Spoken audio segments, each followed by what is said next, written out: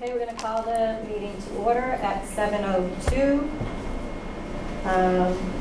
In accordance with the open meeting law, the board states for the record that this meeting is being recorded by NORCAM and may be recorded by other local media. If we could all stand and pledge allegiance. I pledge allegiance to the flag of the United States of America and to the republic for which it stands, one nation, under God, indivisible, with liberty and justice for all. And we're going to start with board member reports. Mr. O'Leary? Nothing more than what I gave the last time as far as Board of Health stuff. Hillview again continues to look towards a new contract, and Board of Health is meeting tomorrow night, so I'll give you an update after that. Great, thank you. I think I'll pass and wait for old and new business. Okay. Yep. And I have nothing tonight. I'm all set. All right, that was easy. That's progress. All right. Next order of business to discuss Chestnut Street Bridge replacement. And I believe, do we have just you? Okay. Madam Chair, through you. Yes, this evening we have Director of Public Works Joe Parisi. Yeah, and the town engineer. Town Engineer Dan O'Donnell, and Jody, last name I'm sorry. Trumpfield. Jody Trumpfield from TEC, who are our consulting engineers with regard to both the bridges and the intersections, who prepared a presentation for us this evening. I think you had a draft of that presentation in the meeting packet. They have made some updates, I think, condensing this a little bit. So we have it ready to go from the laptop there. I don't know if you guys want to come forward and go right from there. Hopefully what they've put together has addressed many of the questions that have come up. And certainly if there are further questions, we can talk about how to proceed. Thank you. Thank you. Thank you. You've mastered it. We're professional. We don't even have to ask anymore. You have mastered it. Madam Chair, members of the Select Board, thanks again for the opportunity to continue this discussion with you all. Just to reiterate, my name is Jody Trumpfield with TEC and Andrew Spur as well. The last time we had the conversation, there was a few outstanding items that the Select Board wanted us to look into just to get some confirmation on some of the information that was presented. And want to be able to review those findings with you tonight. We had an opportunity to work with both Public Works and our team to kind of get through some of those answers for you to be able to make a better informed decision on what the opinion of the Select Board is for the project. Just trying to share that. Okay.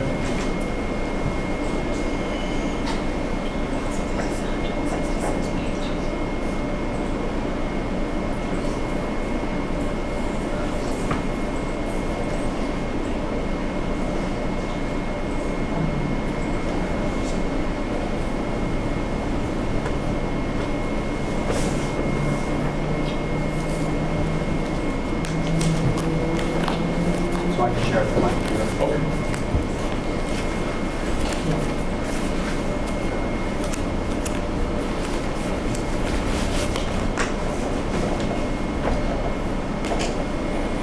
So as we're pulling up the presentation, the two areas of additional work were related to confirming what type of flooding potential there might have been with the proposed solution. Remember, we were proposing a 48-foot span structure, and members of the Select Board were inquiring, does it have any negative impact upstream and downstream? So we did reach out to our hydraulics consultant, who issued a memo about a week or so ago, which you may have in your packets as well, that kind of summarized some of those things. And then secondly, the second item to discuss was Selectman Wallen, I think, wanted to see and understand all the various alternatives, what type of time was associated and costs were associated with all of those alternatives. And is it going to be an additional 6, 12 months? But it could be significant dollar savings. So we have some slides to present as it relates to that as well. So Mike, just advance slide here for us. So again, the memo that our hydraulics engineer identified, so this area, the subject bridge area, is within a regulatory floodway. And by regulation, we're not allowed any design or improvement to the structures. We're not allowed to increase that base flood elevation at all. And so what does that mean? That whatever we're proposing as a structure, we're not, if the flood elevation was X, it's not X plus 1 or X plus 2 moving forward. The project itself as presented does not, it lowers the base flood elevation. So the information that our hydraulics engineer had presented showed that, and in his memo, kind of outlining all that information in terms of, as currently proposed, the existing conditions. Remember that we are identifying this existing structure as kind of a constriction point. So where the water is not able to flow through what it normally wants to flow through as a 40-foot wide river crossing. And what that hydraulic report was suggesting is that by opening it up, water is higher today because it's a restricted flow. And by opening it up, we bring it down. It returns back to normal downstream elevations within 100 feet of the existing crossing. So any concerns, I think, Selectman O'Leary was asking about the gazebo, and if the gazebo was going to continue to flood, or any of the downstream residences, within 100 feet, we're seeing that base flood elevation returning to what it is today. So the impact of the flood is local to the area within the bridge. And then there was also, next slide. Is that because it fills the sides? Is that why? Yeah. Okay. Yeah. So we want to basically, we're restoring the traditional floodway within the area by widening there. So the other information that there was someone that was curious about what kind of impact would be at Park Street Bridge. Obviously, the Park Street Bridge is upstream. We're opening that span. So again, it is restricted today. We're opening it a little bit.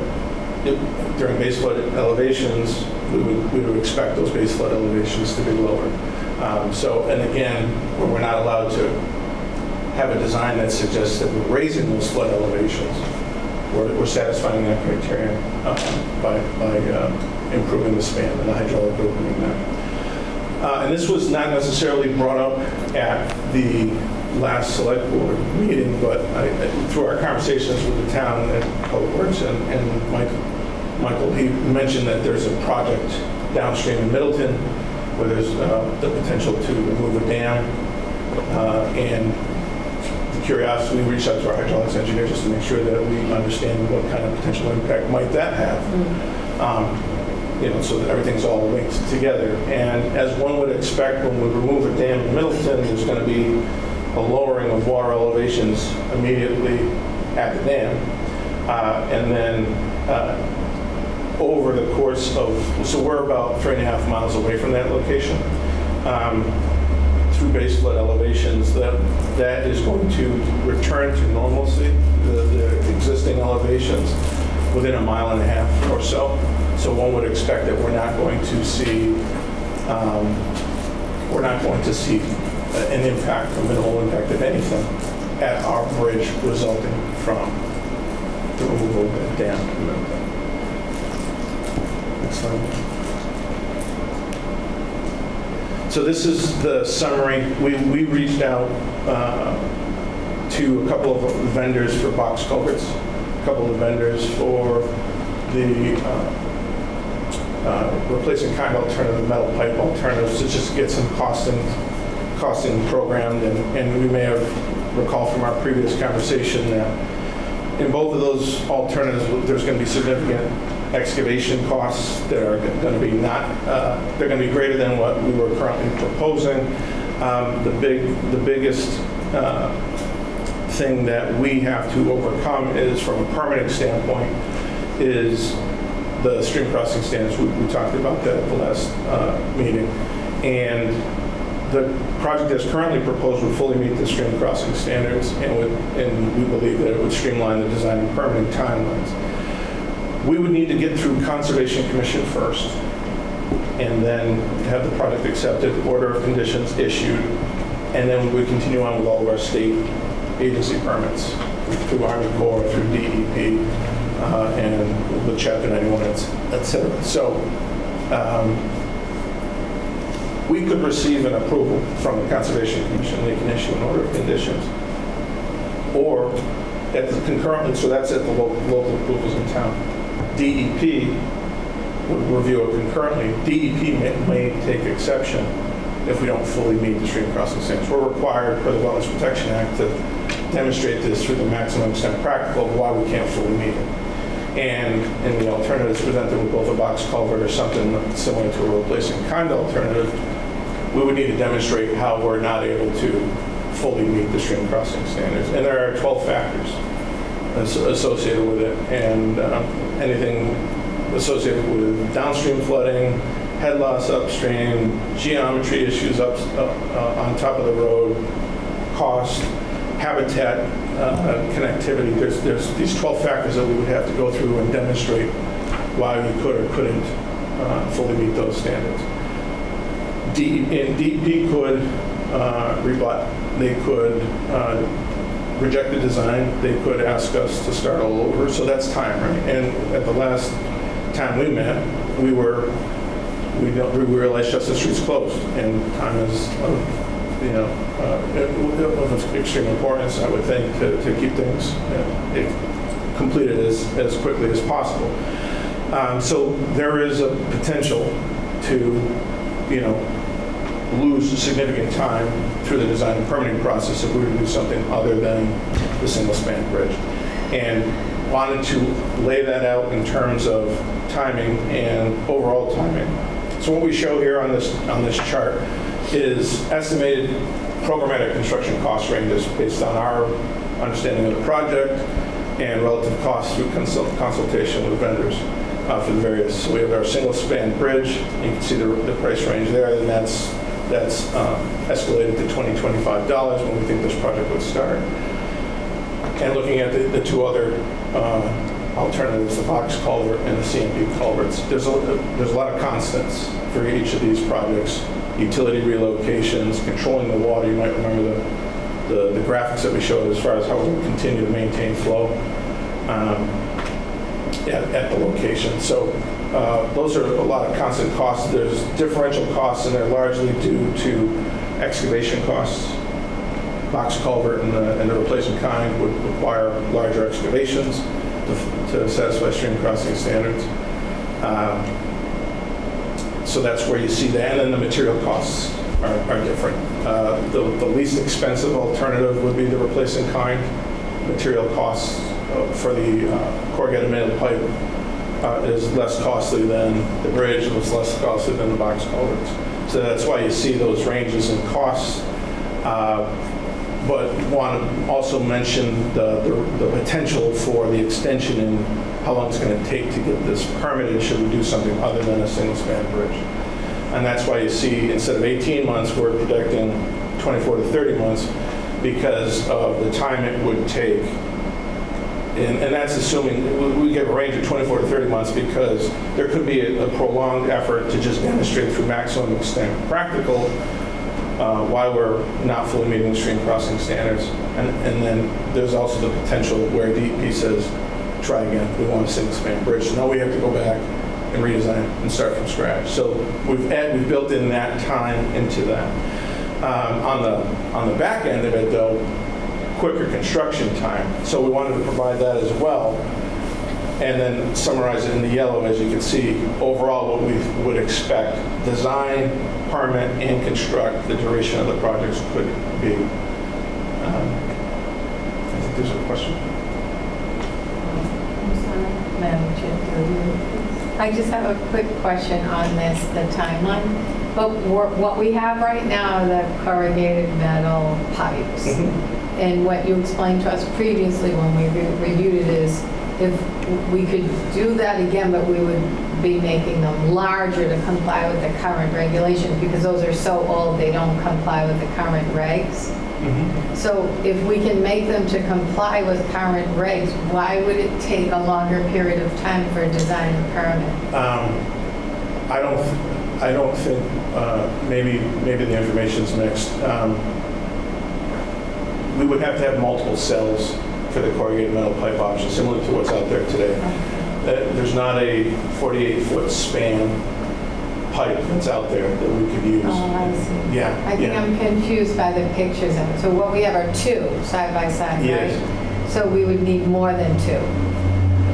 Yeah, So, potentially. okay, so Yeah. you can't just buy, you Yeah. can't just buy a bigger pipe, that's what I was Right, curious right. about. All right, thank you, Madam Yeah. Chair. Um, I just- Yeah, I don't, is that pertaining just to this? Yeah. Okay, because I was going to do questions after. I'm sorry. No, my question concerns the escalation annually. And is that encapsulated already in the costs that are up there? In other words, if it takes 24 to 30 months as opposed to 18 months for basically the second and the third option, can we assume that the escalation will be greater on those as well? So the escalating it by another year or so Yes. is not factored in? No, it is. Oh, it is? It is, Okay, yeah. thank you. Yeah. Okay.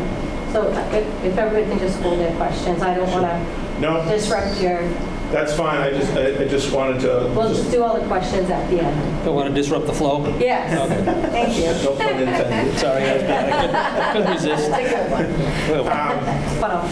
What can I throw And in? just why you're seeing ranges and whatnot, so we're still in preliminary, right?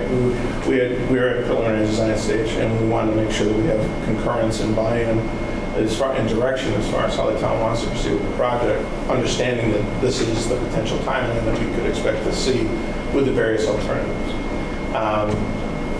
And there's, what's not up there is in the box culvert and CMP culvert alternatives is the redesign costs that could be incurred by the town if DEP rejects the project as proposed and asks us to provide a design that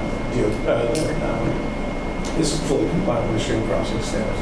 As part of this past couple of weeks of doing our research, we did also reach out to Mass DOT and the wetlands specialists over at Mass DOT to kind of get some insight from them, because they have projects that they need to permit through DEP themselves, and they echoed all of our sentiments in terms of what they've seen. Mass DOT as a state agency has had to go back to the drawing board for not fully meeting stream crossing standards on several projects in the past. They're doing a better job now with meeting and fully complying, and so it's, but they have also endeavored needing to go back to the drawing board. So I don't want to say that this is something that's, targeted at municipalities. This is state regulations, and the State Department of Transportation also has to see that. They also mentioned that the requirements are changing and going to be more strict. So the ability to receive approvals by not meeting the stream crossing standards is going to be a little bit more cumbersome. So again, why we're putting that elongated timeline for anything associated with box culvert and or CMP culverts. And just a reminder that the box culvert and the CMP culverts are shorter spans. One of the things is that they're going to try to represent that 48-foot span, but they're going to have the multiple cells. So there's, to your point, there's maybe 2 or 3 of these that are going to go in, and that in itself also presents problems with debris accumulation, blocking and restricting the flow. And also, we haven't mentioned this, but Ipswich River is also obviously a large recreation venue or asset for the people of Massachusetts, and the single span obviously will afford the most recreational use and recreational benefit. Some of the work that our hydraulics engineer has done to support this presentation tonight, as it related to the dam, was consulting with that information was a study performed by Ipswich River Forest Association. So they also weighed in on this project and supporting the project, understanding what we're trying to accomplish with this project as well. So wanted to just share that as well, as far as the 3 options that there is obviously the recreational benefit to a single span bridge.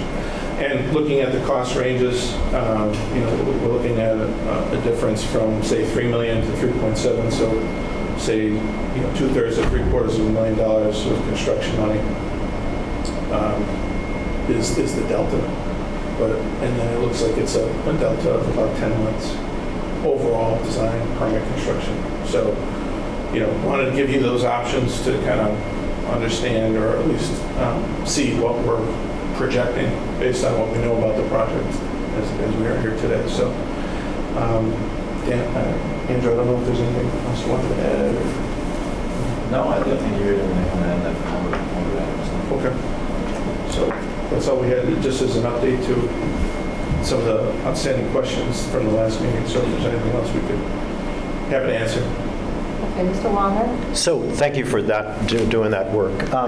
Maybe I missed something. Is the single-span bridge basically a no-brainer? It goes through without any complication, and the culverts are more difficult for them to approve? Is that basically the bottom line? Yes. Okay. Yes. And then based on your experience, there's been high rejection from DEP no matter how much you spec it out, they find issues. Yes.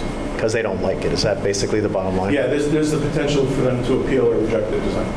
And, what we would do regardless of the situation or the option that the town selects is that we're going to meet locally with the Conservation Commission and also with DEP to kind of, this is the project, this is what we're doing, to try to understand if there's anything, up front where they say, don't bother, or you're doing the right thing. And so we try to get that on and accept it early on so that we can, again, roads closed, we want to make sure that we streamline this process. Yeah. But your probability statement is single span goes through a lot easier than the other two. Yeah, because that'll fully meet the stream crossing standards. Gotcha. Okay, thank you. That's all I needed to know. Mr. O'Leary? Just in relation to what other communities are facing now, has there been any success rate in the box culvert or the other culverts for any plans that have been submitted? Or is it now just, with what we're facing here, like kind projects, it's that and nothing else? Yeah, good question. Site conditions are what kind of DEP will look at to make the determination as whether or not you can fully meet the stream crossing standards. There may be, as an example, there may be a low-profile road where there's maybe a foot of material above a box culvert that's maybe 2 or 3 feet tall. And to replace that and fully meet the stream crossing standards might be a 12-foot wide culvert, 3 feet tall. To fully meet the stream crossing standards, you need to have 6 feet of clearance for habitat passage beneath it. So what that would mean is you'd have to raise the road 6-8 feet. And oh, by the way, in doing that, now you'd have to grade your banks out, and you'd be into the wetlands for a significant amount of impact. And now that person's house that has a driveway 20 feet from the bridge can't tie into it. So those are the reasons why a maximum extent practical analysis would justify something less. I think our site conditions, there's plenty of room. There's not a lot of residential impact. All of those things would allow us to fully meet the standards. And I think that's, my opinion is that's what DEP would say as well, and why they would say, well, why are you doing this when you can do this? And from a costing perspective, is it significant enough where that cost is the only deciding factor as to why you're doing one versus the other? So that's. Yeah, well, I mean, $800,000 is not insignificant. I agree. On a $3 million project. I agree. So it's still meeting the needs. Okay, and again, I appreciate the fact that you've come back so quickly with this and also looked at the hydraulics as far as the impact on, and I read the reports and I said, all right, I guess that sort of makes sense that once it comes through, it kind of dissipates. Yeah. And won't necessarily impact residents downstream at all. Yeah. Okay. Thanks. All right, that's it for now. Thank you. Sure. Just a few questions. If you did the single span bridge, which is precast, I forget what you told us, I just wanted to know, do you pull the culverts out? I know when you showed us or told us about building the culvert, you have to do a side replace it, but do you just take the road out, put the the precast in and then remove the culvert? No. You have to take everything out first? I have, the PowerPoint. So what we need to do is maintain flow in the river. So we have to do this in stages where we have to divert flow into one of the existing culverts and then provide an earth support. You may remember those photos that kind of showed this large earth support system that controlled water over here so that we can rip out one of them and rebuild. So we have to do it in phases. So it would happen. We have to maintain the flow of Ipswich River throughout the project. Is that, I'm asking you because I'm wondering, one, which takes the shortest amount to do, which one of these, construction-wise, excavation-wise, I guess, shifting the water flow while that's being done. My second question is, we talked about the elevating the road. Is it going to change the grade of the road, any one of these three, or is it going to remain the same and you're just excavating more underneath? So in the box culvert and the culvert replacing kind, we're trying to keep it the same. In the single span bridge, we want to make sure, one of the design requirements is to make sure that we provide 2 feet of freeboard or air underneath that base flood elevation so that any debris coming down the Ipswich River, or a large tree or whatever, doesn't hit the bridge and damage the bridge. So in order to achieve that, we discussed this the last time as well, but we would raise it about 9 inches and be able to grade out and taper back. So there is a need to raise that to fully meet that requirement. But that would be one of the things that we would be trying to petition through with the other alternatives, so why would I fully meet standards? And that would be one of the things as far as geometry issues or potential geometry issues, why we're keeping it down low. Okay, and then I don't know if this is for you more than it is probably for you, but my other question, and it's kind of a little bit about what Mr. O'Leary is mentioning, these are really significant costs for us, and does DEP have funding available for these bridges? What sources of funding have we identified that can help pay for some or all of these costs? And if they're making the regs more restrictive, that means, as we have to rebuild this, we have to rebuild it to new standards that we didn't have to comply with. What do they have for us what money do they have? You share the sentiment of every community that we represent when it comes to that, because sure, DEP is a regulatory agency and they have those requirements, and at the same time, they're asking towns like North Reading or others that to expect to come up with, because the towns in this particular instance have the ownership and the maintenance responsibility to keep this in operation. So funding opportunities, there are different funding programs there, but usually they're tied to, like for instance, Park Street Bridge. Park Street Bridge qualifies under the small bridge program. We're working with the town to actively pursue. We've already received design funds, and we're actively going to be pursuing construction funding next year for the town. This bridge does not qualify because of the span. Anything greater than 20 feet doesn't qualify for that program. There are other programs out there, and whether or not there's applicability, they're very competitive. A lot of the grant programs, there's an MVP grant program, and whether or not this is an opportunity to fund it through that program or not. We can try to put this and work with the Commonwealth to put this on the STIP, but if we think 30 or 40 months is long, that might go way, depending on, but that could be an opportunity. We've already come to a point of conversation as well with the state. When the state issued the memorandum to recommend to close the bridge, they said, please reach out to us to discuss our options that might be available. So I don't think that the town is fully on the hook, let's say. There are opportunities out there. It's whether or not it's a competitive grant program. There's also federal funding that's available, and again, with federal funding, whether or not it's qualifies based on the type of project and whatnot. So there are programs, but it's whether or not it's applicable or has competitiveness. Madam Chair, Oh, I'm sorry. Yes. in addition to what Jody has mentioned, we submitted an application to the state MassWorks program for this current funding round. Application was submitted in June. We expect to hear about awards in October. Sort of a unique application.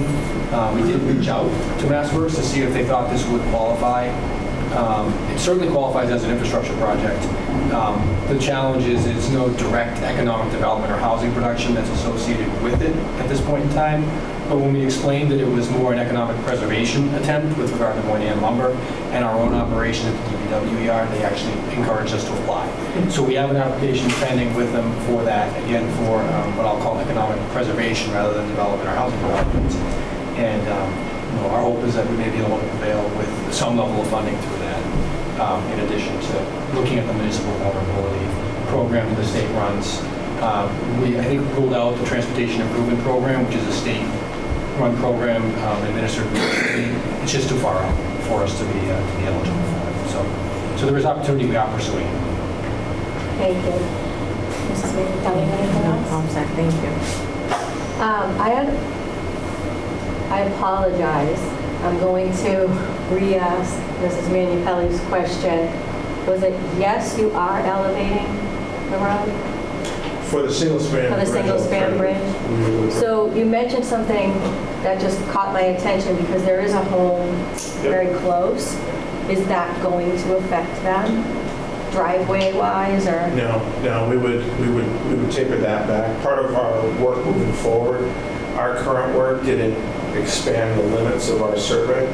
So we'll need, knowing now that we're going to need to raise the profile a little bit for our bridge, part of our work to get through final design is to, the first order of business is to mobilize our survey crews to get out there and capture more survey so that we can line that up. But I think that through preliminary findings that it's far enough away that we can tie back down and not impact that traffic.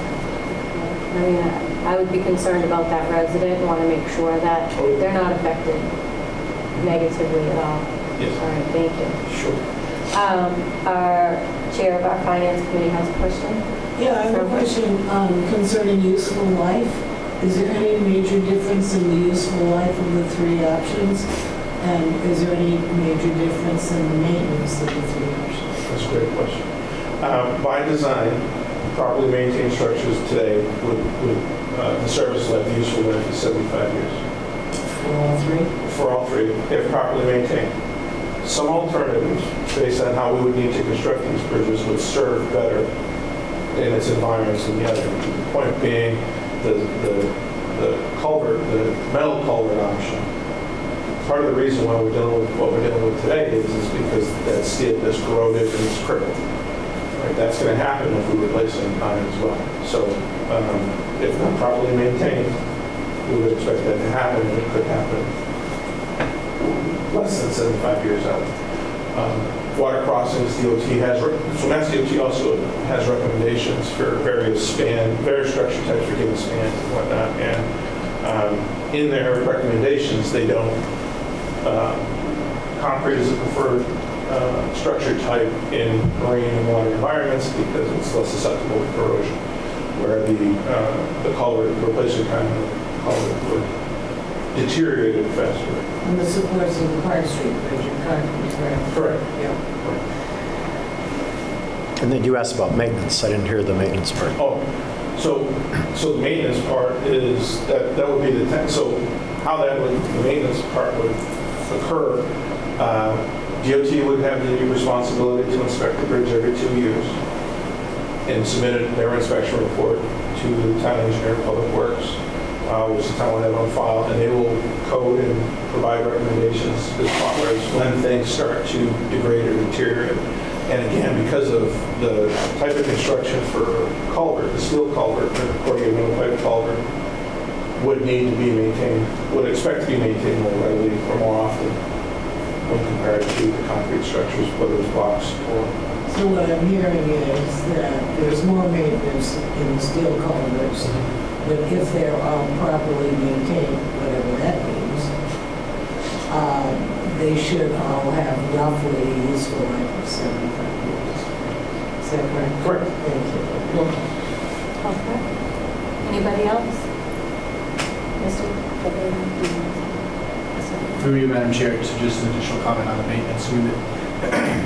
I think we're all pretty familiar with the community and the nature of many of the crossings, and I think options, the box culvert and the corrugated metal pipe, I think both of those present opportunity for blockage with debris in the river, more so than the single span crossing that we have. And when there's a blockage that occurs, it's generally our own staff in the river removing it. So there is certainly a maintenance implication of, even what's there now is a challenge. And then through you, Madam Chair, when the time is appropriate, there are 4 comments/questions electronically. Oh, please, yeah, we're all set here on the board, everybody's good, okay. Oh, yeah, sure, 1 second. Let's see. What happens if, though, let's just say, in the culvert with the corrugated metal pipes, something breaks down, is it patched versus, let's say something happens, like the concrete bridge gets, somebody cracks into it and you have to replace the entire thing? I mean, isn't it more costly for that single bridge to have to be replaced than maybe portions of the metal pipe? So the single span bridge is actually a redundant structure, and it's comprised of many precast concrete beams that are butted up right next to one another. So if there's ever damage to one of those, it's redundant in a sense that it can be damaged, but the whole bridge doesn't fall apart, it doesn't fail. I hope so, but Right. how do you fix it, though? You have to go out there with some cement and... Well, depending on the severity of the damage, it could be a maintenance repair, or you're excavating concrete out and doing a patch repair. Oh. Or if it needs to be replaced, we have to, reduce the traffic, create a work zone to remove one of those beams and replace one of those beams. And think about if something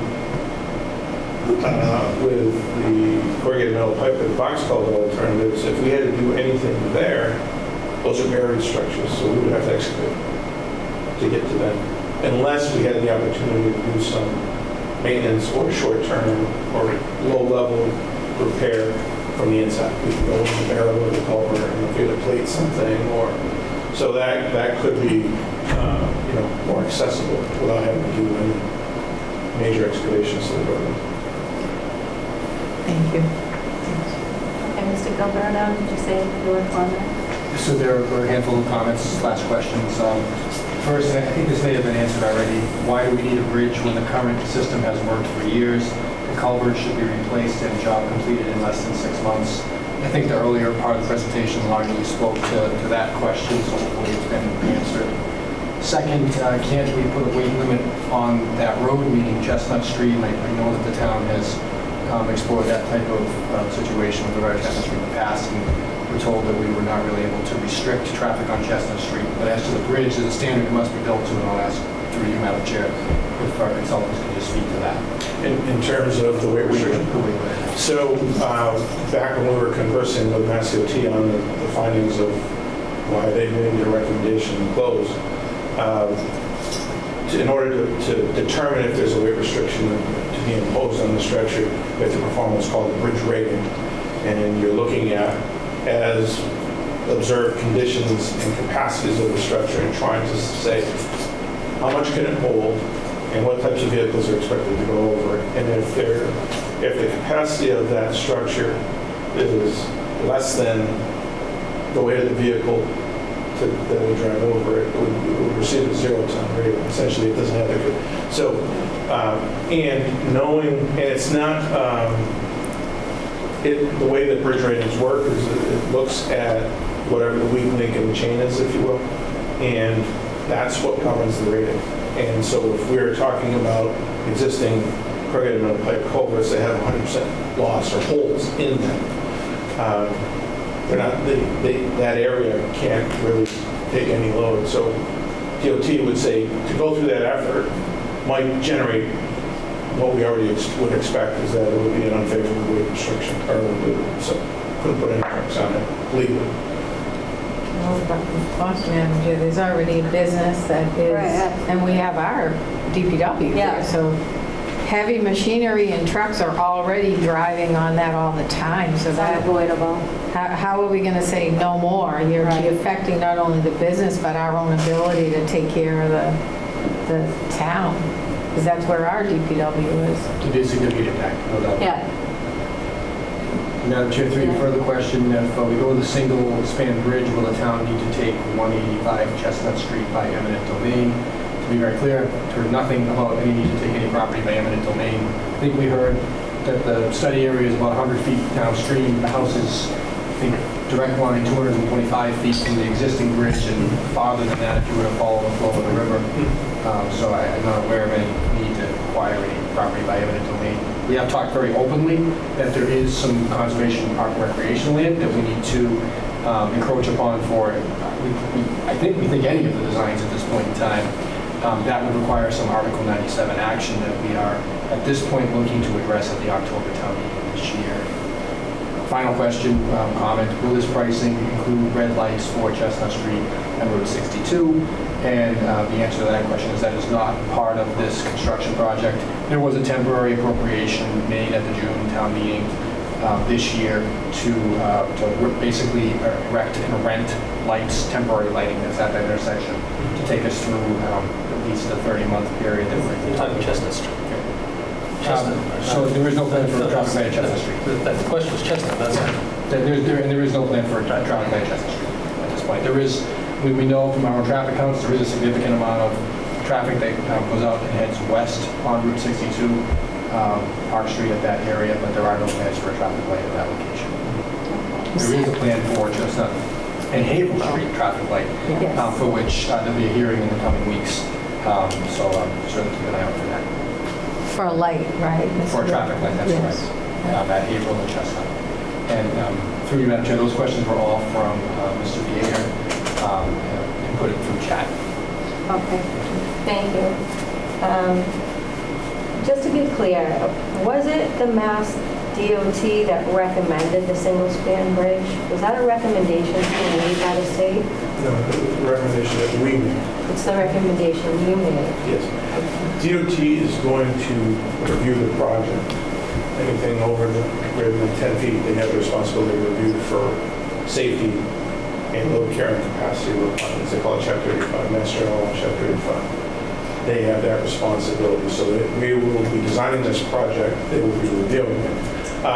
When the discussion and recommendation to close the bridge was, we were in communication with them at that time. We submitted our previous report that showed what our recommendation for structure type was, and they provided an opinion at that point where what we're moving forward with is what they would recommend that we would design. Okay, maybe that's what I said. Okay, thank you. Sure. All my colleagues are, Just a comment that, we're talking about 25% of the cost here that is being the delta, which, we have a responsibility to take a look at. I mean, I understand regulations are changing, which, we're not changing, the state is changing, and forcing communities to do the right thing. And I understand you have timelines factored in for discussion and appeals processes. If we were to go with one of the other two alternatives, what's the likelihood of it being approved? And can we justify can we make a justification for either of the other two alternatives? Do you believe? As I mentioned earlier, I think that in order to do that, we would have to demonstrate why we can't meet the stream crossing standards, and then that would have to be approved by DEP and by our local conservation commission. So we could certainly present it. We haven't gone through the exercise to see what does it really mean? You know, what do we have to do? What kind of changes are there?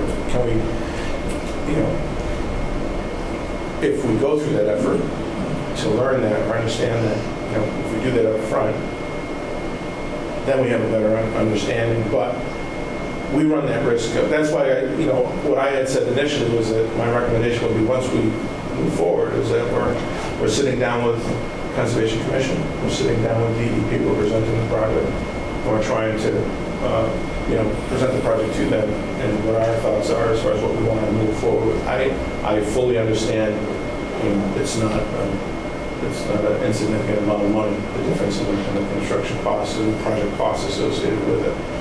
I go back to looking at time too, and that's whether or not the town is okay with what we could potentially see for a duration of Chestnut Street in operable and accessible to the traffic in.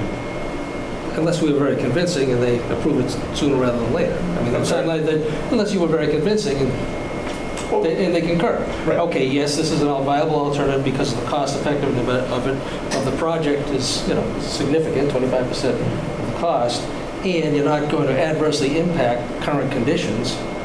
You may even enhance it a bit, but not as much as it would be enhanced if you went the full span. So it's still better. It's not adversely impacting upstream or downstream, and there's a 25% cost factor. And it has to be part of the equation for them to consider. And again, I can understand it would be very persuasive and insisted upon us to do what's best for the river, and best for recreation, and best for what they believe, you know, moving forward. But if we're willing to incur the cost of maintaining it for the next 75 years, and the lifespan is all similar, it's not insignificant. So my question to you really was, what's your gut telling you? You know, I know the easy one. I know I know the first one's easy. You know, yep. You have my blessing. Move forward. There you go. You get 30 months to get it done. You know, pretty much, we'll be within that timeline. The other ones are somewhere in that range, depending upon their pushback and reaction. Correct. So what? I mean, I go back to my other question. What are other communities that are facing the same situation here? What is their success rate? Have they been able to successfully impress upon the state? The cost is a factor here. Yes. And we're not going to impede the river any more than it's already being impeded. Yes. Again, of the 12 factors, cost is one of them. But there's others that... How many do you have to hit of the 12? You have to hit all 12? You have to demonstrate, you have to review with them each of the 12 criteria and why you can't meet them if you can't meet them. So that would be as part of our notice of intent filed with the Conservation Commission. And cost is one of them. And if we would demonstrate that there would be a $750,000 cost implication associated with a single span bridge. And in addition to that, whether or not there's downstream flooding or habitat migration, and I don't know all the 12 factors off the top of my head. But we would go through that effort. And it becomes the discretion of DEP as to whether or not they feel that we've justified that we full amendment. What does my gut tell me? I think site conditions, it would be hard to justify. Hard to make the argument of why we can't fully amend, aside from cost. You know, I mean, all the other stuff I think we could point to. That's what I'm looking for. Yeah. Thank you. No, I appreciate it. Yeah, but that's what my gut's telling me. And do we want, if we go through that, and we go through that effort, and we still are told this is not acceptable, start over. All right, so now we're looking at adding a couple, 6 months worth of, go back to the drawing board, design and re-permitting. And so it's just more time that's added to Chestnut Street continuing to be closed. That's it. So humor me. I'll try. I asked you if this was DEP's recommendation, and you said no, it was your recommendation. DOT. You asked me DOT, yeah. Now you're saying that basically they're requiring this single span bridge, but you have to give them reasons why not to. So that is what they are asking for. So two different, so DOT, State Transportation Agency, that would review the project for load capacity and safety. DEP, state regulatory agency from a wellage protection permanent aspect. DEP is requiring that the project, any stream crossing replacement meets the stream crossing standards, fully meets the stream crossing standards, or through demonstrations to the maximum extent practical why you can't. So if we were to go with either one of those options, we would need to demonstrate why we can't fully meet it. And I think we have plenty of headroom. So they would, you know what I mean? So we wouldn't have a strong argument there.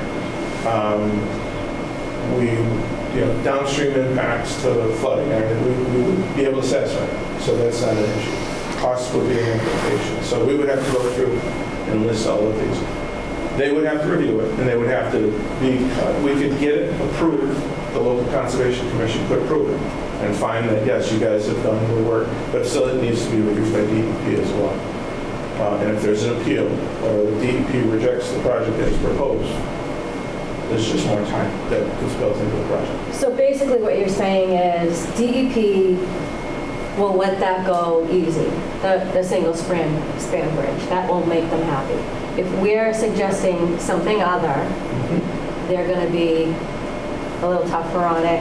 Yes. And that's where we run risks of. Exactly. And what we're hearing from DOT and their permitting experts is that it's only getting more strict, where DEP is wanting to see more projects fully meeting the stream crossing standards. So I don't think it's going to be easier for us. If we had differing site conditions, really low profile road, driveways right on top of the culverts, it would be a little bit more easy to justify why we're not fully meeting stream crossings. But you could bring forth the other alternative if we decide that we'd like to go that route. And they would tell you right there, you would kind of get a feel right there and then of whether that's going to happen or not. But probably, maybe I'm hearing from Mr. O'Leary that maybe to present it wouldn't be a bad idea. Is that? I was trying to get a sense. Yeah. That's the, Right.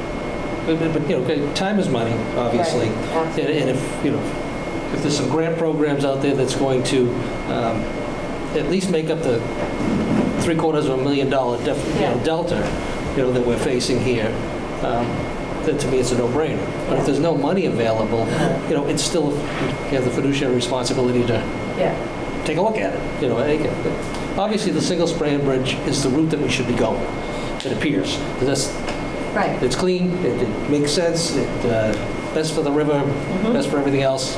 Minimal impact on even the resident, Ms. Mullins' former home, at all. So, just a little rise and taper it out. But again, you $800,000 difference here. So it's, This is the But if I understand the presentations, that the corrugated metal pipe culverts, they cannot meet the capacity load, right? So we have to say, here's why we're using this, and here's why it's almost like we're asking them for a variance to be able to use something that we know doesn't comply with the regs, because no one's making them large enough to hold the flow. If that's what I understand, is that what you're saying? So there's two things here. Hydraulic capacity is one thing, structural capacity is another. So we could absolutely design a metal pipe culvert that meets structural capacity. Oh, okay. It's going to consist of 2 to 3 cell structures. That is going to have a more restrictive flow than a single span. but not less than what we currently have, what we currently enjoy. Yes. So what we currently have isn't enough based on the new regs. If it didn't fail, it's okay. Until it fails, you have to now upgrade to, it's like when you build a home, and you built a home back in 1948, like my house was built and all of a sudden something happens, I have to bring it up to code. But I have insurance for that, to cover the change to bring it up to code. We don't have insurance for that, but we have it, because hopefully some federal and state get money to cover that cost. And that's sort of what we're looking for. Now, the question is, do we want to have our consultants here go in and test the waters. And again, can that assist in the Mass Works grants application or not? Will it harm us? Will it hurt us? You know, those sorts of things need to be looked at. You know, do we want to take the time, the 3 to 6 months, to go through this process to just be told that you have to go back to alternative number 1 anyway? Right. And then lose 3 to 6 months of use of Chestnut Yeah. Street? My Is it other- worth but my other $800,000? question was, so you can design it, the CMP, to comply. I'm getting confused. I did ask you that previously. You can design it to comply. From You weight- just said they don't have big enough. From a load standpoint, yes. What we can't, there's not a vendor out there that will ship to us a pipe, a corrugated metal pipe that's 48 feet in span. Is it because there's just not a big demand for that, or did someone just not come up with it yet, or? I don't know. Because if they're changing the regs, we're not going to be the only community that needs Right. it. Right. Somebody should think that up. Well, it and has make some weight associated with it, you know. Well, I You need would some hope sort It could of, also be oval as opposed to, Yeah. otherwise, you're certainly going to have you're going to have a little dip, you're going to have a hump in the road. I think. Okay, so it's, that's it. I mean, so Yeah, that's so going to be. load-wise, it's easy. They all comply with the load, but they don't comply with the flow. Okay. Or So we have to regulations. explain why that is, in other words, and get, not an exemption or variance, but get their permission to do it that way. Yes. And they're not exactly free with their yeses there and stuff, so. I think that's pretty good, Yeah. especially if they're tightening up their regs. They don't I want guess to back to have more. Mr. O'Leary, do we have enough? Because I do think financial, you know, we're not rolling in the dough here, and I do think finances is a huge reason why they should help us with that, or at least give us approval on that. Even if we do get aid, it's a huge amount of money. For the amount of our annual budget just alone, it's a huge amount of money for us. I'm also curious, I'm looking at, I know that this isn't the bridge, you know, I'm looking at an example you put into the packet. Yeah. Is there like a sidewalk or a walkway on that bridge at all that people can walk across? I don't know that Do you know which bridge you're looking at? The single span. The single span, yeah, the page 29 in our packet, I don't know. the original, the draft slides that we sent, they had all the additional information. Like the one over on Central Street Bridge does have a sidewalk on one side. Yep. Yep. Would this be a similar, that's a good question, would this similarly be designed at least, but we don't have sidewalks on Chestnut Street, right? Well, that's it, so that, I guess that is more of a larger town discussion as far as what's the overall goal as far as what the town wants. Well, Because that could be a right-of-way thing. I'm considering safety, like, I mean, that's going to be attractive for kids to want to go fish, you know, now that it's going to be looking more like a bridge and able to do some recreation on, you know. I was just curious but you can't tell by looking at the picture Yeah. if that gets incorporated. Yeah, I don't know that our. Or if that's an additional thing. Cross-section has sidewalk on it. I don't believe our preliminary cross-sections. Yeah. So And no I'm asking kind if- of a walkway or, No, just the shoulders that would be off the travel lane would be before you get to the bridge ramp at the crossing. The other thing to keep in mind is that on the one side is that open space, that protected open space. So if there's any desire to install a sidewalk on Chestnut Street with the intent to have future connection up and down Chestnut Street, town would need to be mindful of perhaps looking to see where you want it, and knowing that all we're doing is widening at this area where there's protected open space and larger impacts there. So, do you want to have it on the other side of the street? If you have it at all, and does that mean that in order to have sidewalk on Chestnut Street, are you encroaching on properties, you're outside your right of way? I'm just thinking the bridge itself. Just as like a pull-off area.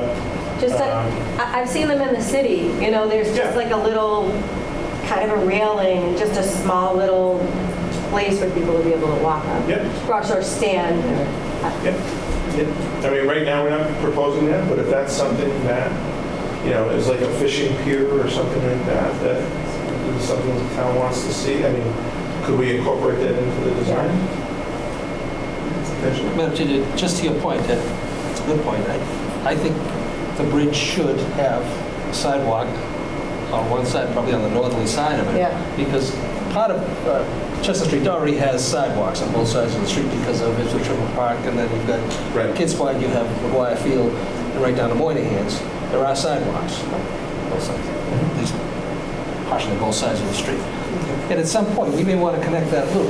Sure. We want to walk. And so we should be able to That's great accommodate information. that, and But if now's the we're time going to to do do it. it, Yeah, now's the time to do it. Yeah. Otherwise, Yeah, it's a good idea to do it. no. So to me, that should be incorporated, and I didn't think of that, I'm glad you mentioned it. Because if we look at the Chestnut Street Bridge, that's exactly how it's designed. One side of at least one side of it, it's got a sidewalk where people fish off it right now and people look at the water. Yeah, that's something that could be incorporated into our design, absolutely. I'm going to take a question from Rita. Mrs. Mullen. We all know who you are. Okay, doesn't matter. But having resided on this Yes. that area, on 2 out of 3 houses, on recreation and work at one end, I have just a concern, is there anyone, A, B, or C, behind, that's going to control the flow differently, higher, lower? Because when you live there, they have 100-year floods every 2 years. And that happened 7 times in 29 years. It's not getting any better, it's going to continue to get worse. Down in Rockford, we're losing a lot more trees, especially when it's flooding, etc. So is there any one plan, pretend that money doesn't matter, because I assume the town is definitely going to do their due diligence and go after every grant, everything possible. So it doesn't really matter what the number is. If the life expectancy is 75 years, whatever we do now is controlling that area for 75 years. Is there one plan that's going to control flooding and anyone, no matter what the number is? Yep, thank you. The single span bridge affords the widest hydraulic opening and provides the most in terms of the ability to convey flow. Right? The others are going to be compartmentalized with multiple cells, so going to be more restricted to flow, more restricted to debris accumulation, etc. So the single span bridge would provide the best opportunity for flood. And protecting the future of the best we can. Exactly. Okay. Thank you. Okay, anyone else? Okay, so I think you've got some good feedback. Yep. Definitely want to try to incorporate that sidewalk on one side. Mr. O'Leary, how are you feeling about them presenting? Well, I throw it out there for all of us to consider here. Yeah. Are we willing to risk 6 months I don't think of an I am. uphill fight? 6 months of an uphill fight. I don't think I am. Okay, Personally. this is why I'm asking you. Yeah, 6 months of an uphill fight. Well, potentially you could come out okay. And are we okay with the culvert or the concrete box? The other 2 alternatives and saving ourselves $800,000. But we may just get a flat out no several times over through appeals and discussions and all the rest, have the road closed for another 6 months longer than necessary, and still get back to the single span bridge. So I guess I'm looking for a consensus right. of, do we want to just go with this single span and try to get every grant and every bit of help we can get, or do we want to present the culvert with the single span and Yeah, I'm just mindful of the fact that we're about to actually go ask for approval on Yeah. an extremely expensive sewer project, and that, all of these other things are adding to that kind of the weight of the cost of it. But to me, it actually doesn't, I'm concerned about the grading, I would not be in favor of eminent domain, although I don't see that as anything related to this particular project, but I am concerned about, you know, You said 9 inches? You said 9 inches?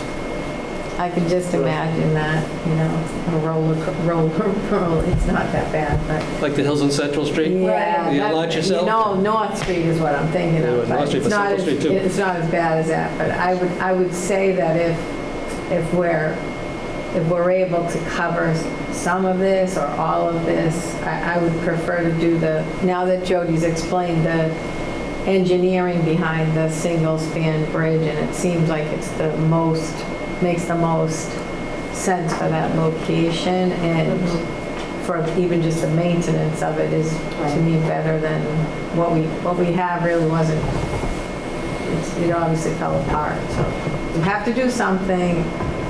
It's a lot more expensive, so it's easy to sit back and just say, pick that one. It's expensive for us no matter what, and we're putting out other projects that we're asking for a lot of money for, so that's my hesitation, but if money, like Ms. Mullin said, isn't the issue, obviously that seems to be the best option for that area and what we need it to do for the next 75 years.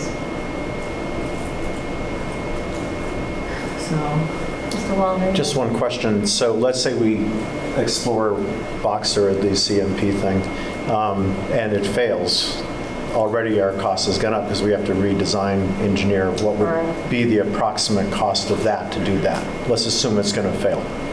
What would be the extra cost to then go to the single span? To go back and do a re-engineering, or to go back to single span? Yeah. Approximate, just round. Approximately 150. How much? 150,000. 150,000, so not the end of the world. But now your savings are down to 600,000 if you fail. Yeah. But I mean, I thought it would be a lot more, to be honest. No, because, I mean, we have a proposal before the town right now to carry us through final design and permitting. And now we would have to go back and do some of those tasks over and with, starting from scratch. So there's time and effort to do that. So that's what we're. So one more interesting idea. Could you do concurrent designs and just hold off on The only way that's looking for a job, engineering wise, is staffing. Never mind. Just creative. Just trying to be creative. No, I love the thought. Honestly, I just feel like, I mean, we've already seen what happens with steel culverts. They let go and they let go. Steel and water do not mix. That's the bottom line. Concrete is the way to go. It's the most durable. My guess is it's going to last beyond 75 years. And from a recreational point of view, to be able to flow in and out of there makes a lot of sense. And the 9-inch elevation to me is a speed bump, which will slow down people which go too fast there anyway. So it's going to be gradual. It's not, I know it's expensive, but I think that the right design is the single span, and I trust that it's going to last a lot longer than the steel over the long run. I think generations to come, they'll appreciate what we did. I don't want to have the misconception of the 9 inches is abruptly at the bridge. Yeah, no, it's By gradual. design, it'll Yeah, but gradual still it'll slow you down because you'll know you're going to bump on the other side. So, yeah, that's just my personal opinion. Madam Chair, just a quick question. If all, and plus it seems like it would be more usable recreational space if people wanted to use it, if there's more coming through there. But if all else fails with the request for funding elsewhere, what would be the source of payment for this? Is there any thought to that? We don't get anything Oh, Abby's anywhere. here. Through you, Madam Chair, and you'll see in the next discussion item, we don't feel that the project is appropriate for ARPA funding purely because of the timeline. That 18 months to design it and then get it out to bid, we just cannot hit that in time for ARPA funding. It will require borrowing. It will have a significant impact for whatever the town share is. We will continue over probably the 2 years of grant cycles we have available to us to turn over every proverbial rock for funding in order to try to reduce that cost. But we're going to need borrow for it. I just think it's highly likely that that's going to be the case. Thank you. If we used ARPA funding for the suggestions you made before with capital improvement projects already, that would free money up. that maybe could be put towards that, just a thought, but we'll have that conversation later. Well, I know she's had her hand up forever. Go All ahead. right, I am going to kind of wrap this up, Yeah. though, with I just wanted to mention something, and I don't really know if it makes any sense in a way. I understand that all three are estimated to have a useful life of 75 years. I would like to call to the attention the fact that Chestnut Street is a culvert bridge, for lack of a better term. That has to be totally replaced. Hart Street is a concrete single span. We're only replacing the decking on that. The understructure is fine, and that's concrete. So comparable. no matter what they say about 75 years, the big point was maintenance. And I'm not sure that maintenance of the culvert is necessarily our strong suit. I also, because we have a lot of culverts in town, they also need fit. Not all of them are bridges. And Mr. Wallner, well, do Is the last. part of the Pulte money available for that? I mean, we have 18 million, I believe, set aside. It would be an eligible use for it. Be eligible for it. We could be. That's a possibility, you know. To keep in mind, because if the sewer passes or doesn't, that would be, you know, it's also sort of earmarked for that. It's sort of earmarked for fire station. So but this is a big project and sudden and necessary. So that would be another source of funding that we could potentially go for. An option, for sure. If putting the sidewalk onto the bridge, does that open us up to a different form of grant, or now that we've made it a recreational, Could open could up. open something up? It could open us up to an opportunity for a complete streets type project, which we have done on Haverhill Street, I believe. We have one other area that took advantage of that program. So I'm certainly not a guarantee, but it is an option. There was a related question in the chat, are we planning to put sidewalks in? And the answer is no, although we will certainly continue to look at that. I can tell you, as the board knows, when we were dealing with the Haverhill and Chestnut Street intersection at June town meeting, we sought funding to extend a sidewalk and connect to an existing network in the neighborhood that's there. We certainly can look at that, the cost benefit and our opportunity to do that here. But yes, it could open up something for sure for a complete street type project. Great. Thank you. Mr. O'Leary? And again, I That's the appreciate, last one. I appreciate you coming back so quickly to answer our questions. And again, my major concern was the hydraulics downstream. And then, you know, what's the likelihood of getting anything else other than this approved? I think from what I've heard, I don't think I'm necessarily in favor of risking 6 to 12 months more of closure on Chestnut Street in hopes of saving $800,000. What I'm hoping for is that, you know, we would be successful in getting some grant funds in order to cover that delta. You know, I know we're on the hook for the $2 million. I mean, the bridge has failed. It needs to be fixed. It needs to be safe. Load-wise, all through, take care of the weight of the trucks, which is significant there. Never mind just our own DPW and Moynihan Lumber, but Beneventos and everybody else that cuts through there. So all three alternatives cover that. So to me, from a timing standpoint, I think we have to move forward and put the best effort forward to get some assistance from state and federal funds, and let's put this to bed and reluctantly hold our nose and get to us the most costly To go for the single remedy. span bridge, let's look at the sidewalk option. It's not, I don't think that's not, to me, that's not even an option. I That should be wouldn't consider included. an option. Plain and simple. There should be a sidewalk It's included. a safety issue as much as anything. Right. Of course it is. Yeah. So motion to direct the Do we need consultant. do we have a motion? Yep, we do. Oh. So, Madam Chair, I move to continue planning and design to install a precast bridge at the Chestnut Street Ipswich River crossing. Second. Okay, I have a motion and I have a second from Mr. O'Leary. All in favor? Move to, no, we deliberate motions here.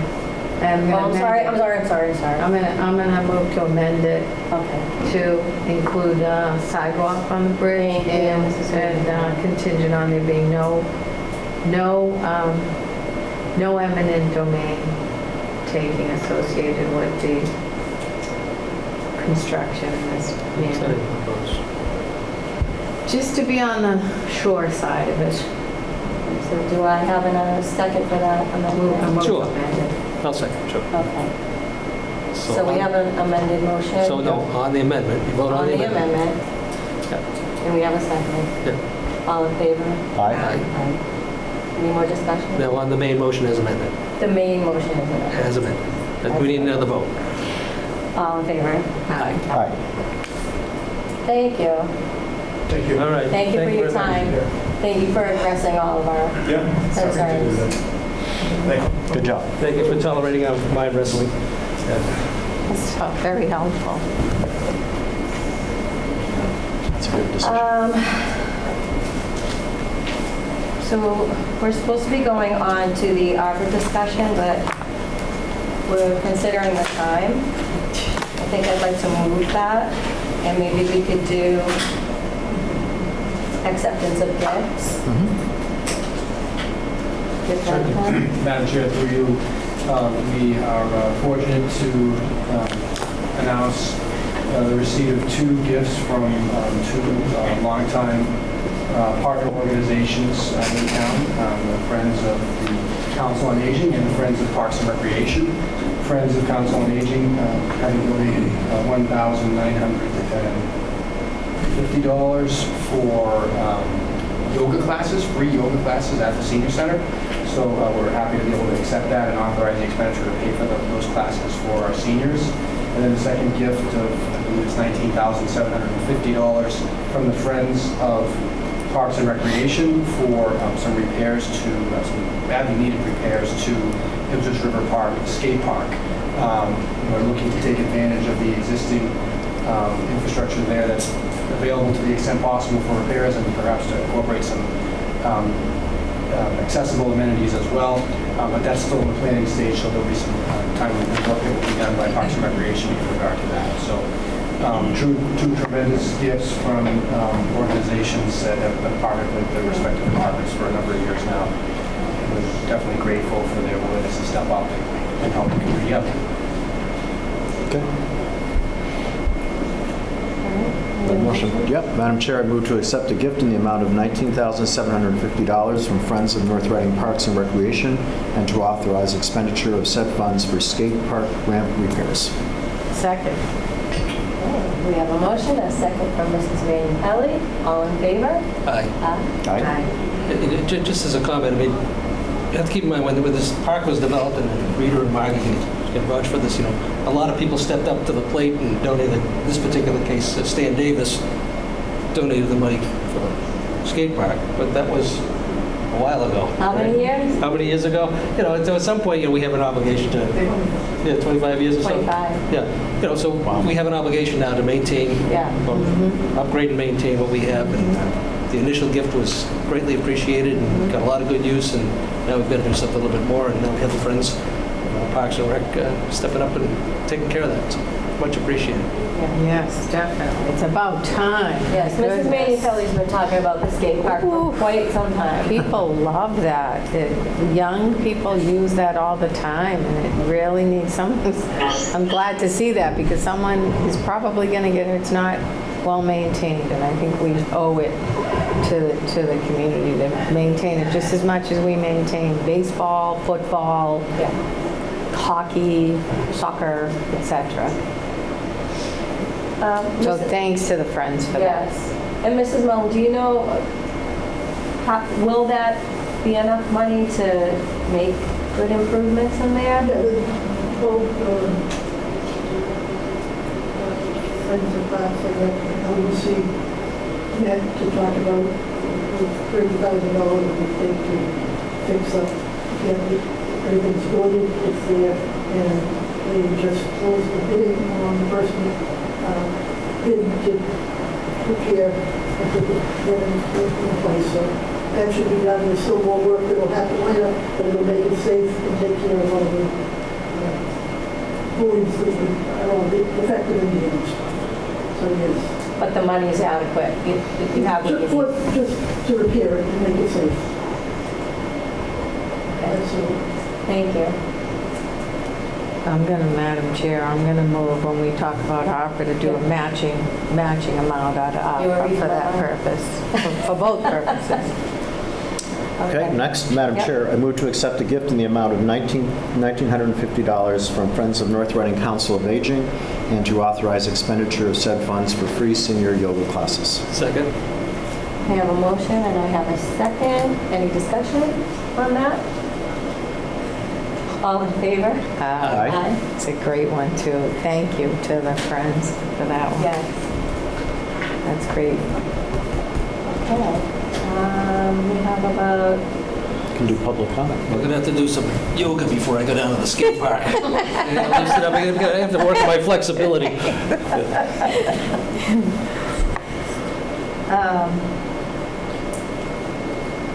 why don't we go ahead? I was going to table the minutes, so we can get We'll that do public comment. out of the way. Yeah, we can do public comment. Anyone present for public comment? Sir, could you, Noel Kelly, 33 could you Newland come, Road. could No, you why don't you please come come up up to- to the table? Yeah. God knows you can't hear me from way back there. It's more for NORCAM. No, I get it, I get it. I'm a big fan of NORCAM. One of the biggest fans, by the way. So, Your I don't name know. and- I'm sorry, again, your name and your, Noel Kelly, 33 Leland Road. thank you. This week's transcript has a public notice that FEMA are redrawing the flood map. Now, this was last done for those of you who, most people are not affected by this in town, but a lot of people are. And about 12 years ago, I was one of those when I was already in the floodplain, but there was a dramatic increase in the rates at which insurance companies were charging. They went up dramatically. And so, I was one of the lucky ones. I was at the tail end of my mortgage. I had a couple of years to go, but on principle, I had a survey done. And I was taken out. I appealed it, and I was taken out. But that cost me a considerable amount of money out of my own pocket. Now, there was no notification at the time, other than what would have been in the transcript, which I didn't pay attention to. That, my fault. However, I think it behooves the town to inform their citizenry as to what's happening with this floodplain, because they've expanded the scope. More houses will be touched by this than were before. And if you're a young couple facing a mortgage, and then your insurance company is going to whack you with several $1,000s increase, because the property value has gone up a lot since I was whacked with it 12 years ago. So it's based on your insured value. It's not based on your standing mortgage value. The only notice I saw was this, and there's a 90-day period to appeal. Now, for those of you, hands up, just anybody, who in the room is in the floodplain? Rita in the back. said yes. So right, so that's my point. But if you look at the map, and you will see how many houses in this town are impacted by this. And it's a huge economic burden on people who are already stretching to pay their mortgages and so forth and so on. So most of these people don't know this is going on, because people don't pay attention to that. It's one of those things that happens in the background, right? I spoke with the national office today. I called them, and they answered the phone. I spoke with this very nice man who informed me that this can happen. The 30-day period is an appeal process, but in order to be able to change it, you have to have hydrological data. Now, there's not one person in this town, other than the town engineer, who has access to hydrological data. So that's not going to happen. So it's an informational session, basically. What they're saying is you have 90 days to be able to look at the maps and the overlays, and it's not final. Even with those maps, you don't know. Now, I looked at the maps. They're online. And unfortunately, they're using GIS imagery, which was taken in the summertime when the trees are full of leaves. So when you look at an overlay map, and what it is you take a GIS map, like a Google map, and they show you the overlays where these floodplain is going to impact the properties and where it touches the boundaries. And it's very, very, very difficult to understand from these maps as to whether your house is going to be impacted. So your backyard could be in the flood, but if it doesn't touch your house, you're okay. So if you have a deck and it touches your deck, you're in the floodplain, your house. So this is really, really important stuff from the point of view of a small number, relatively speaking, of the citizens of North Bay. And the majority, I would venture a guess, have no idea this is going on. So anywhere, and he told me, this can happen. There's a 90-day period starting around August 26th. And at the end of that period, they will determine what the final map will look like. So I appealed it 12 years ago. If I find that the new plot line touches my property, I can actually resurrect that appeal from 12 years ago without having to go out and pay a surveyor to do it. But anybody else who's impacted by this is going to have to engage the services of a surveyor out of their own pocket before they even know if they have a chance of being in or out. So even that's not a guarantee that they'll be out. Okay? So the purpose I'm here is this article was published in the transcript this week. The only references here, and Mr. O'Donnell? Yeah, no disrespect to our local, when I called the national guy, he gave me your phone number as a contact, and he said you need to reach out to your local floodplain coordinator. He also gave me the name of the state coordinator. I think your name is Joy, neither of those contact names are in this sheet, are in this paper. So they say, if you want more information, contact a FEMA map specialist at 877 FEMA map. Now, on the face of it, you would think, who the hell is going to answer that, right? But I was very fortunate. I found this very nice man who was very patient and walked me through it. So my suggestion is, and I'm sorry for going on about this, because I went through this 12 years ago, and I understand what the impact of this can be on some people. My recommendation is that you make a concerted effort to inform the public as to what's happening. And this is the big deal, not just for the public, this is for planning purposes, am I correct? All of the planning permission is going to be impacted by this new floodplain, right? Sewage rules, rights are going to be impacted by it. Everything we do in town will be impacted by this expanded floodplain. So nobody's talking about it, nobody has said anything about it. And so I would be very appreciative, and I think a lot of other people would also be very appreciative if the town were to make an effort to inform the populace as to what's going on. I said my piece. Thank you very much. I appreciate the time. Thank you for your time. Can I make a comment? Yeah, Mr. Walner? Mr. Kelly? Bill? Mr. Kelly? Yes, sorry, I didn't mean to walk No, that's away. okay. I mean, I'm not familiar with this. I mean, I live on Martin's Pond. Actually, in my area, they actually took it away years ago, so that I didn't have to That's coming back. the insurance. I better check. But it seems like you're very informative about that. I would suggest writing a letter to the editor and potentially posting it. Me? Yeah. Oh, come on, I don't write letters. It would be helpful. It would be helpful to get the So, word. yeah, it's a great point, just to inform you and the rest, and make people aware of what's And you're going on. articulate. You've gone through it, and you can leave your number out I there for appreciate people to that. call you. I think it Yeah. would just, you don't have to write a book. No, Just, no. the key information, let them know the important stuff. And I think your information is useful. People should be aware, and we can't necessarily get the information out as well as you could just by writing a letter to the editor. And I would So- suggest that Mr. O'Donnell is here, that perhaps you could, and I don't mean to put you on the spot and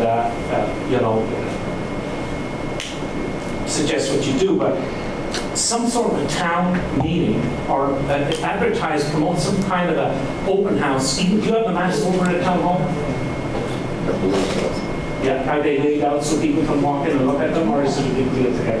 No, I'm just saying, so to make it accessible. so Sorry, people- I'm sorry. I'm sorry, I'm going on. No, yeah, because you can give him a phone call, you Yeah, can have that yeah, discussion. yeah. But Mrs. Minipelli, did you want to? No, I was just thinking, this is a FEMA-driven public comment or appeal process. They create the advertisement. They would send it to us, and we're obligated to post it on our website for people to know about it, right, Mr. Gilberto? I'm not aware we're obligated to post it, but we do receive it, and I know the Planning Commission reviews it, the Town Engineer reviews it, the Conservation Agent does as well. But we could certainly do so.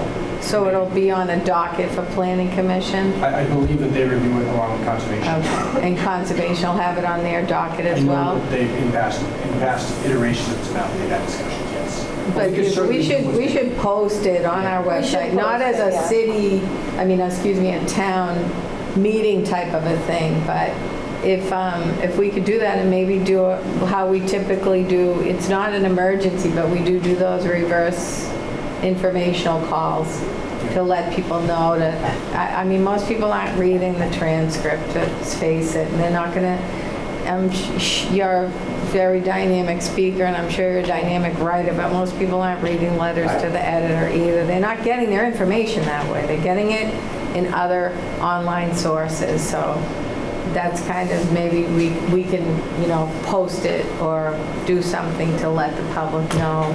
I think another way, if I may, not to overstay my welcome here, Just, but we have a public hearing that's supposed to be at 8:30. okay. Just So promoting the churches, right there is an example of where you can reach a large amount of people.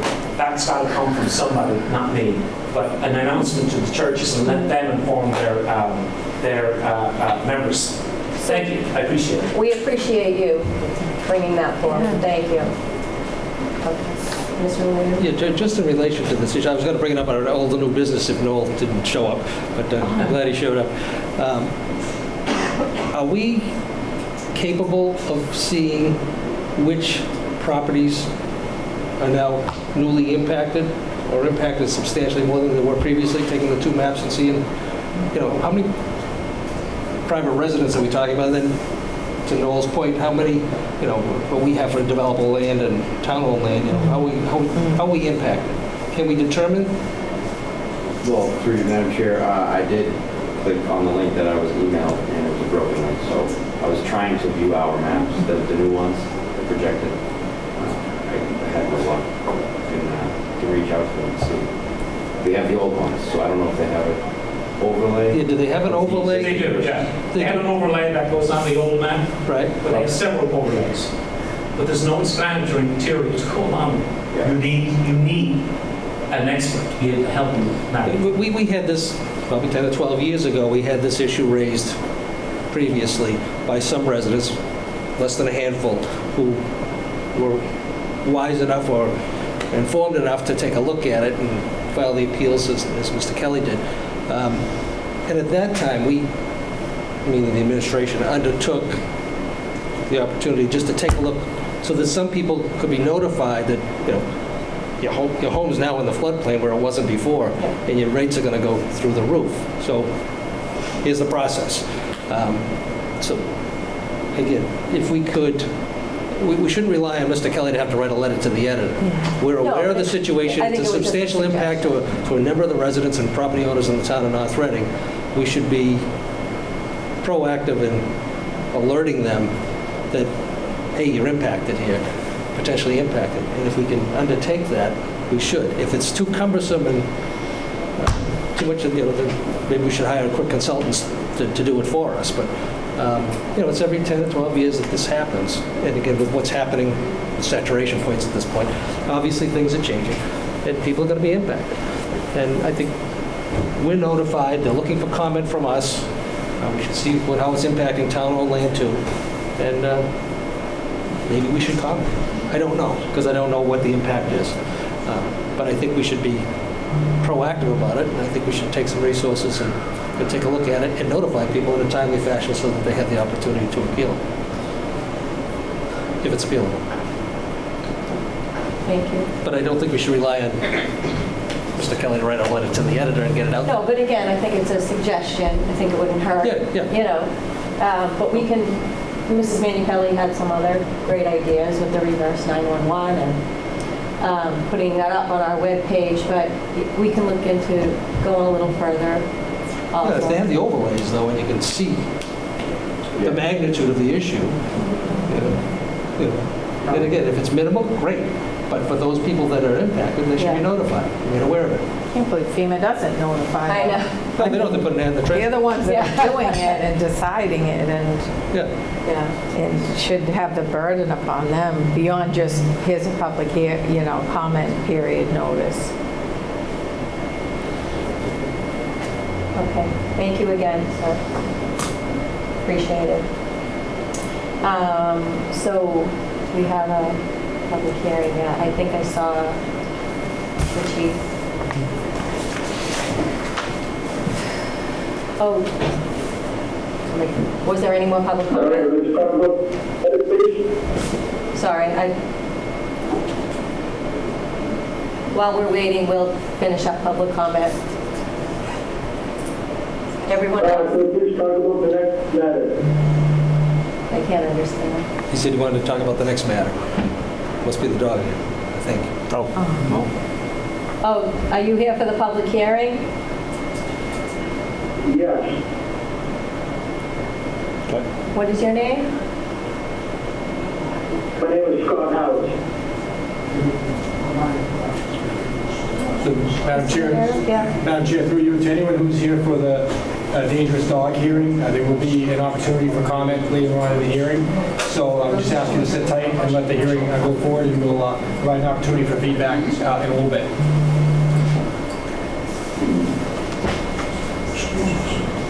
Okay, so as far as public comment other than this hearing, were we all set with that, Mr. Gilberto? Hi, this is Fred Vieta, 8 Cedar Street. Yes. Since you committed the sidewalk to the bridge, are you going to extend the sidewalk down 62 from the DPW yard right to the bridge? Not the issue. Not an issue. Not today. Not today. Yeah. Not today, but the ultimate goal would be to connect everything. The ultimate goal is to set yourself up for success, not failure. Okay. Let's move on. That we were specifically talking about the bridge for tonight, but we will certainly explore going further with that, yes. Right, you need a sidewalk to get to the sidewalk, so I would think you would have to extend it all the way down. Yeah, but that wouldn't be up to who we had here tonight. They That were would be here another just project. for the bridge. That would be a separate project, but we will look into that. I think that would be our intention. Yeah, okay, thank you. Thank you. Along Chestnut, there aren't sidewalks connected. There's portions of sidewalks, and then non-sidewalk, then portions of sidewalk already. So Yeah. it wouldn't be out of the ordinary to have this portion of it have sidewalk on it, just the way anyone that's walked Chestnut or biked Chestnut knows. It doesn't always connect, and it would be nice to be able to connect it for sure. Yeah. So. Yeah. All right, thank you. Anyone else? I'm not seeing any. Okay. There are many comments with regard to the hearing. Okay, so we're going to Comment. close public comment, and we are going to open the hearing at 8:42. Thank you. 8:42.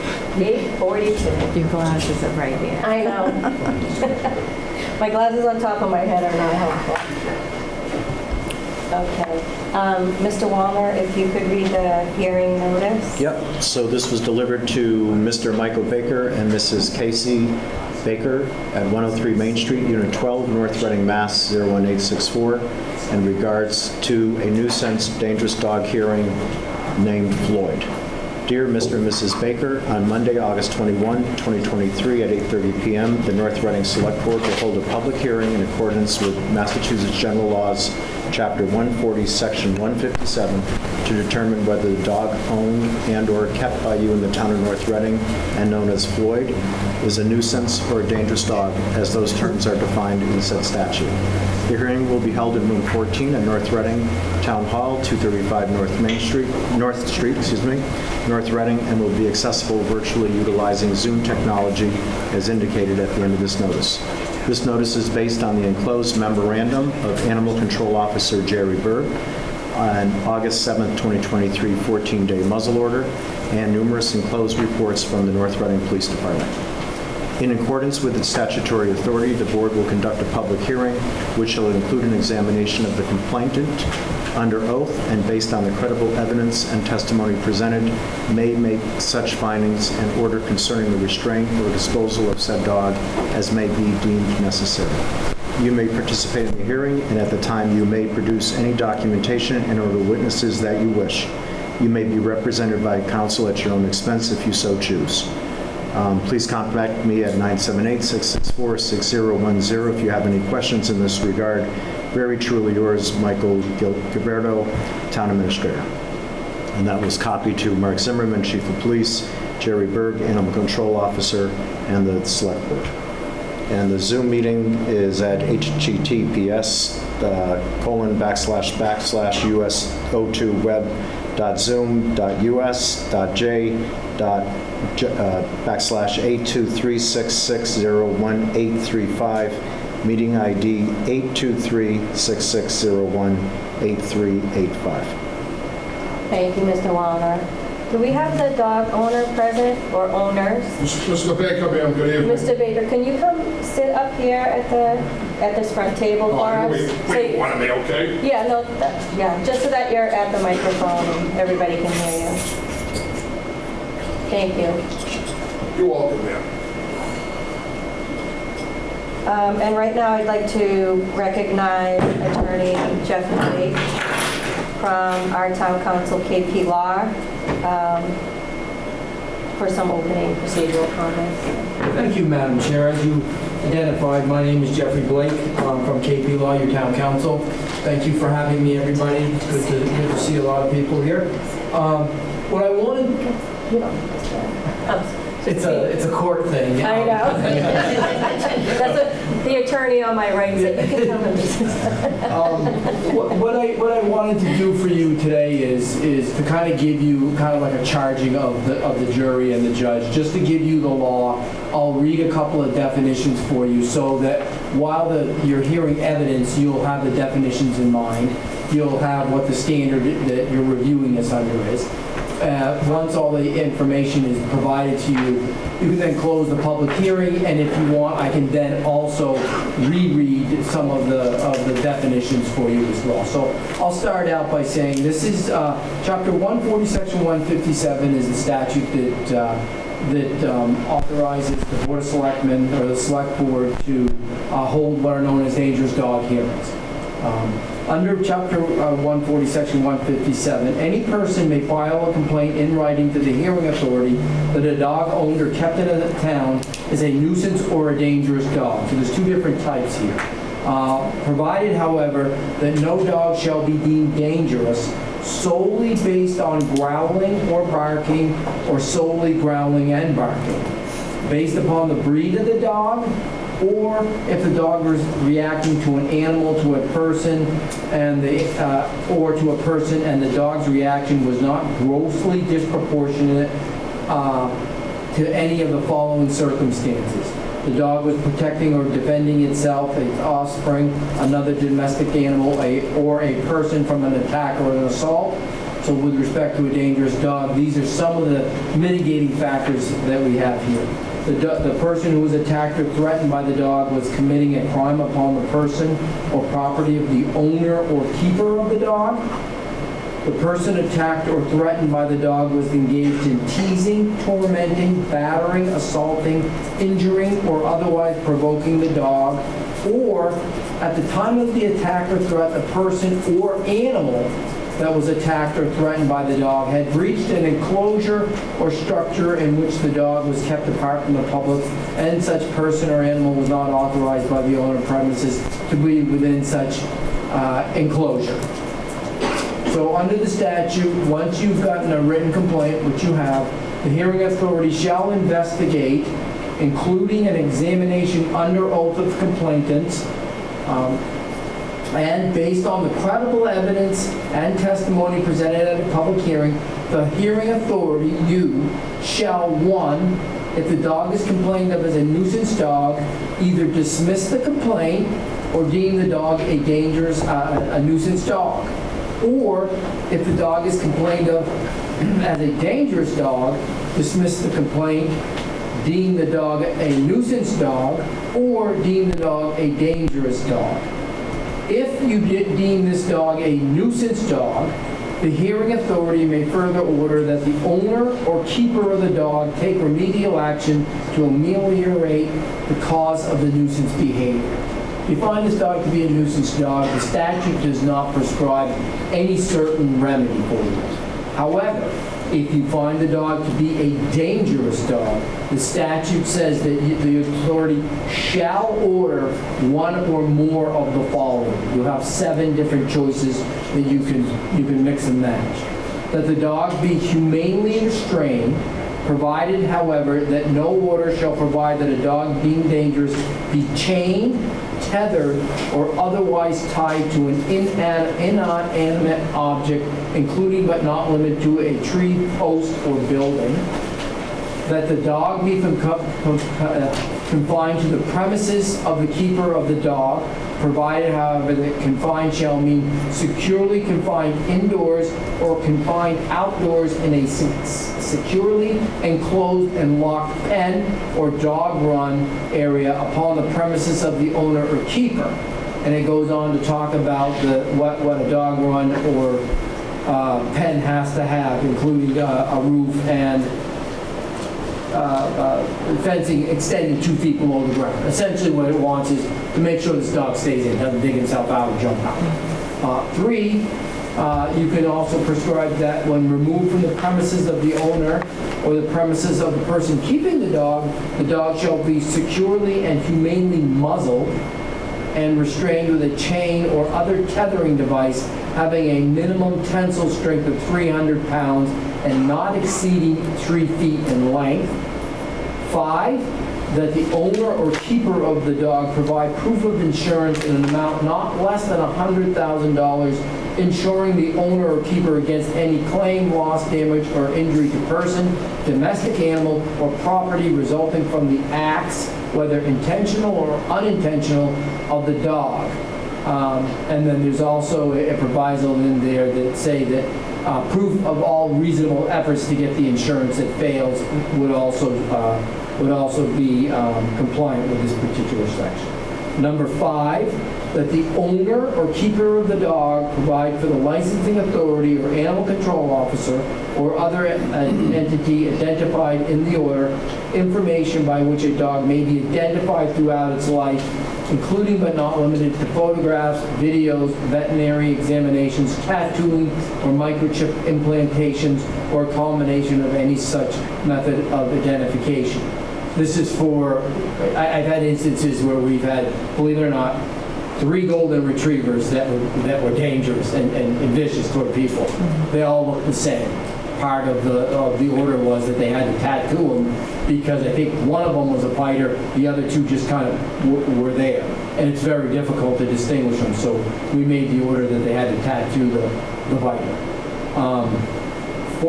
6, that unless an owner or keeper of the dog provides evidence that a veterinarian is of the opinion that the dog is unfit for alteration because of a medical condition, the owner or keeper of the dog shall cause the dog to be altered so that the dog shall not be reproductively intact. And then, of course, the ultimate one, number 7, that the dog be humanely euthanized. So I've given you 7, and I know I read them somewhat quickly because we're going on. But once you've closed the public portion of it, if you want me to reread these for you, I'm happy to reread.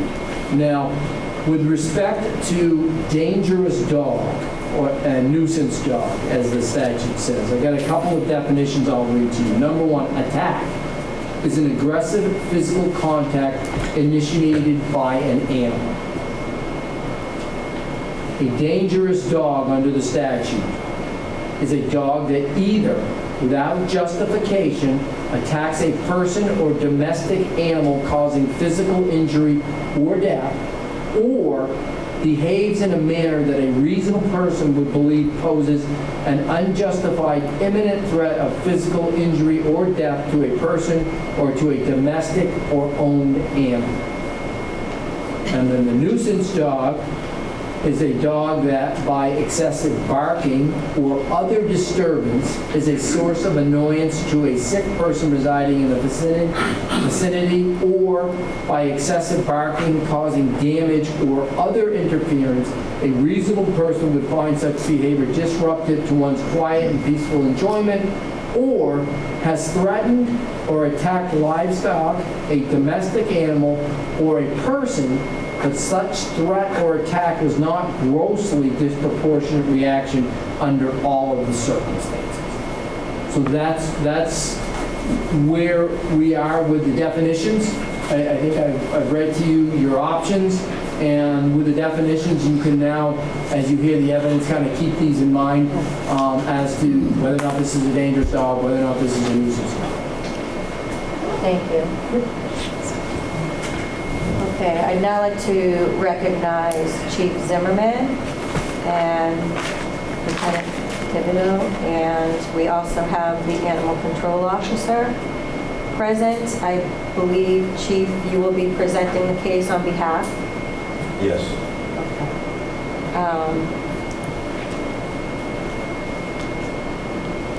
And I think we wanted to make a motion from the board to accept the 81-page investigative report. I think you do have a motion, Mr. Waldo. Should be the first motion on this agenda item. Yep. Yes, Madam Chair, I move to accept the report entitled NRPD Investigation, Baker Family Dog Floyd, 103 Main Street, Unit 12, and the facts contained within. Second. Okay, I have a motion, and I have a second. Any discussion on that? All in favor? Aye. Aye. Do we have the complainant here also? Yeah. Didn't say the complainant. There's three separate incidents, Okay. two from residents of North Reading, and I believe one's here present and One's on Zoom. and one's on Zoom. And the Woburn incident is on Is she on Zoom? Zoom? She said she was going to be on Zoom. I'm not sure if she is. I am on Zoom. Can you hear me? Yes, we can hear you. And I'm also on Zoom, Jessica. I'm the North Reading resident. And I am Jennifer Duff. I'm sorry, I'm Jennifer Duff, and I am an Andover resident, and the incident happened in Woburn. Okay, thank you. Chief Zimmerman? Good evening, Madam Chair and Select Board. We conducted an investigation with Animal Control Officer Jerry Berg and completed an investigative report that we provided to the board and to the Bakers. The following is just a summary of the request for a dangerous dog show cause hearing. Floyd is a black-mouth cur. We have received numerous neighborhood complaints over the last 10 months. The complaints range from Floyd continuously barking to roaming loose in the Crescent Village complex. Of concern is the fact that Floyd has been involved in 3 dog attacks/bites over the last 10 months. This is a concern for the Crescent Village neighborhood due to Floyd's disposition, especially towards other dogs. The 3 dog bites, I will summarize. The first happened on Friday, September 30th, 2022. That happened at 103 Main Street in Crescent Village. Floyd was off his leash and he attacked a beagle dog that was one of the residents. It was a shepherd. Shepherd? Yeah. Shepherd, not a beagle. Oh, okay. So the shepherd dog. And when the owner was trying to separate the dogs, she was bitten on the left thumb and right middle finger, drawing blood to her right middle finger nail bed while separating the dog from being bitten by Floyd. The second incident happened in Woburn on January 6, 2023. Floyd attacked and killed the second dog in the PetSmart parking lot at 104 Commerce Way in Woburn. Woburn PD reported to the scene of the dog attack and they report Floyd ripped the 14-year-old Havanese Mr. Pope from the dog owner's arms and killed it. Third incident happened on Monday, July 31st, 2023. Floyd was off leash at 103 Main Street and attacked and bit a German Shepherd, Wendy, owned by a resident at Crescent Village. Wendy had a laceration in her head and ear. Bleeding was present. So those are the 3 summarized dog bite incidents. The order of that, was that the correct order? Yeah, so the first one was September 30th, 2022, happened in North Reading. The second one was January 6th, 2023. That incident happened in Woburn. And then July 31st of this year was the second incident that happened at 103 Main Street.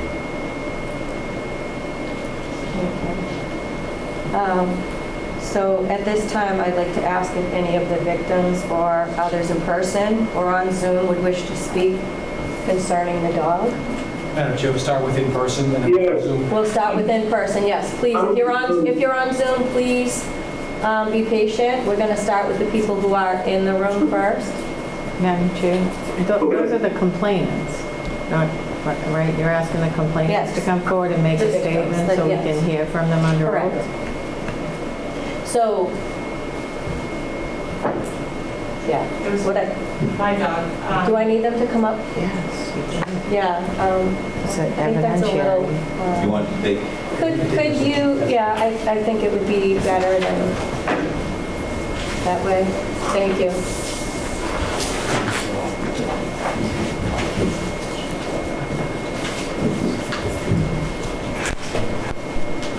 If you could just state your name and your address and that. My name's Jacqueline Renner, and I'm 103 Main Street, number 4 in North Reading. So the first incident that happened with my dog, Wendy, she was 13 at the time. Jessica, who I live with, is on Zoom. She couldn't be here today. She was walking Wendy in the neighborhood. We moved in that night, actually. She can probably speak better. I wasn't with them at the time, but she said she was walking Wendy, and Floyd came running off his leash and just lunged at her, and she pulled him off of her. And that's how she got bit on the hand, because he got her. He wasn't trying to attack her. He was trying to get Wendy. Wendy has arthritis and she's 14. She can't really fight back. So she fell down. And then the more recent incident, we were sitting on our patio. Our front patio faces the street. We're at the end of the complex. I saw the Bakers walking with the dogs, and usually we're pretty vigilant of, since she got attacked, we don't walk that way, we always go the other way, and if we see them coming, we'll walk inside. So I saw Casey walking with George, and I said to Jessica, they're coming. George is the other dog? George is the other dog. So I saw her, she stopped, and then so I said to Jessica, let's get the dogs inside. As I'm helping Wendy stand up because she was arthritis, she can't get up. I figured it was a little too late, so instead, she's also deaf, so I covered her eyes thinking she wouldn't see the dog, so then she wouldn't bark and get them riled up. As I'm covering her eyes, Floyd rounds the corner. His leash was on him, but he wasn't being held, and he just ran out to our patio and ran right past me and attacked her.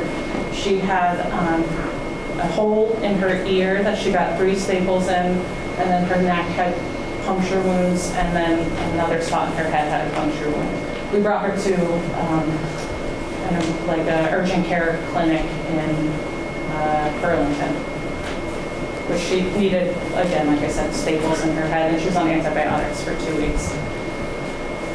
So honestly, we're living there, we're saving money, and we like our house, but it's fearful at this point. Like anytime I leave my house, we have cameras set up. I'm checking constantly to see if they're coming. It's one thing if the dog is, aggressive and they have control, but he's been off leash multiple times, and it's just, I can't bring my dog to a park every time I want to bring her out due to her condition, so that's kind of where we're at with it. I know I said I was going to do in person first, but I think if this is your sister, Jessica. No, she's my partner. Your partner, Jessica. Yeah, she was in the first incident, so she can, again, speak. Yeah, I think because you're together, I'm going to have Jessica speak if she'd like to. Yeah. Yeah, so that first incident, the night that we moved in back in September of 2022, I was walking Wendy on leash. It was about 7:30 at night. It was dark, so it was in the fall, and about 2 minutes into our walk, I looked up and there was an off-leash dog, and I was not familiar with Floyd at this point, and he charged Wendy. He was about 20 to 30 yards away. He got her right on the neck, and like Jacqueline said, because of her conditions, she kind of just fell right to her back. Her legs were flailing in the air, and as I was separating them, he got 2 of my fingers, which drew blood, and I kind of just grabbed him by the collar. I handed him to Casey, and we walked home. And then the most recent incident, I don't have much to add to what Jacqueline said. We did catch audio of the incident, and from start to finish, it was 1 minute and 30 seconds. I was on the ground wrestling Floyd off of Wendy, and Mike Baker was just standing there watching. He had no control over the dog. Casey was in the background. And I finally was able to wrestle Floyd off of Wendy, and at that point she was just drawing blood pretty bad, and we took her inside, and then we saw medical attention and called the police. She was actually like dragged off of the patio too. So the initial attack happened right next to our house, and by the time we got him off of her, because I was trying to get Wendy and Jessica was getting Floyd, they were on the road. So the patio was probably like 6 feet wide, and she was just dragged by her head off of the patio.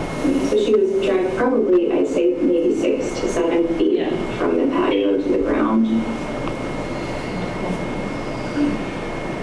Anything else you want to add? I think those are our 2 incidents, and like I said, just walking is fearful at this point because you never know.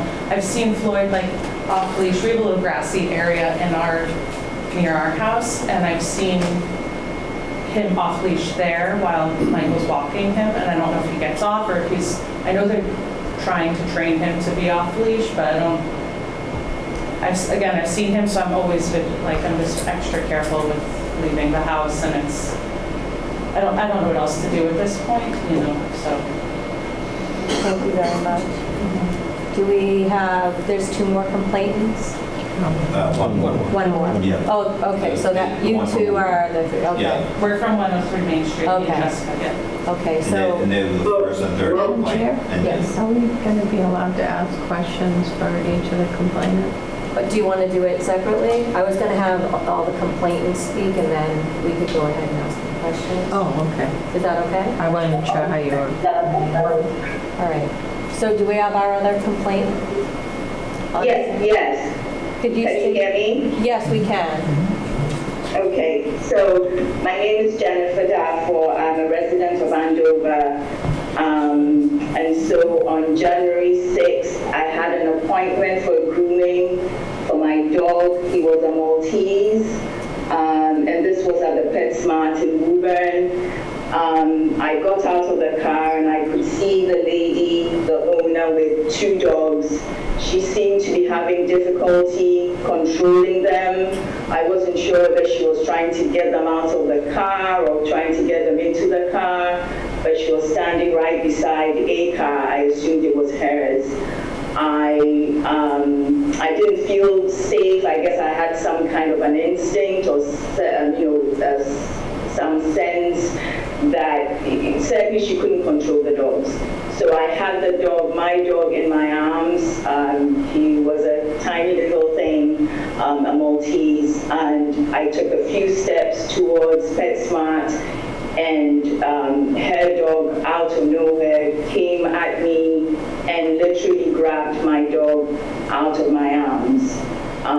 He literally attacked my dog, shook my dog, had my dog in his mouth, put my dog to the ground. I was screaming. I wonder if there's a video of me somewhere, but I was screaming for help. There were a few people in the parking lot. The owner was lying on the dog, but still had no control over the dog. And basically, he attacked my dog until my dog was still. My dog was moving the whole time and yelping, and I'm screaming, and the dog didn't stop attacking him until he was literally lying, not literally, he was lying still. The staff from PetSmart, I ran into the PetSmart, I got help. The staff from PetSmart came out. My dog was taken, and I can't quite remember who took my dog, but there is a state animal hospital close by. So my dog was taken to that hospital. I believe he was dead before he got there.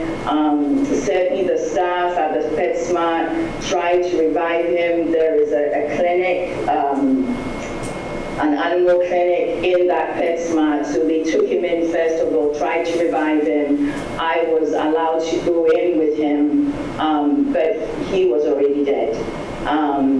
They then sent him and took him to the state animal hospital, like I said, and about a few minutes later, somebody came out and told me that he had died.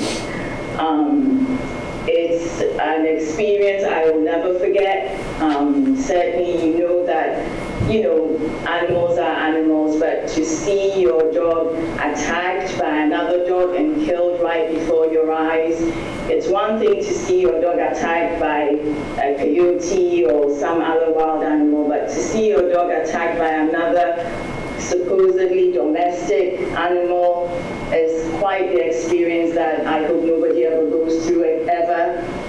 It certainly has made me very skittish around other dogs. I doubt I will ever get another dog again.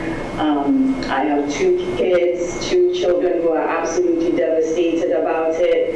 And I mean, I heard what the attorney said about the 7 choices. I'm sorry, but these owners have no control over their dogs. They just can't control them. The dogs are stronger than they are, certainly stronger than the woman who was with them. And I don't see that any of these choices is really going to help. And my worry is my dog is gone. There's nothing I can do about it. And he's not coming back, right?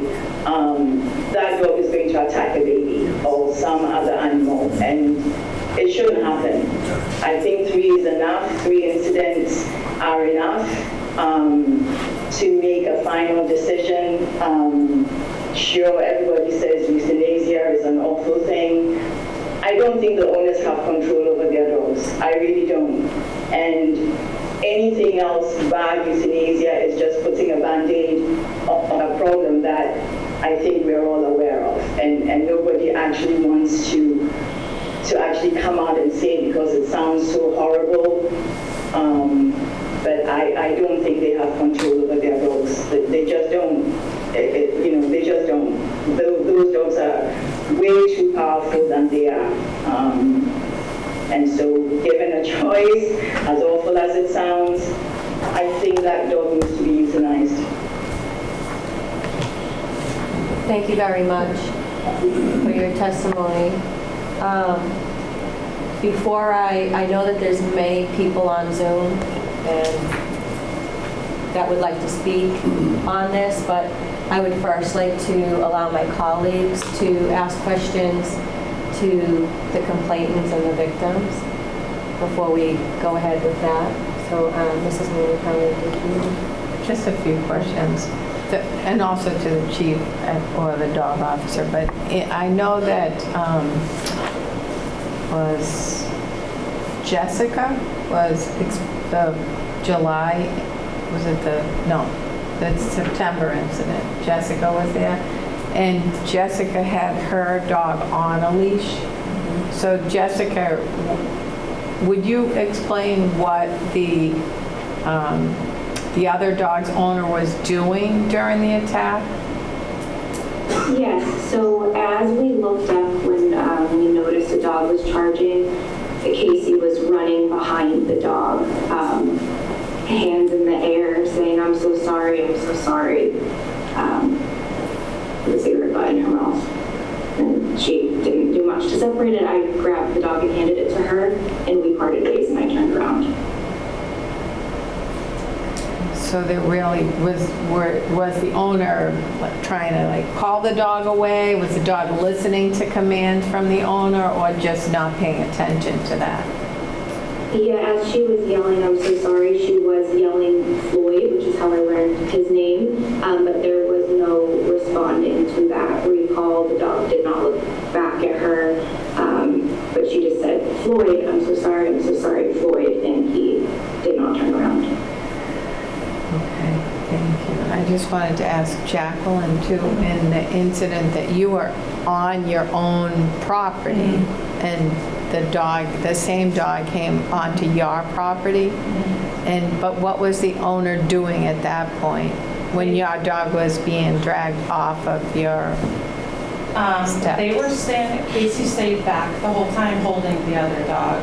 And then Mike was kind of near they were closer to our patio, but he never came onto our patio.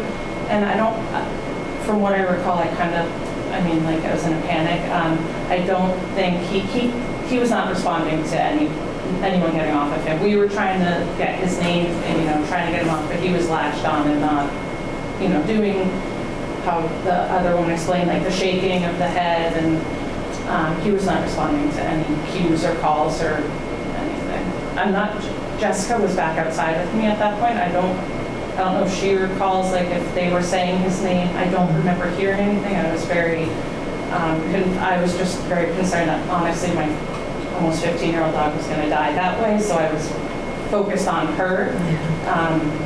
But he was not getting off, basically, though, until Jessica pulled him off and I got Wendy away.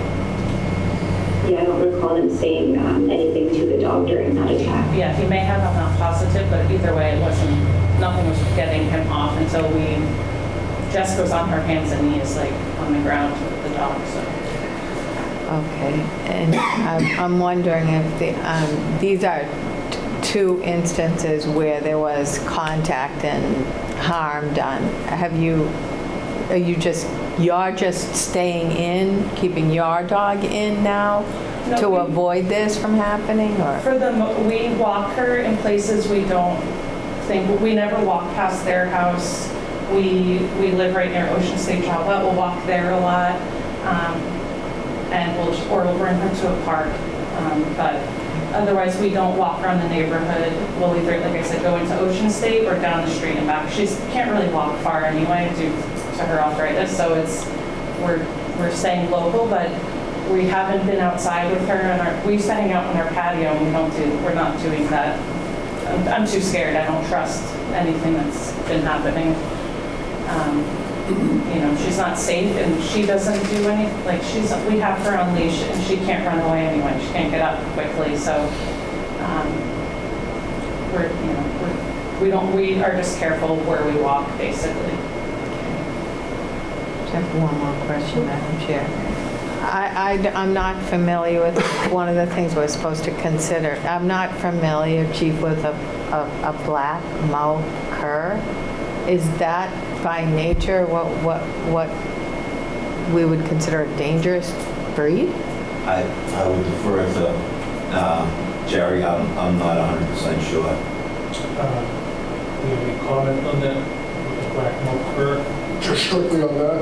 Yeah. So Floyd is, when we acquired him about a year and a half ago, he was rescued. He was found wandering the emaciated in the record-breaking tornadoes they had down south. The veterinarian at the Northeast Animal Shelter gave my wife and I the heads up that his tail was cut unprofessionally, meaning that he was abused down there as well.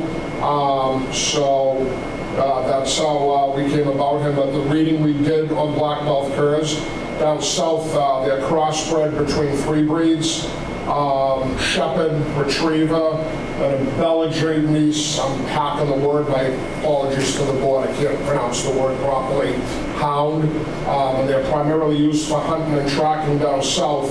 But they are known to be great with families, humans, and children. And Floyd has actually been great with human beings, children, and families walking kids, so on and so forth. I guess so. It's a mix. I guess what I'm asking for us to know, so that we know from our own people presenting the information, that those three breeds don't sound like they're, even if he's a mix of those, they're not necessarily known as dangerous breeds, right? No, I don't think so. I think, like you said, the little research that I did do was more of a hunting dog, but I didn't read anything that particularly made them dangerous and in itself are classified as a dangerous dog. Okay. Thank you. If I could jump way ahead, Madam Chair, I think it's pertinent to this. Or do you want me to just... Yeah, can you hold that, please? You'll have your opportunity. No, sure enough. Certainly understandable, ma'am. Thank you. Mrs. Manuel? All set, thank you. Okay. Mr. O'Leary, do you have comments or questions? Oh, no, it's very disturbing as to what we're hearing Yes, here, but it is. until I hear from, the owner of the dog, I want to reserve judgment. But, yeah, obviously impacting the quality of life in the neighborhood, people that live there. What happened to the two dogs is awful. But I, too, got the report from the animal control officer in the police department, read through it, Googled the dogs, came up to the same conclusion that it's not necessarily a dangerous dog, a dangerous breed. So, but I'll wait to hear from Mr. Baker as to what his explanation as far as the behavior of the dog is, and reserve judgment until I hear. I mean, their comments are self-explanatory at this point. I didn't know we were going to comment about it, but my concern is in the area that we're talking about is a very nice, smaller grouping of homes that's very, well-maintained, but there's in so much close proximity. I know I've been there So have I. to drop off and pick up kids, so there's also kids there, a lot of walkable area there near the Ocean State, and you see people cycling and walking, at least along that portion that has a sidewalk, and going to the different things that are in the area and in that neighborhood. So I think that's a pretty significant concern. But I'm wondering why did it take so long to come to our attention, especially with the middle incident where a dog died? What took so long for this to come here? We shouldn't have had to wait till now. That's my other comment. You could, I'm sorry. I did call you guys about this, and it was told to me that... Who did you call? I called the select board, and I don't remember who I spoke with after the Woburn incident, because I am also a resident of 103 Main Street with a dog.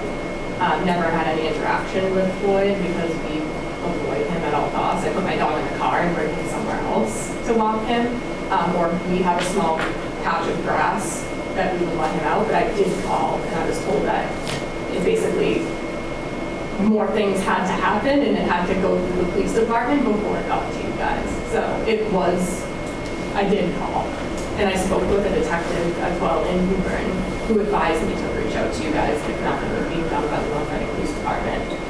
So I did.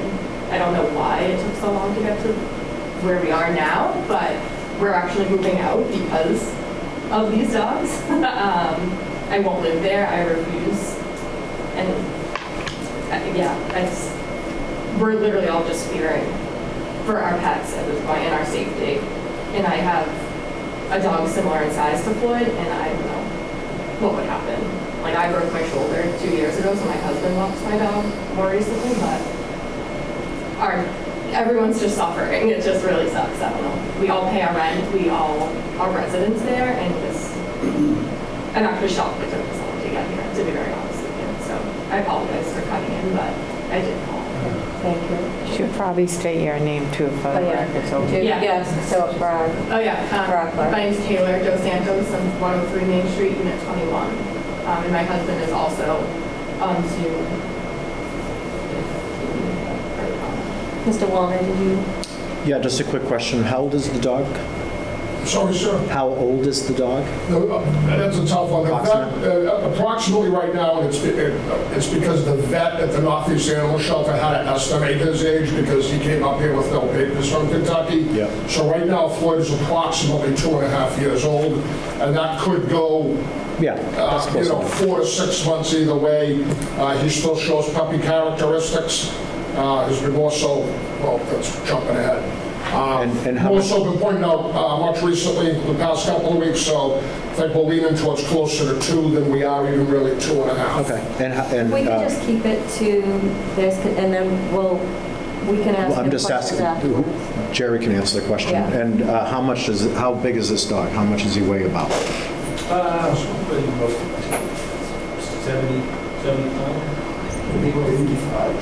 pounds. 85. Okay, thank you. My dog's That's it, thank you. He's a strong dog. He's definitely strong.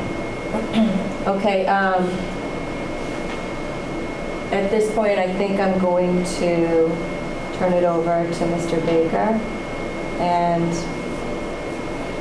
if you want to respond. Absolutely, ma'am, I appreciate that. First of all, anyone, being in unions as a union medic up in Lowell for years, familiar with Robert's Rules of Order. And I know one of the things is when people have known to speak non-fact, that's the first thing I've always done is jump on it.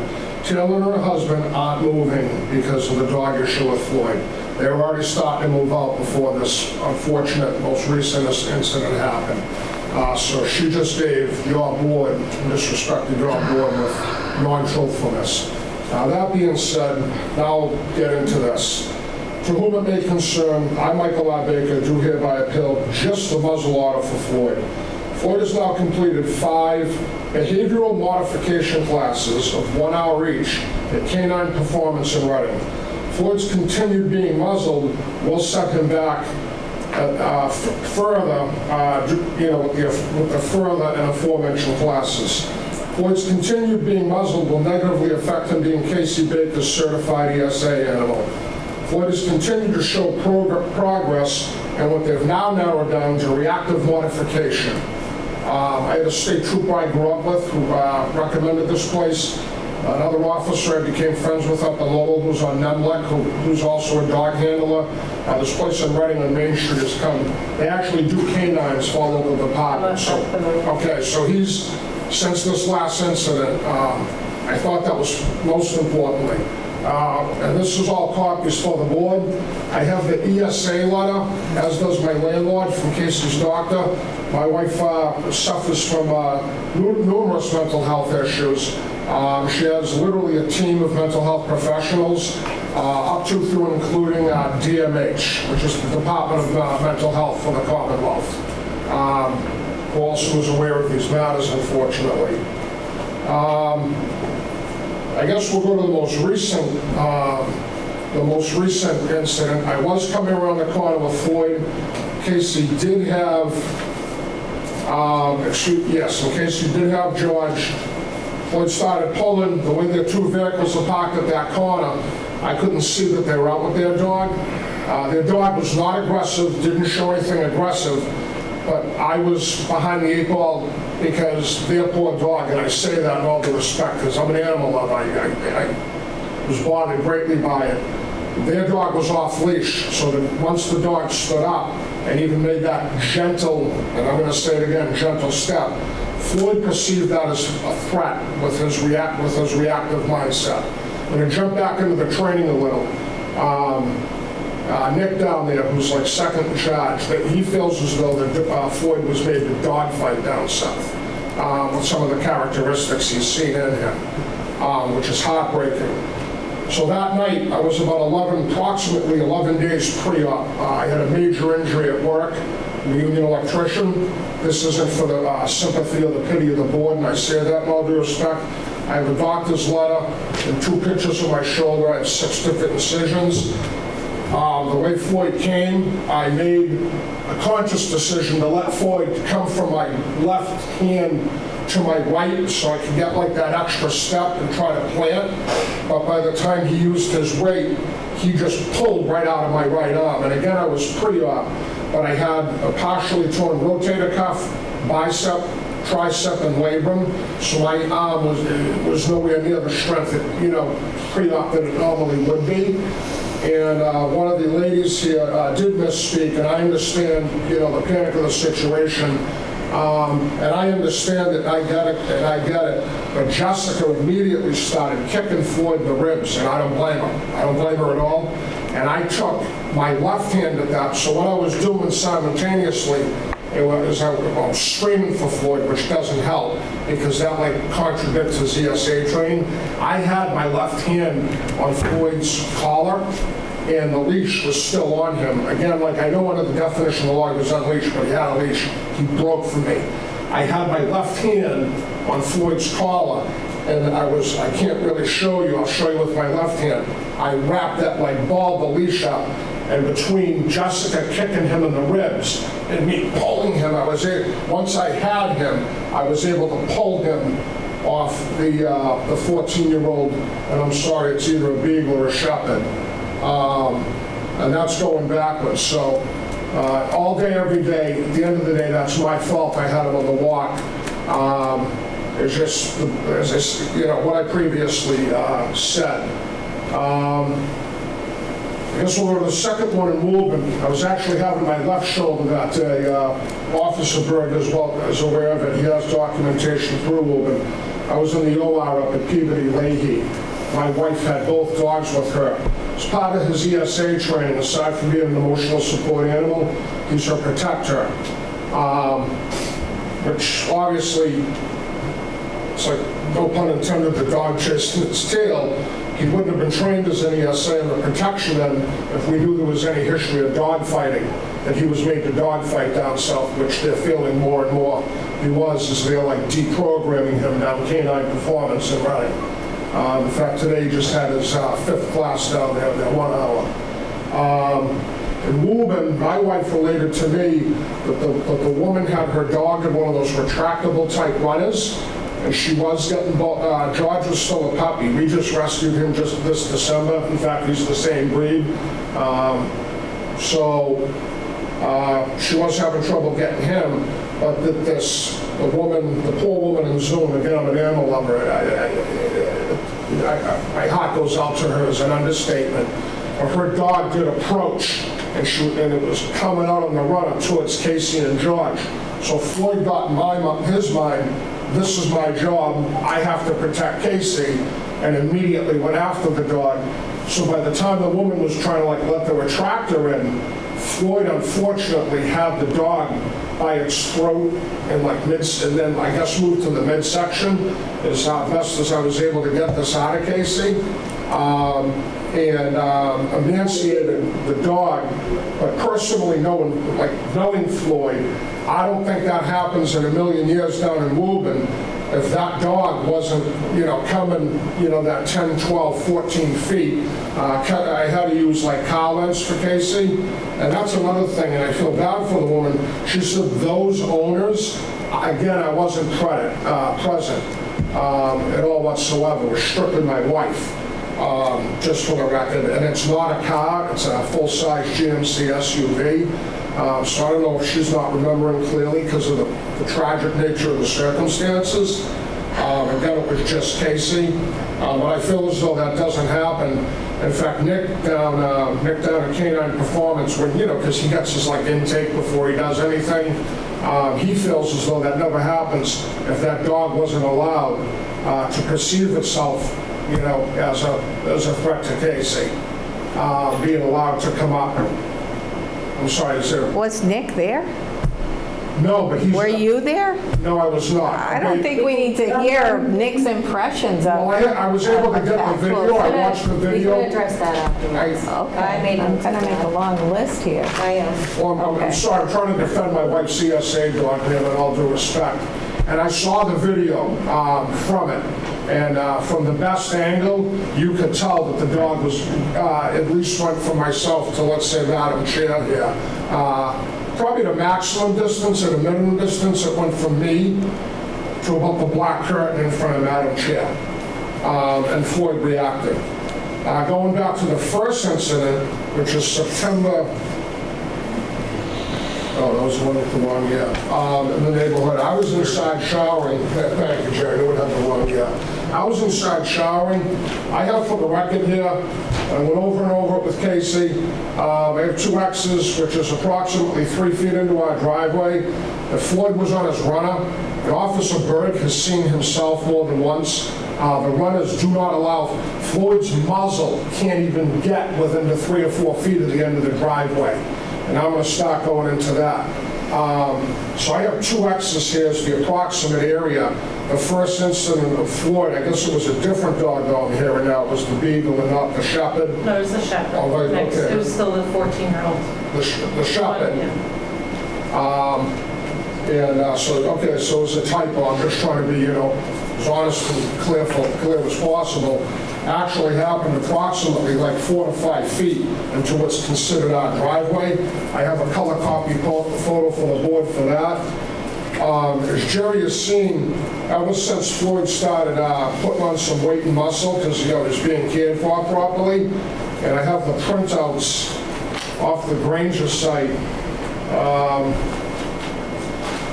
And I think we're going to sidestep here. I have some neighbors, unfortunately, that thrive on what's going on. I saw this woman in the hallway. I don't know if she's here. This was with Casey and I not home about a week and a half ago. And she is someone who's numerously complained to the police and my landlord. And I have her here a good 5 to 6 feet in the driveway. It's still color photo printed. She's walking her dog 5 or 6 feet into the driveway. So on one hand, she's calling the cops, complaining to the landlord.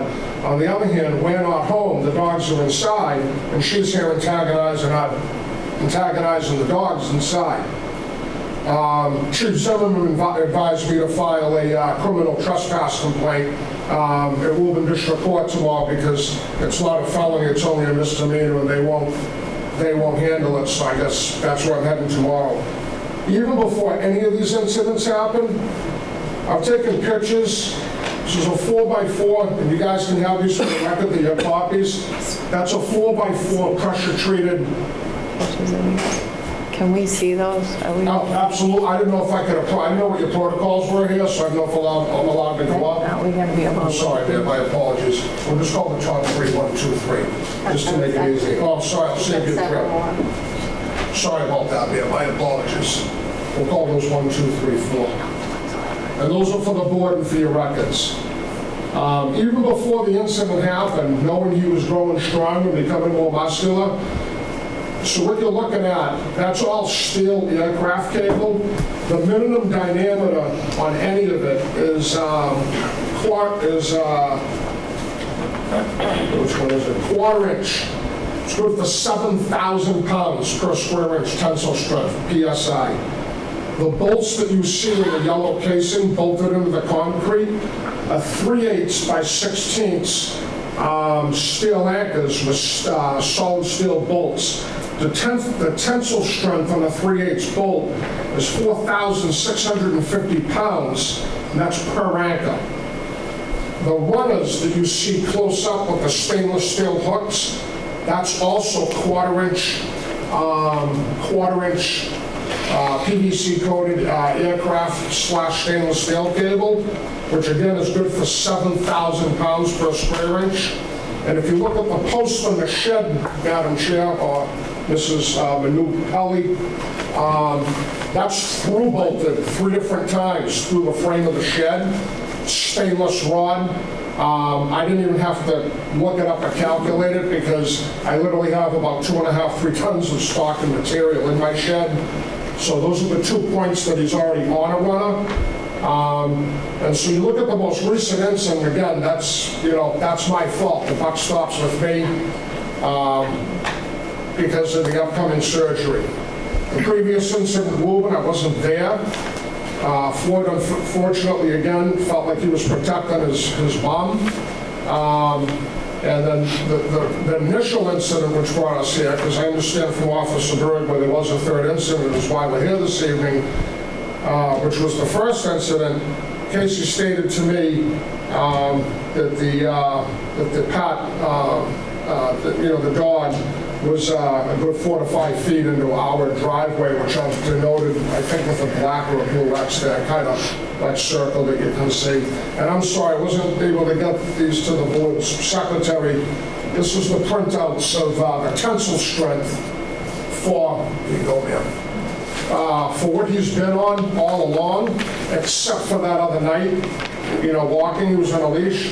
But then Jerry told me, if you look for a 3-foot leash, 500 pounds, Jerry, I'm sorry. I don't know. So Jerry said 300. So my union electrician days are over. I'm going to be getting a settlement, taking early retirement, and we'll be moving out of North Reading at that point. And that should be by early spring. But in the meantime, I actually showed this to Jerry when he came by to give me the paperwork. This is a lanyard from a harness that we use when we're working at heights. So ANSI is a standard that OSHA uses. This is good for 5,000 pounds. So we have like his training collar that you put on him as a P when he's doing his reactive deprogramming, as they call it down at Canine Performance. And then this is what attaches through. And the board is more than welcome. I can bring this up to your secretary. This is what he's been on since the last incident, along with the muzzle. Because that's the other thing. Several phone calls were made to the North Reading Police that Floyd was running around unmuzzled. And one of the days, you look at the report time from the call time, it was less than 3 minutes. And I had taken Floyd on 2 loops. And the cruiser pulled up, and Officer Bird pulled up, and Floyd was muzzled. And that was a good 400 or 500 feet from my unit, Jerry. I was right about down the corner. So I also have some of these neighbors calling weaponizing the police against myself, even put me aside, against Casey and her ESA.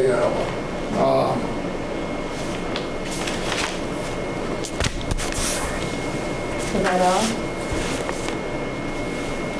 I'd just like to reiterate, he's already shown progress down at Canine Performance down in Reading, and within it was like the 3rd class, and so like the last half of the 3rd class, class 4, class 5 today, they're deprogramming him. They call it reactive behavior, and again, he's always dragging. He loves humans. I think my landlord's here this evening. Even to this day, he sees my landlord, and he like comes up on his shoulders and almost lets it. It's a dog thing, which again is what his left Reading Canine to believe what they believe, and that's where they've zeroed in and dialed in on his. They're calling it his reactive deprogramming is their like official name for it. Again, I take this very seriously, especially on behalf of my wife. Who's mentally disabled, and Floyd, who's her ESA daughter. All right, I know we have other people in the room and other people on Zoom. I'd like to give everybody an opportunity to say what they want to say. So if there's anyone in the room, if you want to speak, you can come up to the microphone where Jacqueline, if I could, thank you. And then just state your name and your address. My name is Gay Lemons. I live at 103 Main Street, Unit 20. So I live in the community where the dogs live. When I moved in, the landlord told me about the dogs. He told me to be very careful. They killed a dog at PetSmart in Woburn. I called up the manager of PetSmart in Woburn to get the details straight, and because I wanted to get the facts. Excuse me. Sir. You can let her speak. So I have a small dog, 15 pounds. That's the world to me. About a month after moving in, I was very apprehensive. Every time I left the house, I wanted to know where those dogs were. I could hear them barking. They were highly reactive, but I didn't want to leave my house if I knew those dogs were outside. Or I'm always looking out my window. Were they taking their dogs to the mailbox to check their mail? I was not going to go outside to check the mailbox until those dogs were done. So every day I was constantly on edge. Where are those dogs? Can I walk my dog? Okay, one night I came home and the dog was out. Mike's wife was walking one of the dogs, and I was hurrying into the house. I didn't have my dog with me, and she says to me, "Oh, this is the small one. You don't have to worry," implying that I didn't have to worry about the small one, but I did have to worry about the larger one. And then she said, I don't walk the bigger one because I can't walk the other dog because he's too big," which implied to me that she has no control over that dog. Every time I'm outside, I'm walking the dogs or walking my dog, and I'm thinking, okay, if that dog gets loose, where am I going to run? Where am I going to bring me and my dog? So I don't walk my dog very often in the community. I put my dog in the car and I go to a park and walk her there.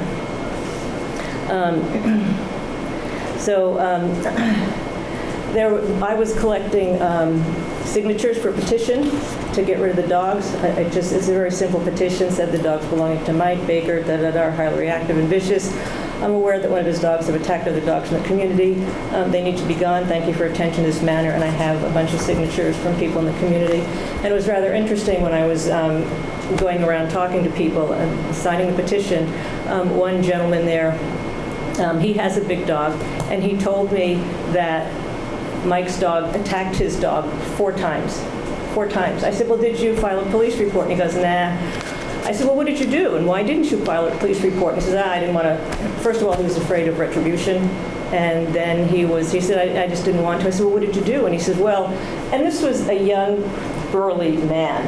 And he said, well, I took that dog and I opened his jaws and I threw him as hard as I could away from my dog. I said, okay. So, and then another person that I spoke to that signed the petition has a little girl, about 10 years old, and I used to see the girl riding up and down the street on her bicycle, and I didn't see her. I hadn't seen her for a while, and I said to her dad, I said, I haven't seen your daughter in a while riding her bike. Is she okay? And he said simply, well, you know, the dogs. So the little girl can't ride her bicycle in front of her own house because she's afraid of the dogs. I can't leave my house because I'm wary of those dogs. As old as I am, I'm very healthy. I've never spent a day in the hospital until about 3 weeks ago when I had to go to the emergency room. I was there all day. They took all kinds of tests. They found nothing. I talked to my doctor for about an hour. I gave him a litany of my complaints, and he said, Gay, every one of your complaints has to do with the fact that you're living in fear every single day. We deserve to live in a safe community. We have the right to live free from fear of dangerous dogs. Jesse and Jackie should be able to sit outside at night without fear of their dog being attacked. I should be able to sit on my porch to throw the ball in my yard so that my dog can run. But I can't do that. Okay, that little girl should be able to ride her bike in front of her house, but she can't do that because of the dogs, because of the fear of the dangerous dogs. Okay, Mike talked a lot about ESAs. An ESA dog is not trained. An ESA dog is simply spending $200, spending 10 minutes on a phone call with a therapist, and getting a letter saying that you need an ESA dog. It's not protected by ADA. Okay, so it's very easy to say that your dog is to get a certification letter saying your dog is an ESA. Okay, and the last thing I want to say is, I did want to say one more thing. Yeah, we should be able to live without fear. And if I had the money, I would leave. If I had the money, I would leave that community because I don't like living in fear every day. And I appreciate your time and letting me speak. Thank you. And also, I don't know if you want this petition, but I have a number of signatures. You could give that. And that's the copy. I kept the original, if that's okay. Madam Chair, when I have a chance to look at that word, if it hasn't been notarized, to see if these people even live in there, because I know there's been one untruthful statement made, and that's the little girl, Cam, next door.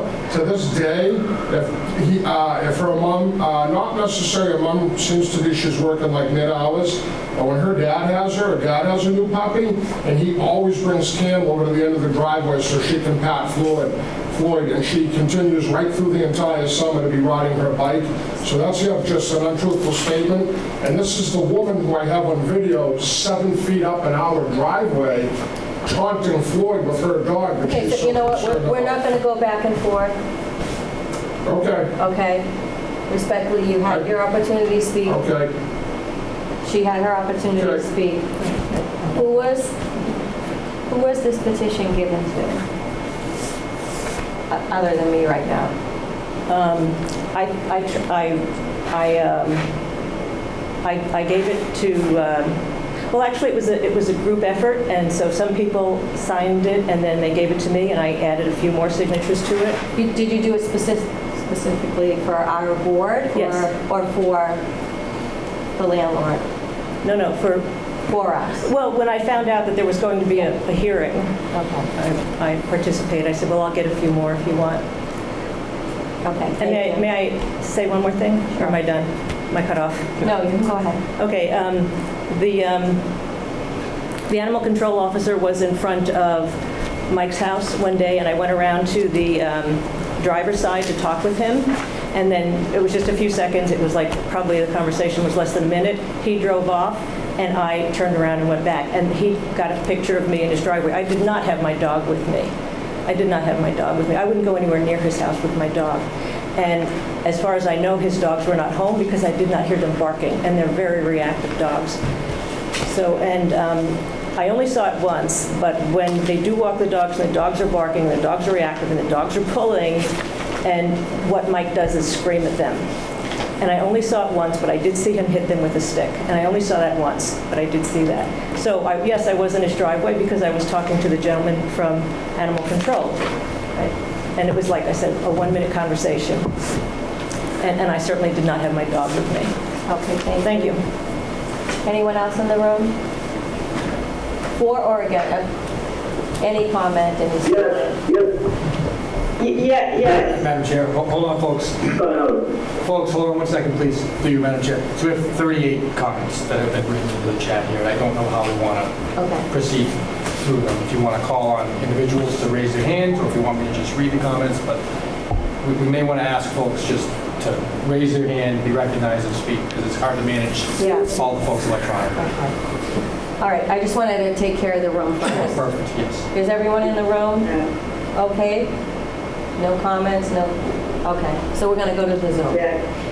And like the town administrator just said, if you could raise your hand on your Zoom,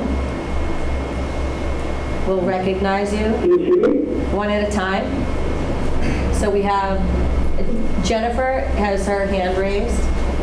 Jennifer Darfour? Yes. She's spoken. This is Jennifer Darfour. I am the woman whose dog was killed in Woburn. Yes. And I would like I'd like to respond to what Mr. Baker said.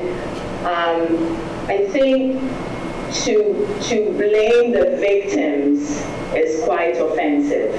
I think that if you are taking responsibility for the actions of your dog, you should take responsibility. But I think to victim blame, it's probably one of the most offensive things anybody can do. A dog, pets are not at fault, it's the owners who are at fault. So I think that's the first thing I'll say, is that you ought to take responsibility for the actions of your dogs instead of blaming the victims. Secondly, I was in a public place. I was nowhere near your property. I was nowhere near your dog's property. I don't know how else I would have walked from my car into PetSmart without you blaming me or, literally, yes, that's what you're doing. You're blaming me by saying that your dogs felt they needed to protect your wife. Maybe so, but it's a public parking lot. You literally get out of your car and you go where you're supposed to go, which in my case was PetSmart. And that's what I did. How that then equates into me kind of goading your dog into attacking mine, I'm a little befuddled by it, especially since my dog was in my arms. So I didn't kind of wave my dog at your dog. I had an appointment. I had a purpose. This wasn't a park. I had a purpose. I had an appointment. I had somewhere to get to. I pick up my dog. I carry my dog. So to turn around and blame me for your dog killing my dog is, to put it mildly, that's quite that. I mean, my goodness, yeah. I mean, I don't think I could do that, but I guess you can. That's very offensive. Thirdly, Mr. Baker makes mention of a video. I don't know how he got hold of a video, but I'd like a copy. So I'd like it recorded that I'd like a copy of that video. I haven't seen a video of the incident. I remember it, but I would like a copy of that video. So I don't know who contacts me to give me a copy of that video. And in terms of his wife having an ESA order, it's like the other lady said, it doesn't mean anything. It's literally a letter from somebody who says your daughter, you need an emotional support animal. I mean, I have a daughter with cerebral palsy. She's legally blind. I think if anybody needed emotional support, she probably trumps your wife's emotional support. And so that was her dog. So that truly, I'm a nurse, I'm a registered nurse. That means nothing. An ESA order means absolutely nothing. So I think I go back to my original point. I guess Mr. Baker is trying to say that his dog is a puppy. I think I go back to my point about they have no control over their dog. And I think my instance falls within the definition of a dangerous dog that the attorney initially read out to us. He said he killed, he is injured somebody. So I would say under that definition, he falls into that definition of a dangerous dog. And honestly, shame on you, Mr. Baker, for blaming the victims. Shame on you. You should truly take responsibility for your dog's actions instead of blaming us. I have, ma'am, and again, I'm sorry for your loss of your dog. There's been no victim blaming. Yeah, no, we're not gonna respond back and forth. Thank you. Thank you, Mrs. Dunbar. Thank you. Scott, I can't see that. I know, we can't. Mr. Gilberto, if you could. Scott's iPhone, I know you were trying to speak, sir. You're on mute, can't hear you. I'm sorry, did somebody say something? No, we're asking We're Scott recognizing to speak. Scott's iPhone. Hello, yes, If you could say your name and your address, sir, and...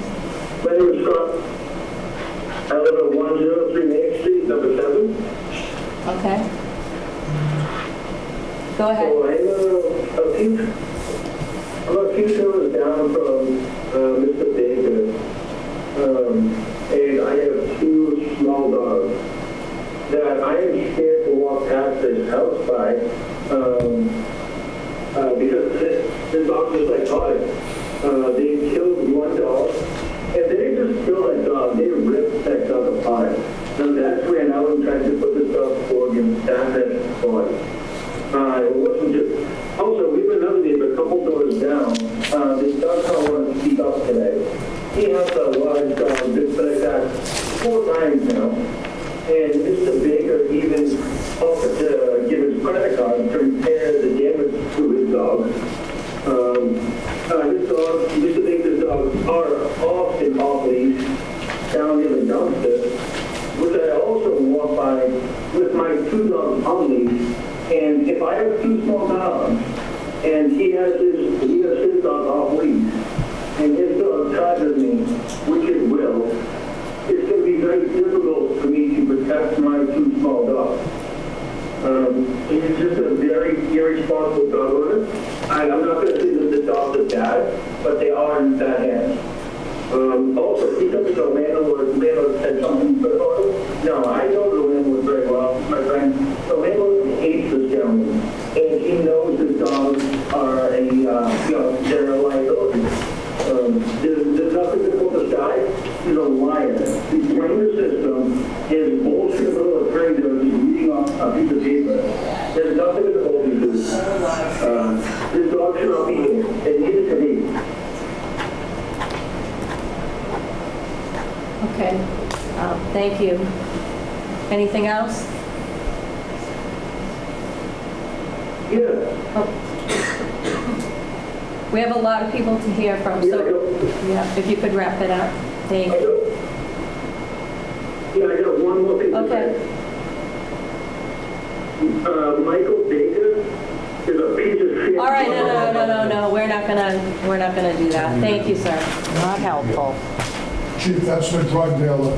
Not okay. For the record. Do we have another hand? So there was a Rachel that was identified as offering a number of comments along the way. I don't know if she's still here or wants to, Rebecca, excuse me. Rebecca? Rebecca.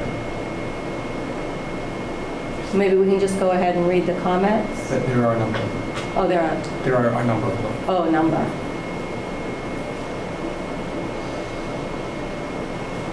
Rebecca, do you wish to speak? Would you prefer I just read your comments?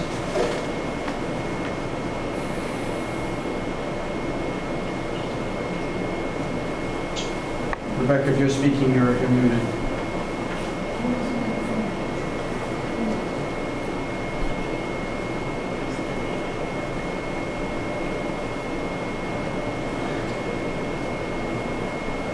I see a Diane that has asked to speak, Madam Chair, Okay. for you, Diane, if you could give your name and address or has unmuted themselves, I should say. and unmute yourself.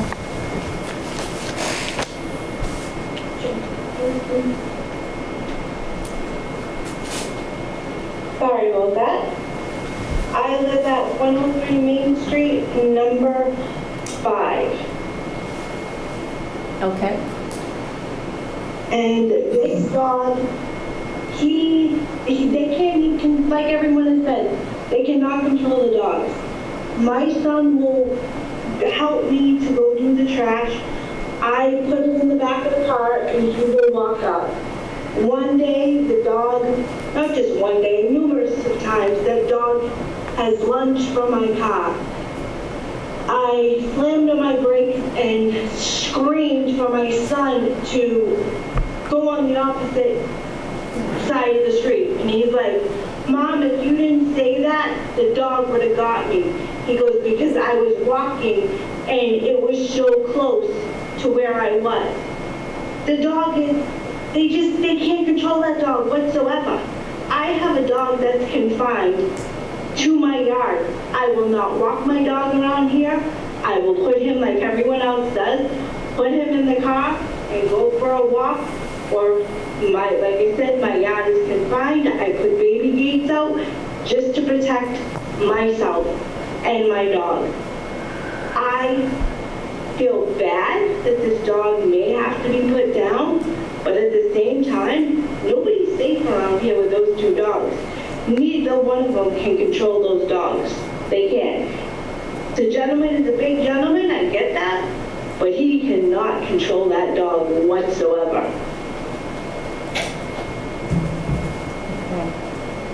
Is that all, Diane? That's all. Thank you. Thank you. I'm sorry, I would like to speak, please. Okay, can you state your name and your address?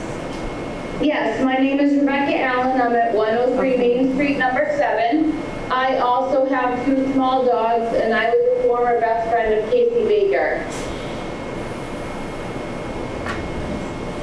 I have inside information. So the day that her dog ripped apart another dog at PetSmart, she called me and explained the whole situation.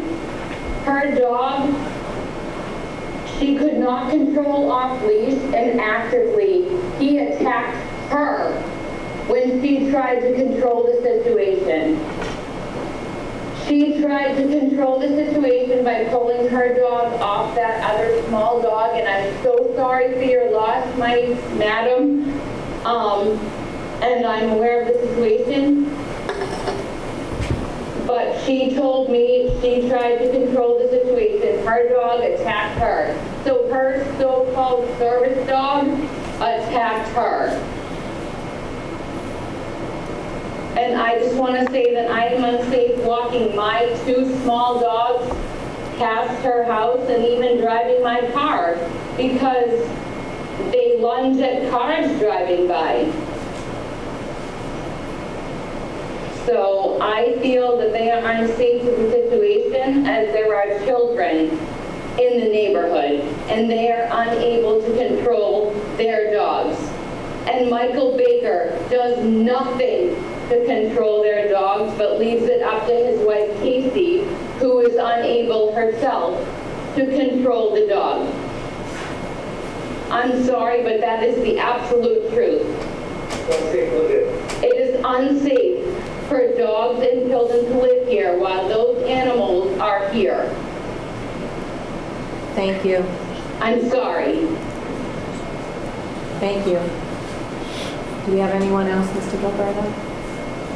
Is there anyone else virtually who would like to speak? I do have a comment that I was asked to read from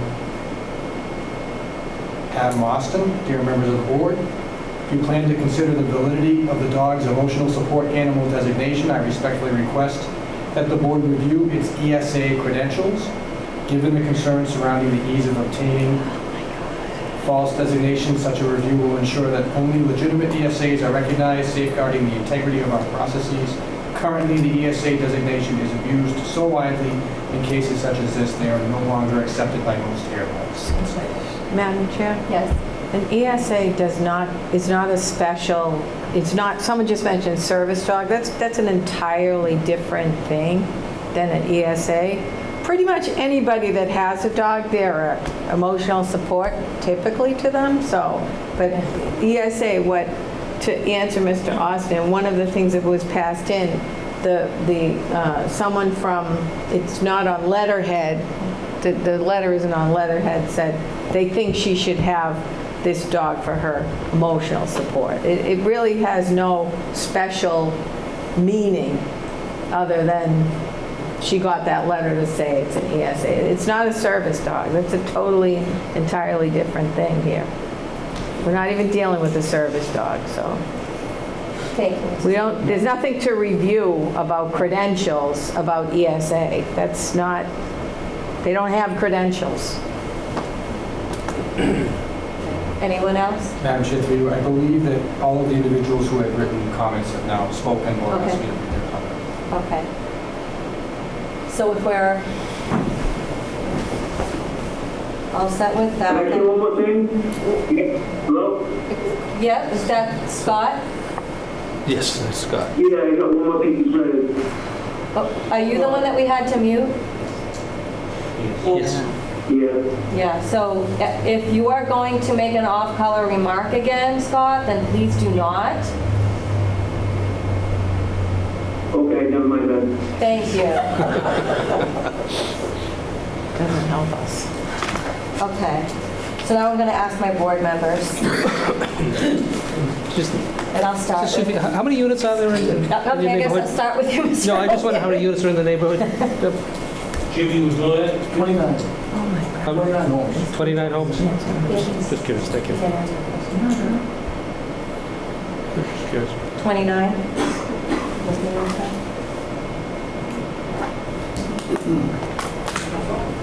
Anything else? Do you have any more questions for the police chief, or the lieutenant, or the dog officer?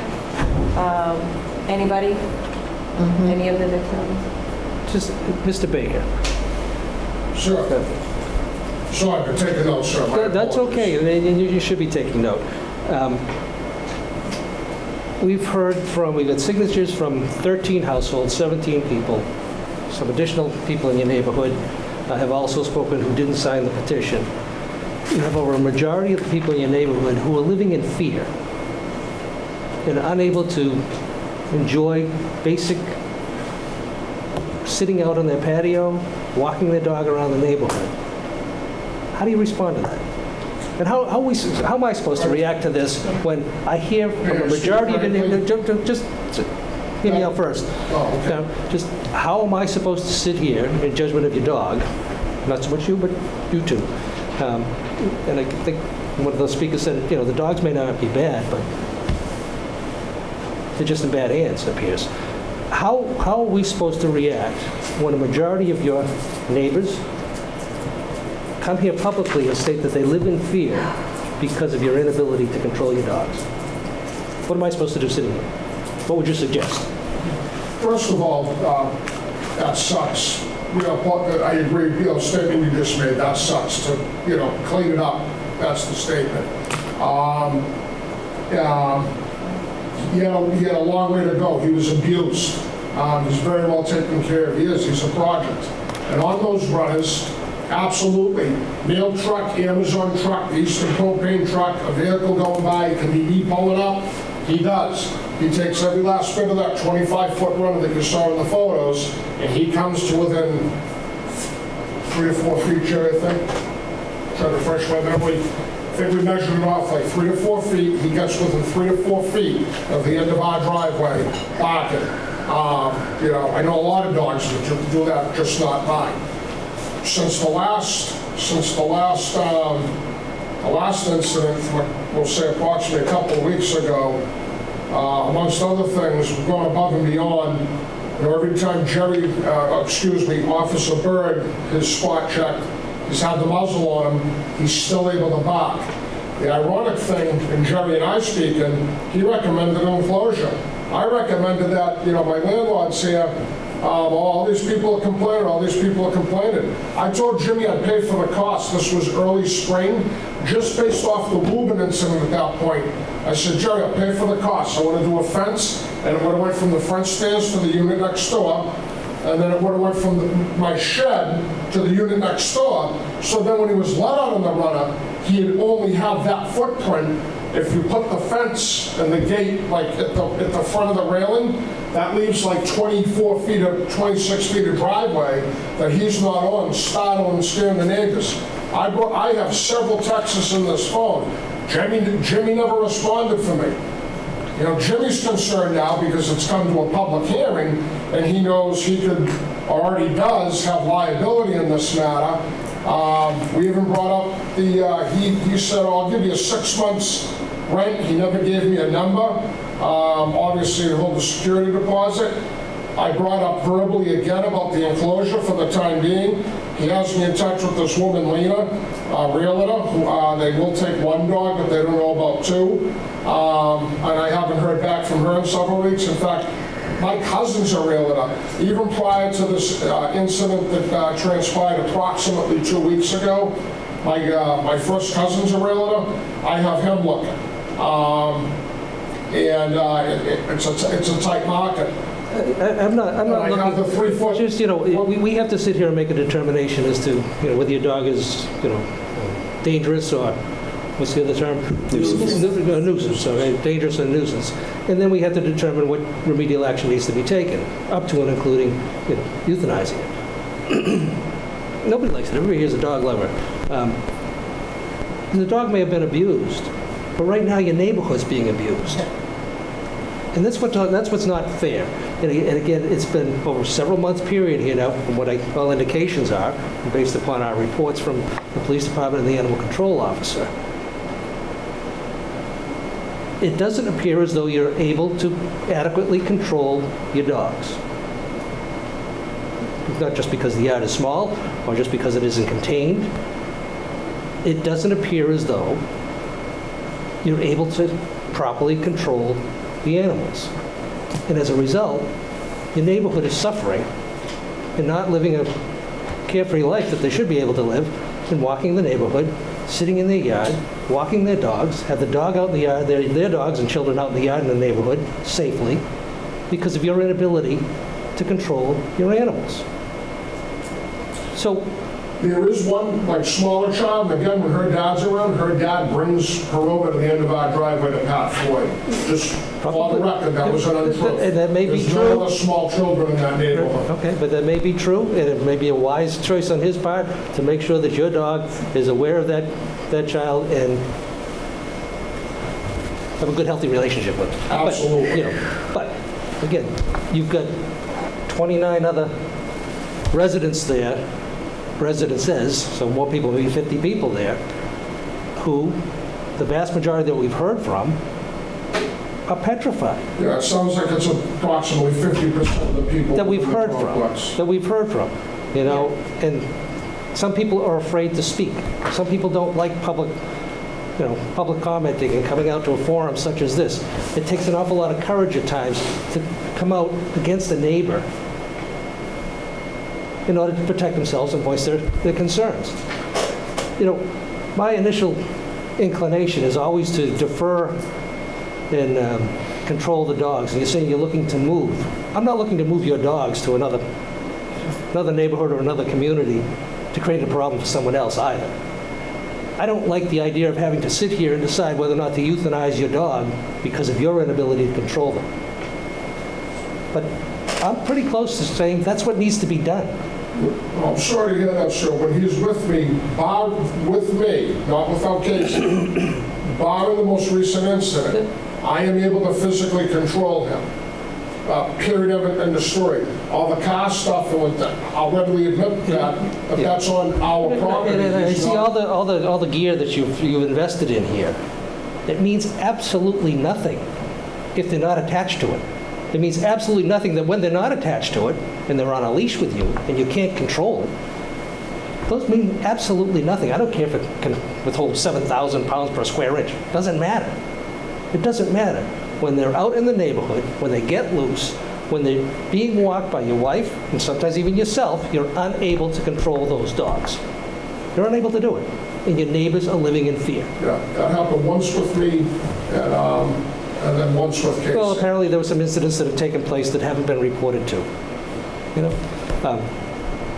We were aware of 3 incidences. And they're all pretty severe and pretty significant. Absolutely, and I'd like to circle back. I don't think the board is absolutely not victim blaming. I hope the board remembers what I said. I'm a dog lover. I love animals, and that absolutely. I'll clean it up. Just sucks to hear. Nobody wants to see that or hear that.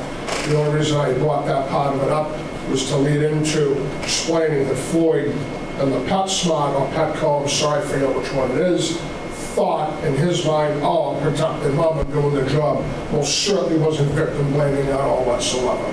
No, but it also doesn't explain it away either. In other words, you're taking your dog for some sort of an appointment.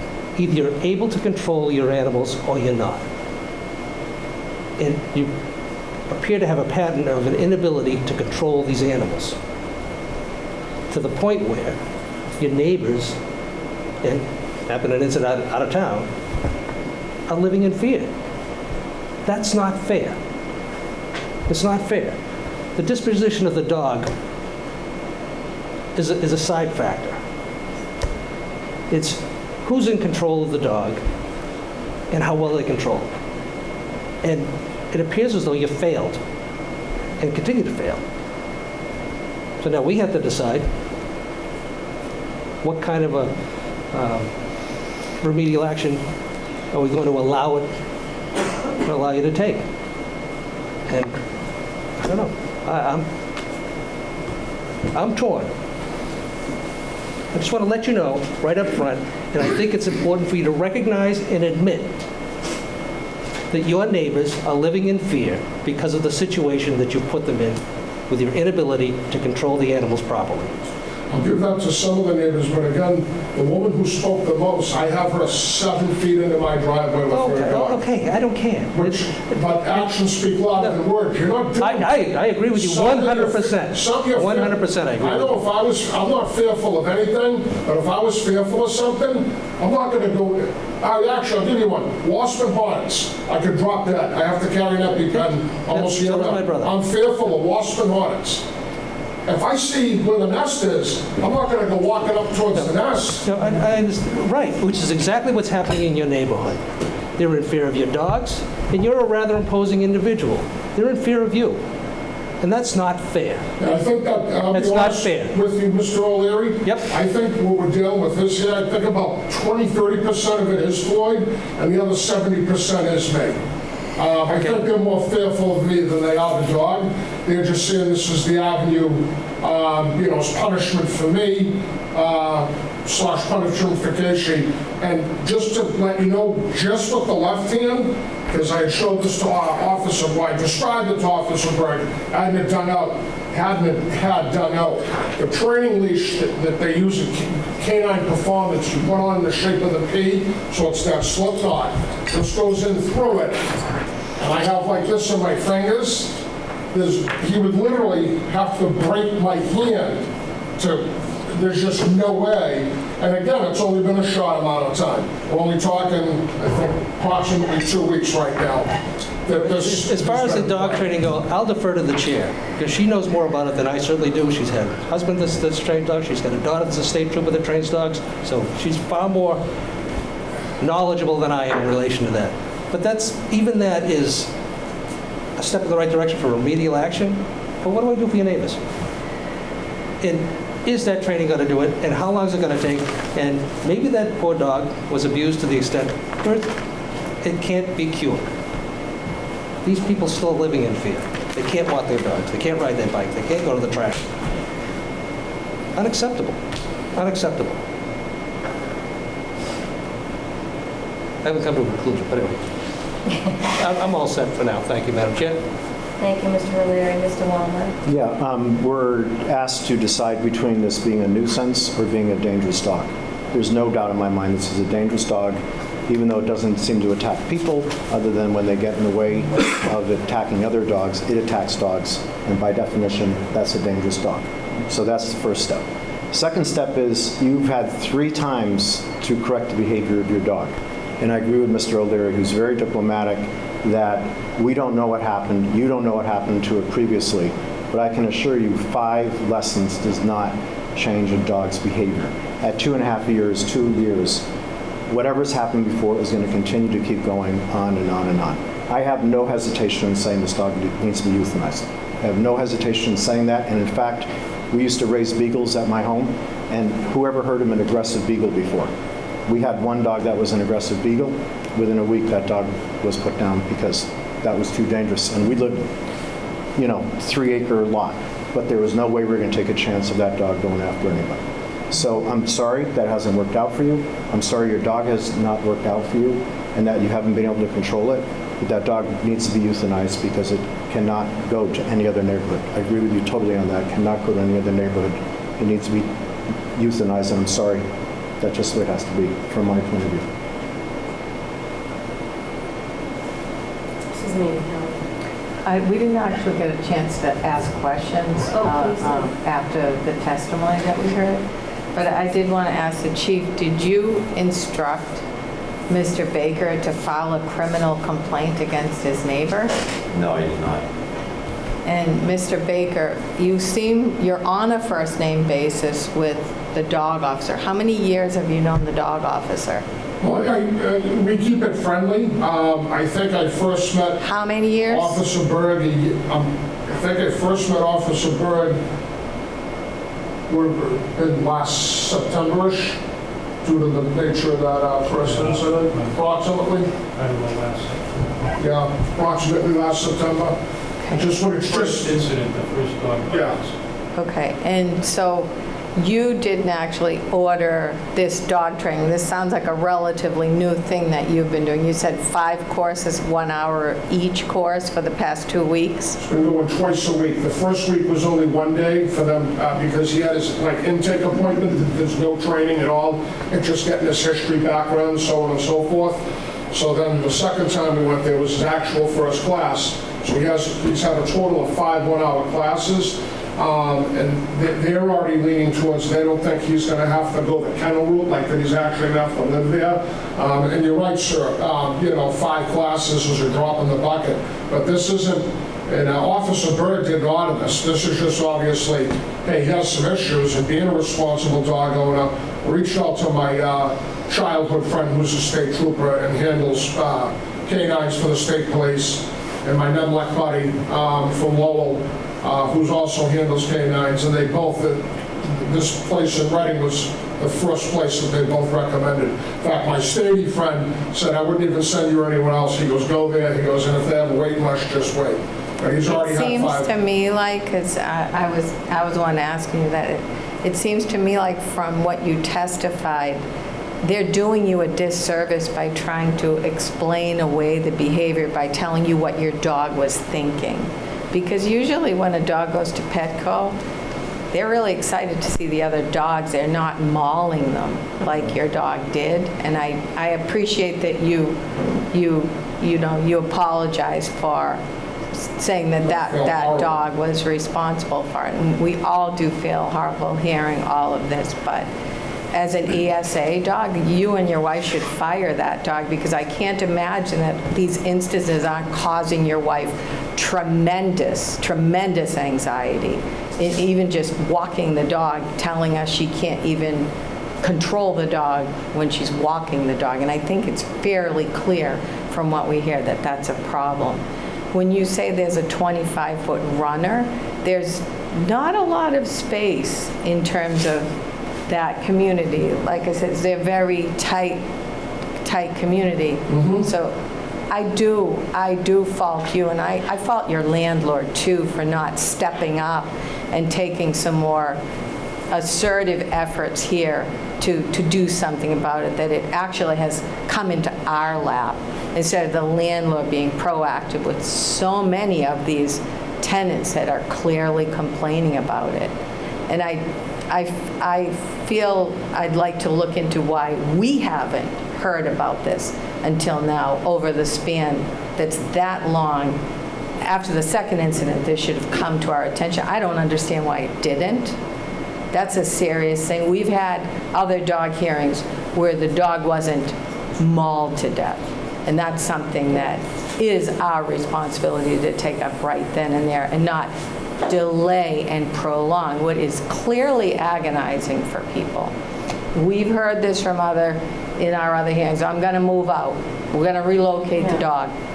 It doesn't matter. That was more or less to put the neighbors behind these. This isn't an Yeah, we've heard it before, and the people are still living there. The last time we had this, we should be following up or getting a report about that dangerous dog, but that dangerous dog didn't kill another dog.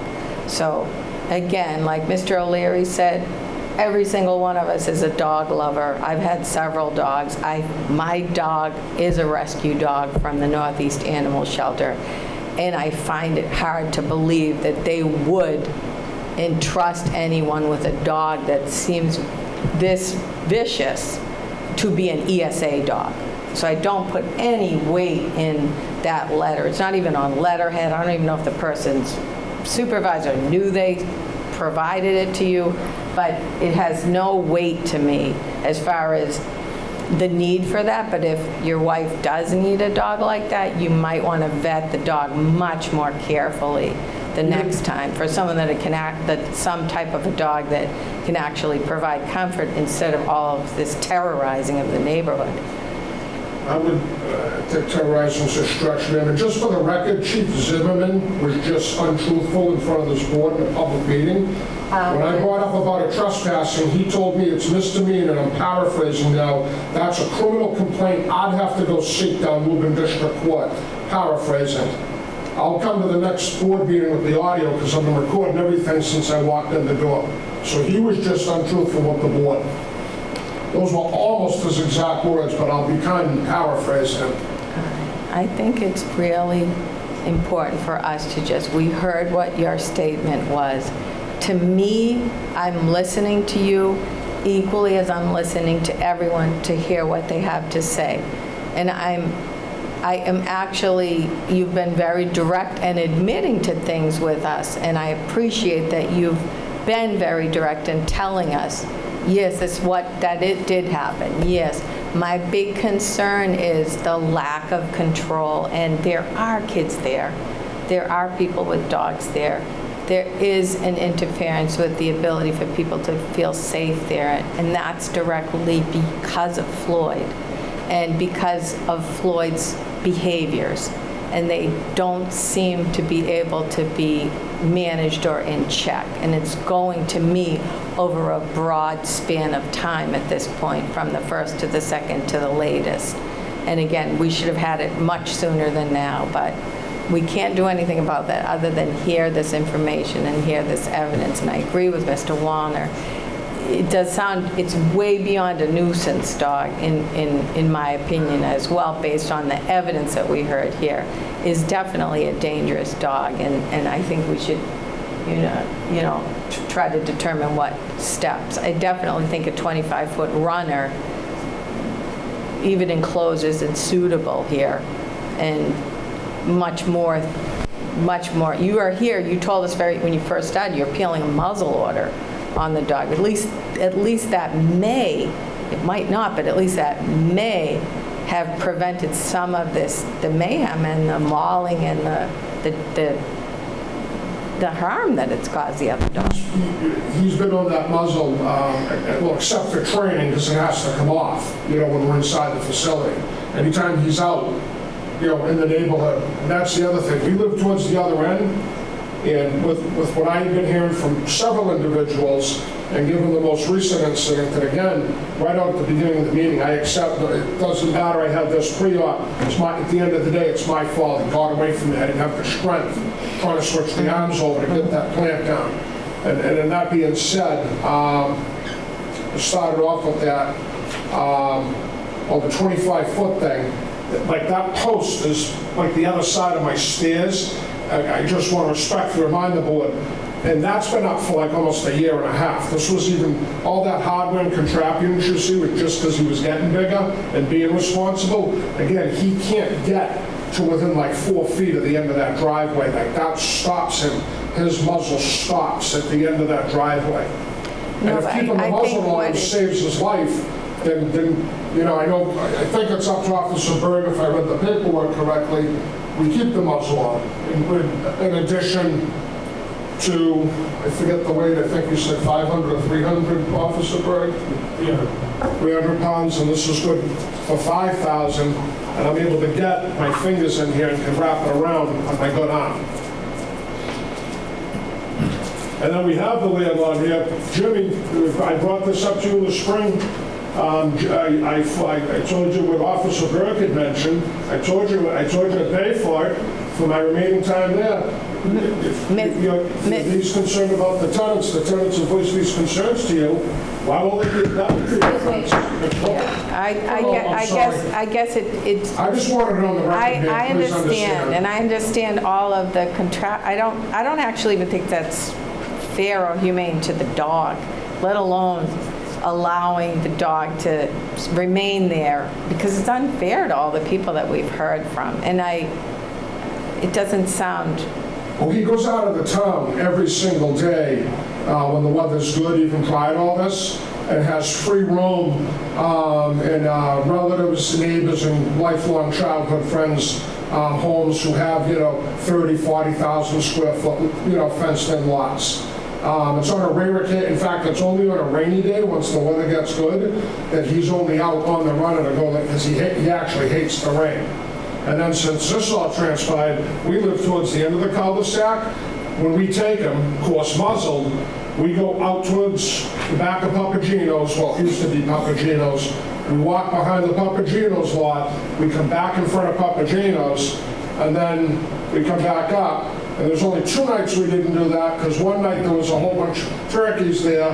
Then another night, it appeared to be, it was definitely a fox, it appeared to be rabid, so we immediately turned around and walked, like, and had to go the other way. But short of those 2 nights, since this incident transpired, so none of the other neighbors see him, or have to even know he's there, that's the way that Floyd is walked.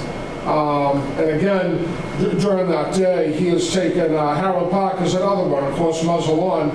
We go, anywhere between 2 and 4 mile walks with him in Harold Park, or again, unless it's rain, I just think that's dangerous. I just think the dog is dangerous, and that is dangerous to people that you might encounter when you're taking them out, from what we hear. I'm all set, Madam Chair.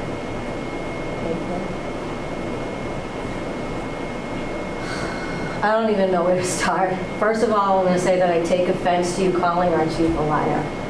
Let's just stop there. Well, I have ordered to prove it. Please. What you're doing with this dog is so selfish, first of all. My heart, of course my heart is with all the victims and the people being terrorized. But my heart is with this dog that doesn't deserve this life, that should have been put into training from day one. How Northeast Animal Shelter ever allowed you, usually they interview, they check, they make sure there's a fenced yard, they make sure there's room for a dog that's that big to be able to run around. And I don't even know how this dog ended up in this situation, but the dog is cooped up. He's a dog that should have a yard, should be able to run. It's probably part of the problem, is that he's cooped up. There's many, many, many complaints on here of him barking for hours in the yard because he's tied up on this lead. Yeah, no, he can't hurt anybody, but he's stuck in this area that he shouldn't be. It's not a life for him. And my heart goes out to him. And my other problem, could you give me the timeline, Chief, of these attacks again? I'm sorry. Yes, Madam Chair. So the first one was Friday, September 30th, 2022. The second one in Woburn was January 6, 2023, and the third one was July 31st of this year. So after Floyd killed a dog, you then still took him out on a leash? And then he attacked another dog? Is that correct? Approximately 8 months later, yes, ma'am. This dog is obviously not controlled. This dog is obviously aggressive to other dogs. Why would you take him out again on a leash and put another dog in danger? I don't even understand the thought process. I feel horrible for this dog. This dog, you should probably give this dog to one of these childhood friends who has all this land that he gets to run around on that will take him for training. He will get a lot of his aggression out. That's where he should be. He's not going to change in this situation. I'm sorry to tell you. He's not. I don't care how many hours you give him. He's cooped up in a small space, even when he's outside. He's not able to get the exercise and the release that he needs. It's not a good life for him. And it's not a good life for any of your neighbors. My other question is, you're talking about the training you're doing with Floyd. What about George, this puppy? Is he getting any training? Oh, yeah, off to the side, because it can't be with, well, it was, but it can't be now. So since Floyd started going to Canine Performance in Reading, all along, but now it's separate. It's separate, so like when he's having his training, it's separate from the new training that Floyd's getting down at Canine Performance in Reading is separate from his brother's. New yes. training? So there was training before that? There was old training? With Floyd or the puppy? I'm sorry, yeah, I'm confused here. Which one? So I'll check your, no, I'm not being fresh at all. I watched. So Floyd, since he started his, we'll call it his new training since this last incident, and for the record, I want to say again, that first incident, Katie stated to me, that dog came onto our driveway. It didn't A dog shouldn't attack another dog, even if it goes on his driveway. It doesn't matter. That doesn't matter. And Mike, it was about 50 yards from... It doesn't matter. The dog should not be aggressive. The dog should have had training from day one. I had an aggressive lab, just like you, Mr. Wallner. Who gets an aggressive lab? It's not heard of. She was aggressive to humans from a puppy. She was immediately put into training. Hard training, constant training, not just class, but then at home. She turned out to be the sweetest dog ever. It can happen. But the training has to begin immediately. You know, unfortunately for Floyd, the first couple of weeks, he'd literally just cower in the corner. So there was nothing. That's fear. So that's how even more reason why he should have been put in training. That's how he came in. So with my limited knowledge, Scott, he was trained initially, and then everything happened, what happened in our driveway, and then in Petco with Casey. Casey has DID, so if you know anyone with DID, McLean and Belmont has diagnosed her with 4 personalities due to ongoing childhood traumas. So Casey is not a reliable source to me. So since what happened in November, even as I was hailing from that, 90% of the time when it was not only walks and fun time, but it was also training him, like stay, go pull, keeping him on the left, sit, the whole 9 yards with him. And then since this said, okay, now it's time for the big guns, a professional who professionally around is good, which is why he's been down at Canine Performance in Reading. I'm telling you, it's not going to change. He's cooped up. It's not good for him.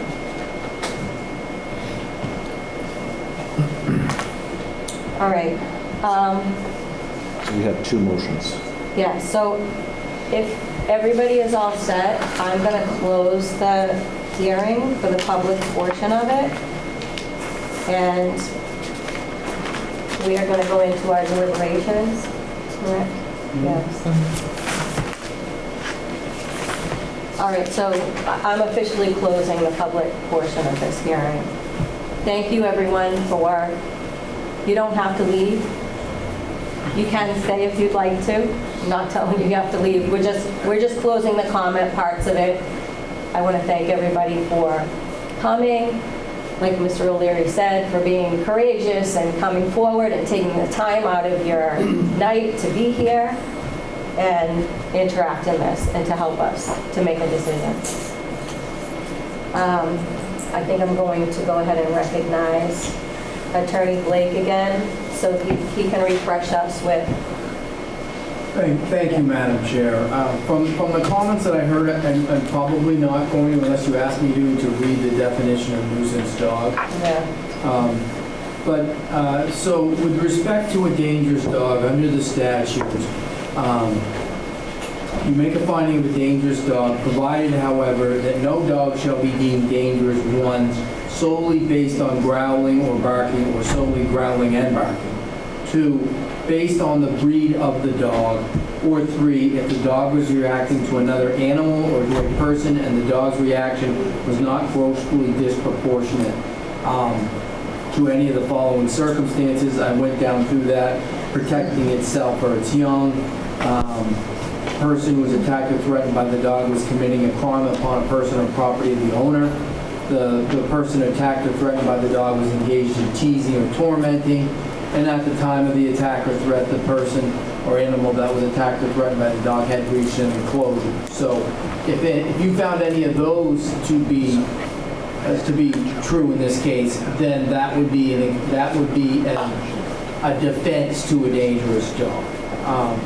I move that we deem this dog I move that we deem the dog dangerous on the basis that the dog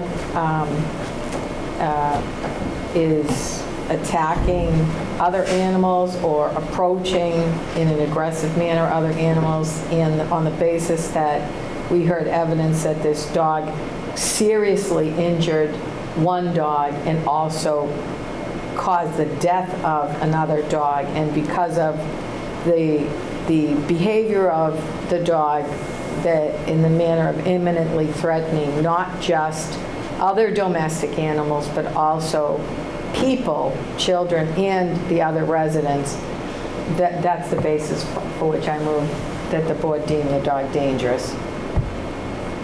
Second. That was my motion. Okay, so I have a motion on the floor to deem the dog dangerous. I have a second by Mr. Wallner. Do we have any deliberation on that? All in favor? Aye. That's unanimous.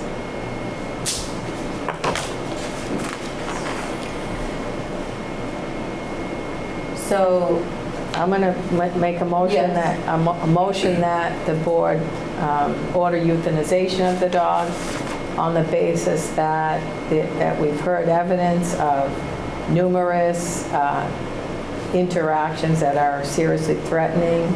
The dog has attacked one dog. The owners are unable to control the dog.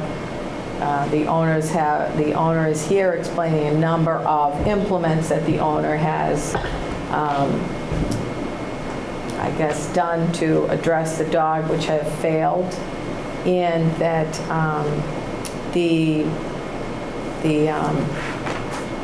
the information from the residents and the neighbors demonstrates that all the other measures that we could consider are going to address the circumstance. And I understand to my colleagues and to Mr. Baker that this is an extreme measure, but this is a death of another animal and an attack of a dog in a parking lot of a Petco where dogs go to meet other dogs, and also that the dog has mauled to the point of stitches another dog that lives in the neighborhood, so it's a familiar dog, and a neighbor who was bit by the dog. So it's extreme circumstances and multiple circumstances. Second. All right, I have a motion on the floor for euthanization of Floyd. I have a second by Mr. Walnut. Do we want to deliberate on this? Do we want any comment? Mr. O'Leary. I first got elected to this board in 1988. 1988. And sat through, several dog hearings and all the rest. Never have I been put in this position where I've had to vote to euthanize a dog until tonight. And I don't appreciate being put in that position. I don't appreciate what has been done to your neighborhood. I don't appreciate what's happening to your dog. It's not the dog's fault. And the responsibility lies with you. Yeah, well, Jimmy has a bunch of alcoholics and drug dealers in there, but we'll see where those cars land. House of Ill Refute at 103 Main Street. Drunks, unregistered motor vehicles, one of them's probably out in your lot, and I guarantee you she drives out of here, doesn't get towed. Spine Florida tag. Again, that has nothing to do with your dog. Scott knows I timed him out for the Mr. Baker, that has nothing to do with your dog. It has nothing to do with your ability to control your I dog. wonder if there's a relative. All right. Wouldn't do anything That's about enough. the investigation. Sir, please. Where do I bring him to get him killed? Please stop. So, You're here. I've had guys in my unit get their heads blown off in Iraq. You think killing a dog bothers me? Tell me where to bring him. It bothers me. It bothers me a Doesn't bother great me. deal. A great deal. At all. It hurts my heart. You have no idea where I've been, what I've been through, what I'm capable of. Just tell me where I have to bring him to get him killed. This is He has a probably vet in why the dog Reading. is I'd rather have it done an issue. with someone familiar by his side. And the North Reading police are going to be awfully busy, because I've read Are you through the making a bylaws threat? and Don't make a the town threat here. council. I'm calling the North Reading police on everything now, whether it be civil or criminal. You guys might as well put a substation over there. Can we put an end to this, please? Especially the drug dealing with the kid next door. We're in a deliberation. There's a motion on the floor. Larry, you said you were going to get up and give And your there's a recommendation for a leash and a 3-foot leash Mr. and a O'Leary, muzzle. do you have any? And again, we have, just for your information, we have the 80-page report on the incidents. There's a lot of perjury in there. I'll agree But with again, most of we it. have 20% of Sir, it. please let Mr. O'Leary speak. And we have a recommendation that was made, and that's all it is a How recommendation. long do I have to go put him down? We're trying to We deliberate haven't the even, vote, sir. we haven't made that vote yet. There's a motion on the floor. We're deliberating. If you could please let us do that. So first thing I'll do is I'll get Casey Section 12 tomorrow by one of her mental health team members, because I'm not dealing with her having to put her dog down. And she can go off in a Section 12, okay? And then I can deal with this. That was my first introduction to this corrupt police department over here, because they don't know I'm how to not deal going with to mental... listen to that. I am not. They don't know how to deal with mental I health am not going to issues. listen to I was a that. medic at Lowell for years. All they do is escalate over here. So I gotta get my wife's Section 12, so I need to know how much time I have and where on record, how much time do I have to get him euthanized? Because I gotta get her out to McLean or Bay Ridge somewhere first. I think your neighbors are probably more terrorized by you. Well, what are you gonna do, euthanize me? I haven't made any threats, I'm stating factual things for the record. If you could please be quiet. I said that earlier. And continue. 70% We have other of business to this take is care of my tonight, neighbors sir. are Not just afraid of this. me because they all attack like they're in the 3rd grade over there. And they're using the dogs as an excuse. That's all right, once I moved out, things happen, I can't be blamed for anything. I'll be moving out in the early spring, once I get this settlement. Are you done? When I reach the, no, I want to know, because I'm not We haven't getting made a locked up vote again yet. by this corrupt department. I want to know how long I have till I have to put them down. Mr. Because Baker, the first thing I have to do is get cases. Mr. Baker, when we decide and vote on euthanasia, I'm sure Officer Berg will tell you how You much. already did. No, we did not. You already did. We have not voted yet. You already did. I heard you. Not yet. All right. Second on the euthanasia. All those in favor, it was unanimous if I was following No, correctly. that was You are Dave. not. I was following correctly. You were not. All right. We really do have to get back Yeah, we do. to Yeah, this has been discussion going on for a on long this. You know, nothing for nothing. The post I'm office gonna- approved it. you know No, what? Your certified mail. This is another tactic small town Jews. You don't ever receive your packet Sir. today. Thank God Jerry handed me one last week. Mr. Gilberto. Madam Chair, through you. So I will remind everybody that the chair controls the meeting. She will recognize you to speak when it's your turn to speak. If she has not recognized you, you may not speak. So please let the board conduct its business. Madam Chair, I will also let you know, Thank as you. she gets you know, if the, sir,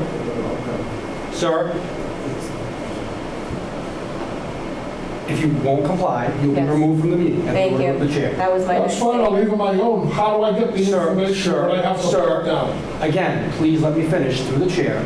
You'll receive a notice of whatever action is taken. It'll be a letter that will be provided to you with direction as to what needs to happen. It'll provide a phone number for you to call if there's any question that you have after the fact, once a vote's been taken. But please let the board conduct its business. Thank you. Madam Chair. Thank you.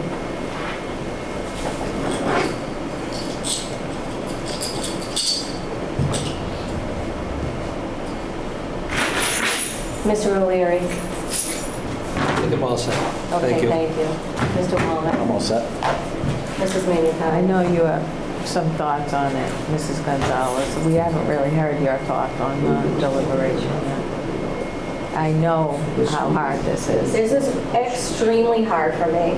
And for all of us. All of us. Yeah. No, none of us want to have to make a decision like this. Right, right. But we're talking about an animal, Mrs. Gonzalez, versus, you know, it doesn't matter to me where we have someone from Handover here who was in a parking lot.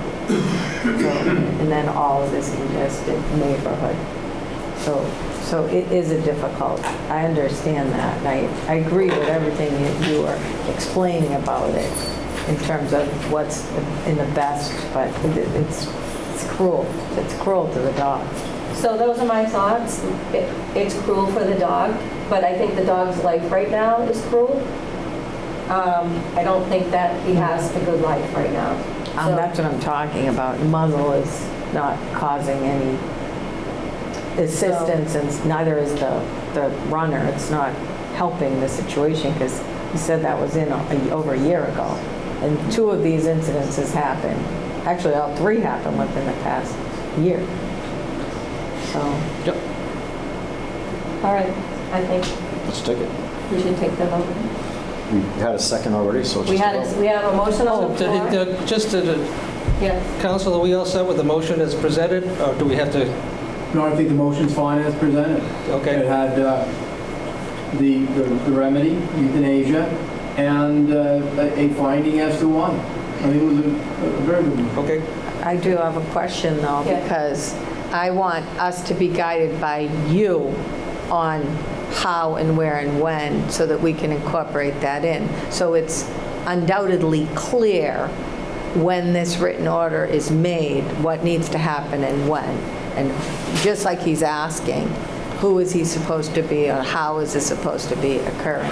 So I don't think he's getting the instruction that he needs to get here in There's gonna be terms a of letter what written. needs to be done. There's going to be a letter. You just told us. Mr. Mr. Gilberto, Gilberto. I was just going to, But if you want, you can take a vote now on the motion that's before you. And if you vote in the affirmative to have the dog euthanized, you can then make another motion to have a time frame, 7 days, 14 days, or the like. And we'll put that in the letter that comes to him saying, you know, voted to euthanize the dog based on the information provided.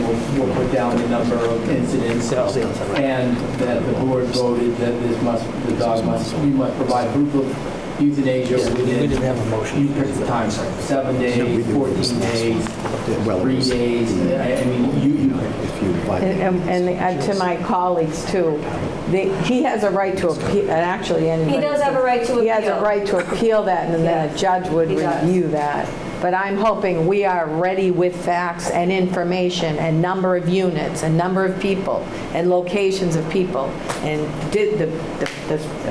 how wide the road is there, how wide the driveways are, how close. I'm hoping we are ready with some actual facts here that can be ascertained without looking to him to answer questions we're asking our own people for answers on.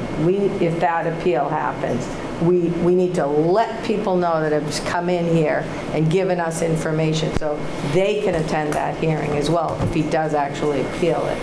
Just so that you know, he's got 10 days to appeal this to a district court. It goes to a clerk magistrate. The clerk magistrate's review is only whether or not there was good cause to issue the order.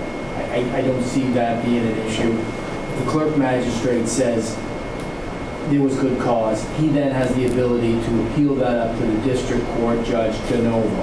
At which time, yes, all of the people that spoke here, I'll have to have them come in and we'll have a full-blown trial. During the pendency of all those appeals, we can request that the dog be surrendered to us because it is a danger, and be kenneled at his expense. That should be, I want to amend my motion if there's an appeal to add that requirement in. We can do that absent a motion. Okay. That's just something that happens pursuant to the statute allows that, and we often do that when there's an appeal. You know, I wish you hadn't left, well, not completely, but just because I would have liked to have had him agree to me that, because the dog can change with the right training, with the right atmosphere. If he would have been willing to give that dog to someone who would put the time in and give the dog the life it should have, I would have agreed to that. You said that, Mrs. Gonzalez. He's talking about Section 8ing his wife. That's what his mind is on. Okay, I think So, we need to there's not much more we can do. spend 2.5 hours. So we have a motion on the floor to euthanize Floyd. We have a second. Any more deliberation? All in favor? Aye. Now, do you want to make a motion for a time frame at this point? What would be customary? Yeah. What's I mean, we customary? haven't done this before. I've seen 7 days. I've seen 3 days. Well, he has 10 days to appeal. He's got 10 days to appeal, but he would have to try to make the appeal. I mean, he can make an argument to stay our order because he's got 10 days, but you can make it as short as you want. Are we talking about the actual euthanization, or are we talking about seizing the dog? We're talking about the actual euthanization. Okay. If we try What to about- seize the dog, we need to go to court to seize it. It is wrong. Okay, I have another question too. As far as the current muzzle order that's in place, does that expire? So if we give him the 10 days or 7 days or whatever we're going to give him, does the dog still have to remain muzzled? I think the order expired on its terms today, but you can certainly say 7 days, use it 10 days, and in the interim, anytime the dog is outside of the dwelling unit, it must be muzzled on a no longer than 3-foot leash with a 300-pound tensile strip per square inch tensile. I move that. Yeah, so I would ask for I move that. that for 10 days. Yeah. Second. Okay. All in favor? Everybody? No, but, so basically 10 days to euthanize, and in the interim, be muzzled to the Muzzled 3-foot tether. and- Muzzled and leash. And leash. Muzzled and leash, yeah. And a 3-foot tether, whatever the terms and conditions that Yeah, are not a existing walking for today. leash. Yeah. Shouldn't we just confine the dog to the inside of the Yeah. home? Oh, no, he has to go to the bathroom. No. He has to go out. Outside on a, He has to be on that. Oh, and outside, oh, I see, okay. Yeah. Okay. And I would say the 10 days because he has 10 days to appeal, so we should give him the 10 days. That's what I would. And then are we formally notified that the dog has been euthanized? How is that? We would, that's exactly right. We will ask for proof. Within the letter, it will say you have to provide us with proof of euthanization within 10 days. I don't know why we don't do it shorter, frankly. I mean, it's 7 days, to me, is max I would ever go on that. 3 days is plenty.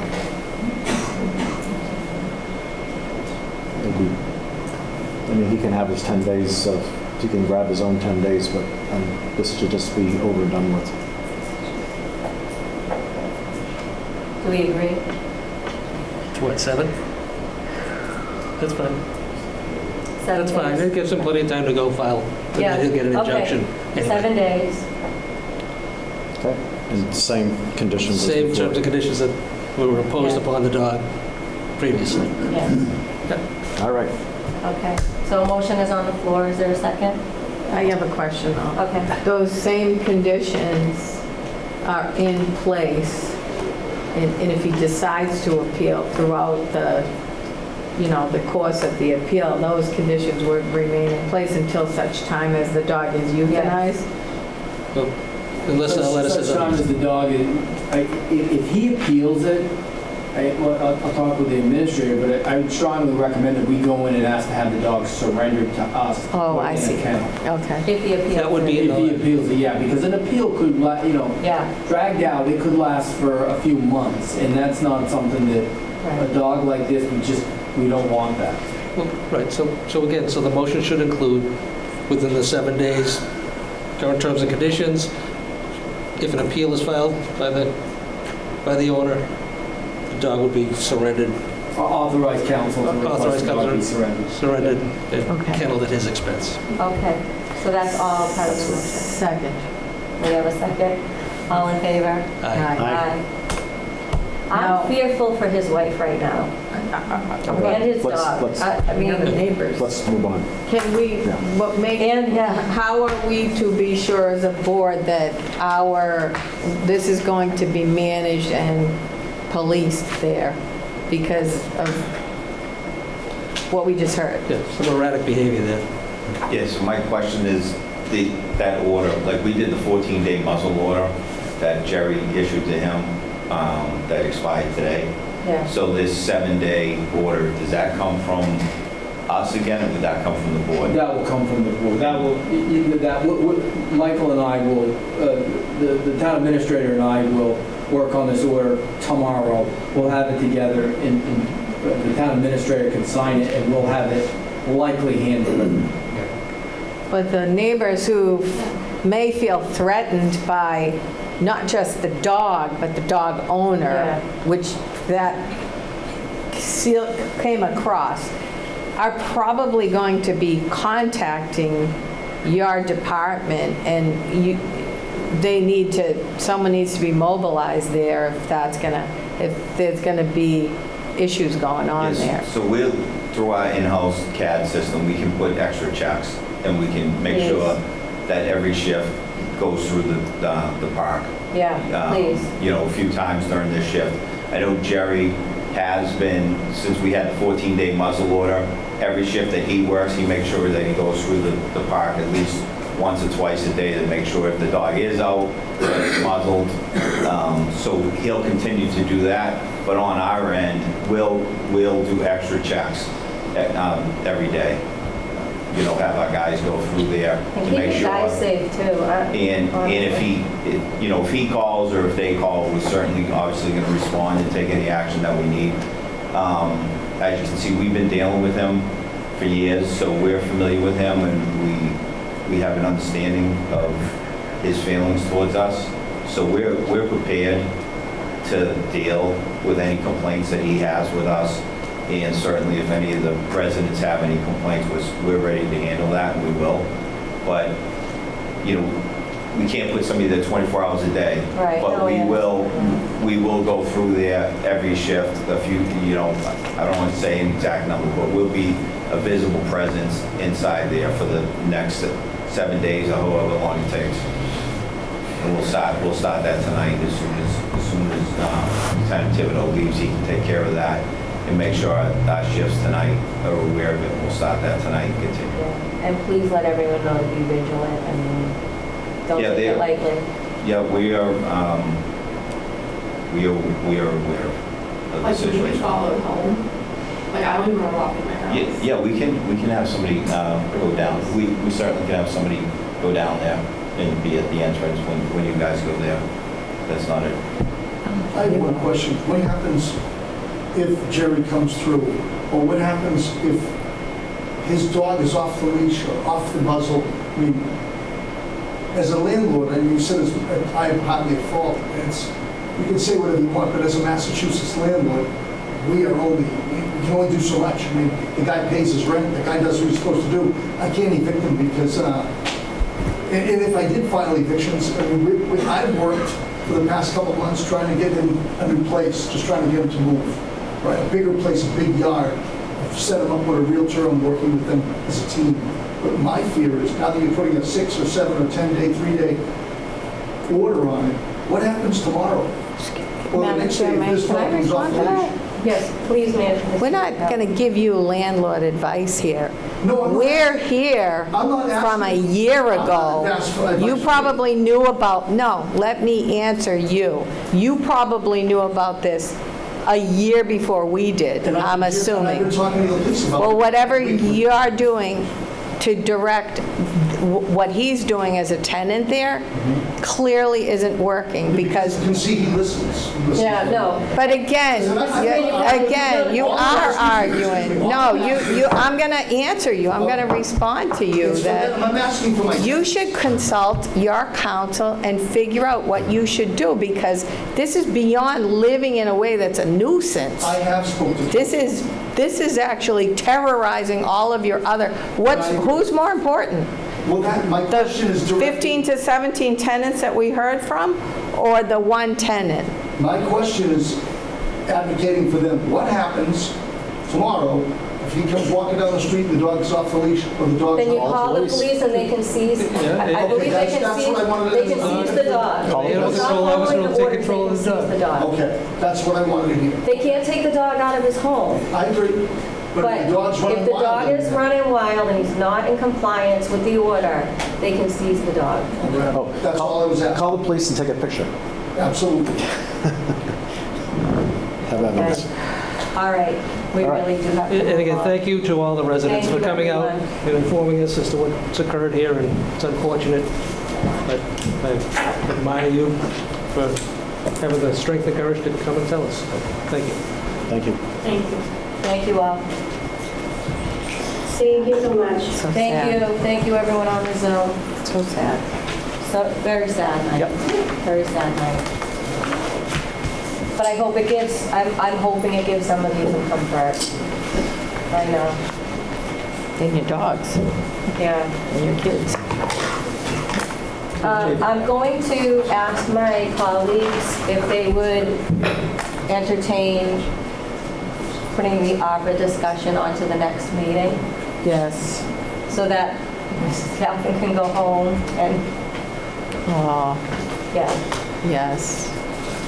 I'm good with that. Can I just ask the chair, for the ARPA discussion, what is it you're envisioning for? What I'm envisioning Yeah. is coming to an agreement of what we're going to do with it and taking some votes and getting it done Are we going to, before it gets taken away from us. it's not going to get taken away, but there's plenty of time to spend the money. Are we going to be soliciting input from the community for ideas as to what they would like to see done with the funds? Or are we just going to, I mean, at this point, Mr. O'Leary, like, as far as if we're looking at projects, they have to be shovel-ready, there's specifics. Can't be just, I want a trail, because it's not gonna happen with ARPA. why would it happen with that one? Because it's not ready to go. There's requirements for that. Mr. Gilberto? So, Mike, I'm sorry, you weren't listening, but I was saying, Sorry. as far as... Communicate with town council. Sorry. As far as Who was there a projects, moment ago? as far as projects, they have to be ready to go. We They have to be able in to, design. we have to be able to enter into a contract to spend the money Yeah. by December 30th, 2024. 2024. Yeah, well, a rail trail's It's not over. going to happen by then. What? And there's a lot of things that aren't going to happen by then. Well, that's okay, but that doesn't mean it shouldn't be discussed. Again, I wasn't sure how you were looking to engage all of us here on the board regarding the issue. Because we have had no discussion. We have had no list of proposal other than what was on the capital planning committee menu. We haven't had a formal discussion as to philosophically what should be done with the funds, timelines, what's going to be, what types of projects, what types of, we haven't had any of that. We haven't had any public input in relation to, we have $3.1 million available that has to be committed by a year from December 31st and spent by the following year, which is plenty of time to do a lot of things, by the way. We've had none of that. And so to have us discuss it and vote it all in one night. I don't think that's an adequate amount of time and discussion or input to do it. It just, we haven't talked about anything. I got 4 pages of stuff, of things that could be considered, but I haven't had a venue to even offer it.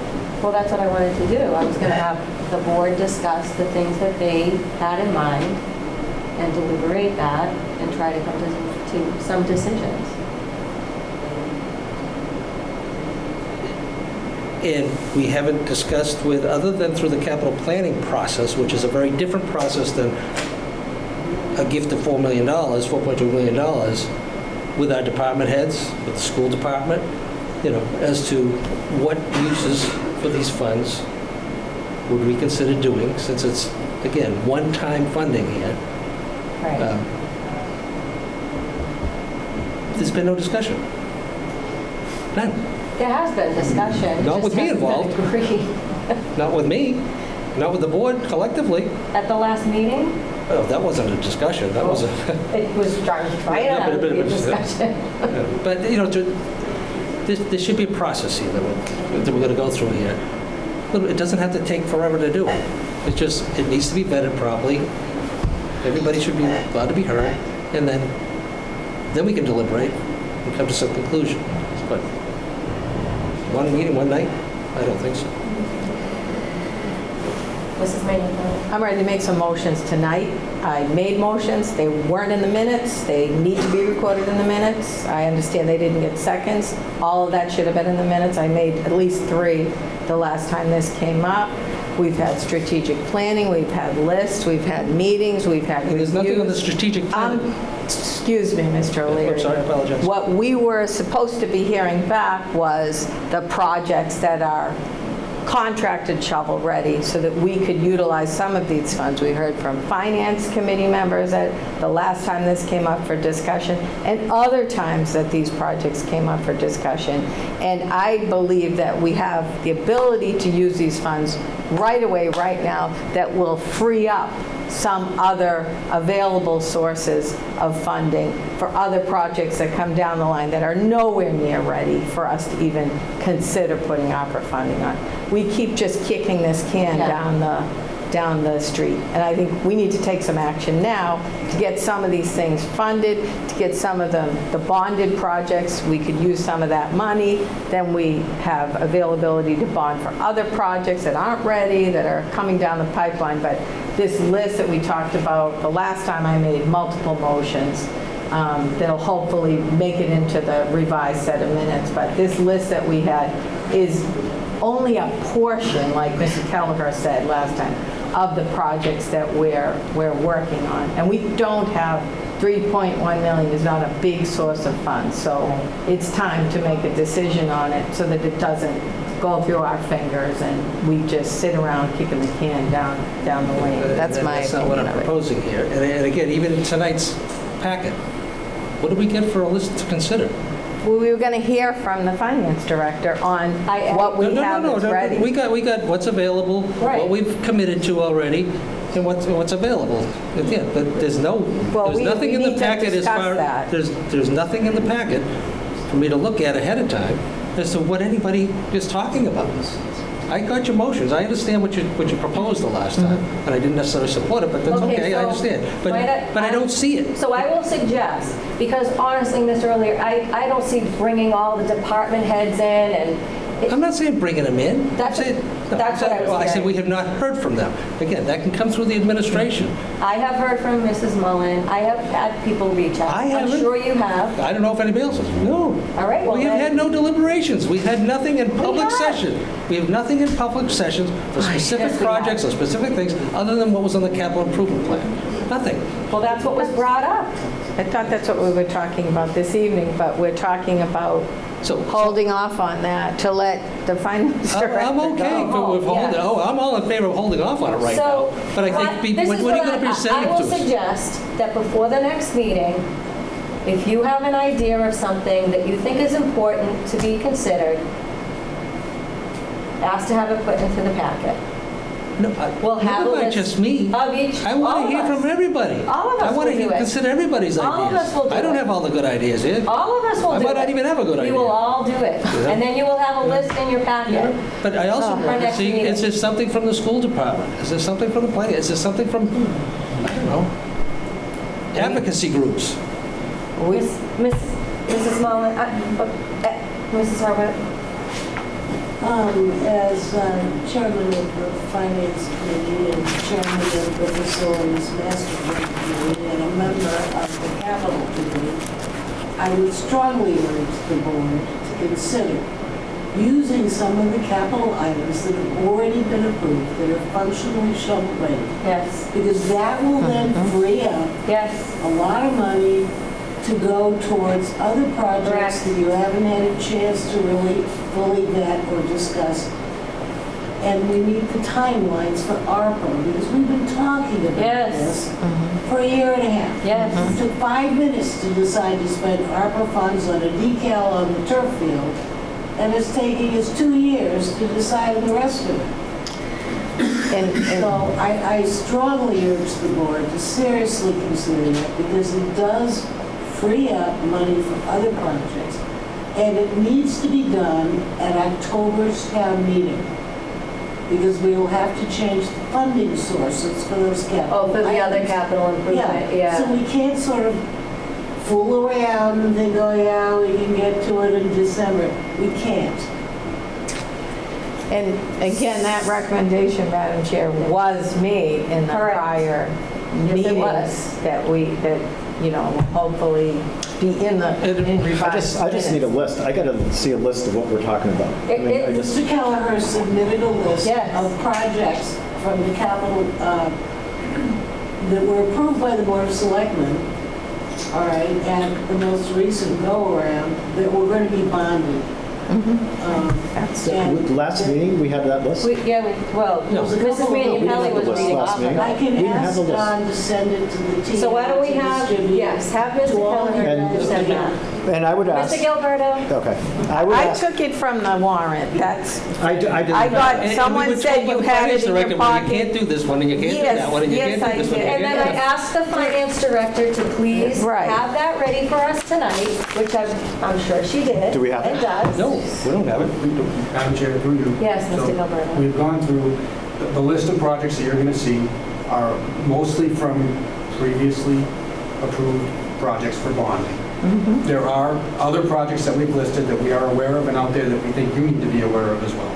We have a PowerPoint presentation we're prepared to go through tonight that will break down the timelines for any of those projects so that you can tell what can and cannot make it. Okay, perfect. How about if we get a look at it before our meeting? I respectfully ask that we get that. No, I'm happy to provide it as soon as it's available, but we're trying to deal with multiple schedules. I understand.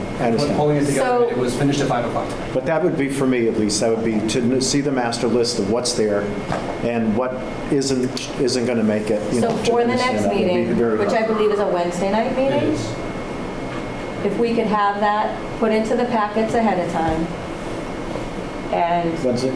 Is executive session? Right? Just executive. no, then the meeting after that is a Wednesday. September night. 6th. We have September 6th? I don't have that on my schedule. You know? I don't think I do. I either. don't. I don't even have Wednesday. Oh, no, I do have it. I do have it. September September 6th. I do have September 6th. That's a full. That's We have a meeting meeting. Wednesday? It's a Wednesday. Just kidding. Because Labor Day is Monday. Yes, exactly. Right. So, All right, so for September 6th, yeah. if we could have all of that information and the PowerPoint, all of that in the packet for the board to look at beforehand. And then if we have ideas that don't appear, how soon will we get that before the meeting? And I can email it at the end of the meeting. Oh, perfect. We're going to put it up on the screen tonight. Okay, so if we have ideas that we think may be possible, who would we direct that to for sorting out? Does that go to you? Send them to me. Did it go to you? Okay, all right. Thanks. Give All you right. a list. So on the 6th, we will Because I can't have remember that. what's on that list. I mean, I remember you spent a lot of time doing that list. I just can't remember everything that's on there. So it'd be good to know. But it's Okay. also what is viable and what's not viable Yes. should be Correct. delineated. Exactly. And then if we have anything extra, we can ask you to find and add that onto the list, even if it doesn't make it, at least we know we thought of it. That would be very helpful to me, that would be helpful. And if we had that ahead of the meeting, great, we can efficiently go through the meeting and make decisions. Absorb it. Sound okay? Sounds perfect. All right, great. All right, we still have a lot to do here. Thank you very much. Thank you. Thank you.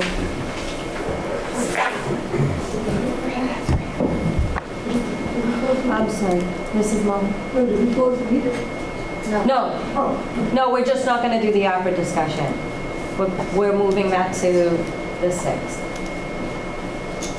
So I apologize, I know that you were here to speak on that. Can I just ask one question? Of course you can. Okay. Out of a sense of transparency, that can we, and I appreciate the discussion, that I have to make some decisions, but I just would like to ask that we're able to pass on information, and we have a lot of committees that work on a lot of things, just like, the chair of finances, they know about it. So if the committees can know that we have some good points that we'd like to bring to the selectmen, if they would want to have a chance to discuss, we certainly want to discuss kids' park at some point. Yes, I know that, yes. So, and that would be one that is ready to go. It would qualify. And it meets all the criteria that we Yes. heard about when other towns got the ARPA Yes. a year ago. Yeah. We have the same information that we'd like to be able to bring forward. But wasn't Kids Park from the enterprise? Wasn't that being covered out of the enterprise?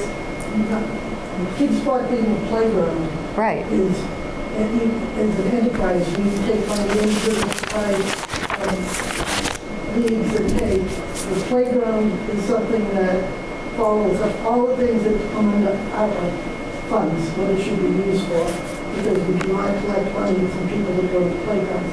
So most playgrounds are considered a town expense, not necessarily an enterprise. So I'm saying we like the opportunity to just be able to make that presentation. So, Request presentation, Yeah. you want to call it. so I if you can't could, possibly follow the act we had earlier tonight, so I don't want to even attempt that. and I don't want you to attempt that. At another meeting, I'd No. like to be able to spend 4 minutes to read something at another time and just make sure that, we're requesting time at the next agenda if that's what we're talking about. Okay, so Mr. Gilberto, so should she forward that to you also? She should certainly do so, yes, please. Okay, Are we going to All be right. reaching out to other thank you. interest groups to, Directed to do so, yes. you know, Well, if we're going to look at everything, then we're going to look at everything. you got to provide them an opportunity or not, that's all. I just That's what I don't, don't- I just don't I think want we're people to misunderstand and think that they can throw everything in there, because there's criteria to it. And some of this we already vetted before the capital planning, and some of this comes out of enterprise, Hillview stuff, Parks and Rec, so it doesn't make sense to pull that into the mix of these things that we're bonding or using free cash for. So, but again, we're postponing our discussion so we can discuss it further, but that's what the enterprise funds are for. So we're not tapping into those to pay for other, operational expenses or capital improvements, but that's what they're there for. They collect fees and they generate income, and it goes right back into the management and the facilities, et cetera. I think we should zone in on what's already shovel-ready, contract-ready, that we already have work in the works. But at this point. Okay, all right, so let's move on, because Thank you, we Madam. are going to move on to the fall annual town meeting warrant review, list of warrant articles. Has anything changed since the last meeting? Yeah. Let's go. Substantially? Bear with me, Madam Chair, please, we go to the list. I'm just going to work off of a list of articles rather than go through the whole draft warrant. So going through the articles that I think are new since you last looked at the draft list. Number 19, authorized conveyance of town-owned land for affordable housing at 7 St. Teresa Street. The board may recall that the board asked that the Planning Commission do a wetland delineation of the 3 parcels it was proposing to be conveyed for the construction of affordable housing. They have been working with an engineer and prioritized 7 St. Teresa Street as the first among those few properties to be considered for conveyance. And I believe that they either do have or will have soon a wetland delineation on the property that we can consider with regard to possible sale. So they've expedited that one as the first, just based on the limited capacity between now and October town meeting and wanting to get something going. So that was the first property that they've identified. There were a handful of others behind it. 2 other articles. First, the street acceptance from Eaton Circle. I'm not sure if that was on the list last time or not, but it is nearing completion. And I'm sorry. Is the chief here for something else? I don't want to No, hold it's him not here. on the agenda. Okay. I just wanted, if he was, I wanted to take care of it. Okay. He's here for our protection. Okay. Thank you. I'm sorry, I didn't interrupt you. That's okay. So Eaton Circle street acceptance as well. You'll be asked to call for a hearing for that street acceptance to occur simultaneous with the warrant article hearing for the October town meeting. So that'll be the second meeting in September. And then the final article, which I believe was submitted to the chair and then submitted to my office on Friday from the Recycling Committee, is to amend the code of North Reading to regulate sustainable foodware and packaging. And as I understand it, it's an article that the committee voted on last week or the week before. It is forwarded for a bylaw. Has not been reviewed by town council at this point in time, and I know that there are some questions out there with regard to whether it were positioned to proceed with this as an article or not at this point in time. But they have submitted that article, and I believe it was in the draft warrant that was in the packet. It's about this. Okay, I was going to ask if you wanted to speak on that. That's it. Because black is trash, and Right. you can put leftovers and something else besides this.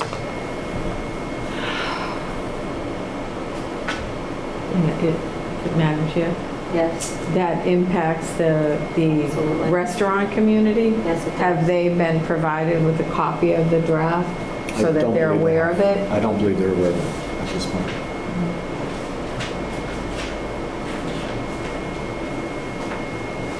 It's that alone? Yeah. What? Polystyrene, yeah. I don't know if Dan Greenberg. When I read it, I thought it was more Oh, involved Dan in Greenberg's that. on. We can ask him to, if he can chime in, he can tell us more.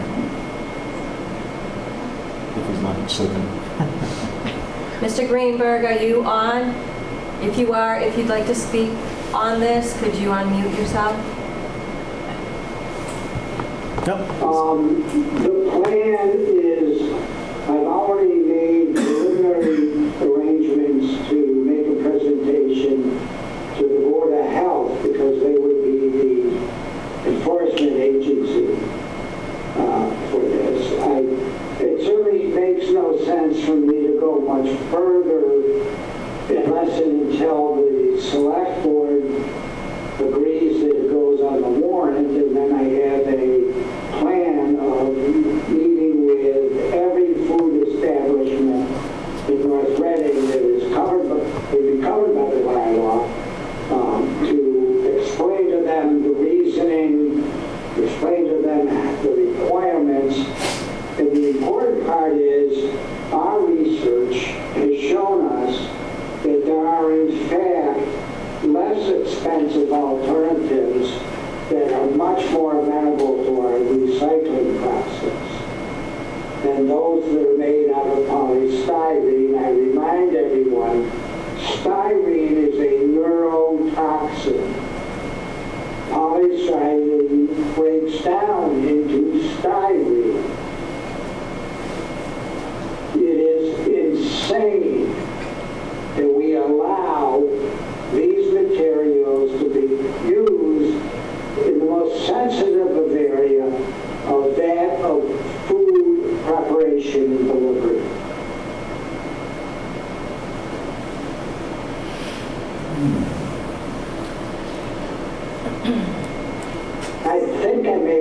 myself clear. Yes, you always make yourself clear, Mr. Greenberg.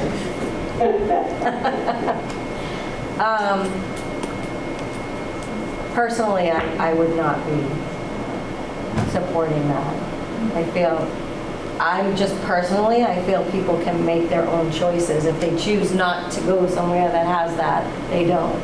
I don't like to enforce things. I don't like to ban things.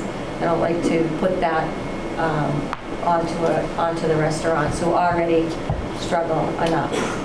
So I would personally not support that, but that's just, I'm one of 5, fortunately.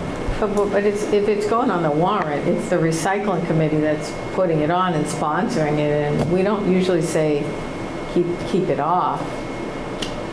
You know, if there's some proposal by a committee or a commission, it's up to them to carry the day on.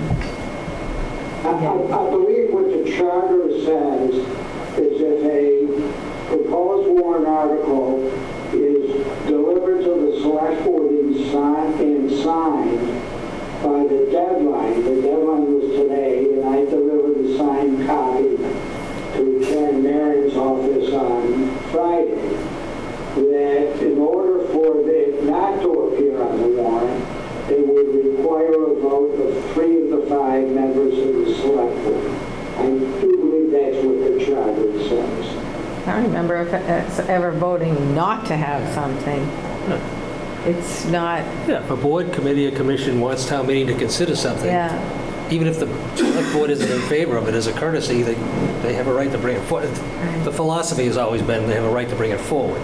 Again, we'll make a recommendation one way or the other, but Just like a private petition, just like a... No, it's not private, because this is a... No, but it's the same concept, right? Somebody can bring forward a... Well, the 10 signatures, they can put it on there too. Right. If you have a 5-person board, Whether we like ladies, it or not. then the spouses get in there, but you don't necessarily want to force your appointed boards, committees, and commissions to have to go through a citizen's petition. I think after they spent months researching something that they want to bring forward for consideration, but, you know, so... Ask yourself how Article 35 appeared at the last town meeting. I don't know what that was, but... That was a citizen's petition. Oh, yeah. Yes, and he presented it, and he did his work to present it, and I don't see why we keep it off. That would be my opinion. And he'll get feedback talking to the food establishment, so he'll find out himself. Yeah, my concern, again, I'm in favor of allowing them to bring it forward. I probably embrace the concept and the idea. My concern is, you know, the implementation, timing of the implementation without adequate notice to the establishments and the Board of Health weighing in on it, you know, between now and October. But you have my support on it, Dan, but it's just the timing of it at this point. But and if the recycling committee wants to put it forward, absolutely. Yep. There you have it. Okay. Okay. Madam Chair, through you, one final comment. I do continue to work with the Director of Public Works and the town engineer on the timing for consideration of the wastewater project. The board had asked us to look into the possibility of that project taking place at a special town meeting. You know, we're still working through that. We believe it is going to be a possibility. It may only be a matter of weeks difference that we have, but we may have that time, and I thought I heard that was the majority of members in the discussion's preference to try to separate it from the October town meeting if we could. And it does appear we'll be able to do so, but no firm answer just yet. Okay, thank you. Could you go back to the St. Teresa's and just go over that again for me? Sure. So there were a handful of parcels, it was either 3 or 4, that were brought to us by the Planning Commission, sought to be town-owned parcels, zoned for affordable housing overlay, that the Planning Commission was recommending we put out to auction for affordable housing development. During the discussion at town meeting, the board had said that they would certainly consider this, you would certainly consider this, but you wanted to see a wetland delineation occur at the parcel, so you knew exactly what parts of the land could be developed and what couldn't be. So the Planning Commission brought to June town meeting a request for funding to do that wetland delineation. It was approved. They entered into a contract, or I entered into a contract on their behalf to do that delineation. One of the parcels is anticipated to be ready for further consideration leading up to the October town meeting, and it's the parcel at 7 St. Teresa Street, which also happens to be the parcel that I believe the inquiring party originally, Habitat for Humanity, Yeah. was most interested in as well. So that was my question, was that the Habitat?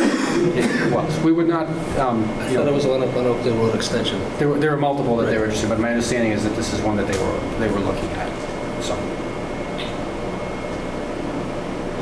So that would go to town meeting. I'm sorry, did you have a question? Well, there was a parcel on Oakdale. What happened to that one? That one was- They haven't completed the wetland delineation. That's why it's not before you. Oh, Yeah. okay. And then the third one was on Haverhill.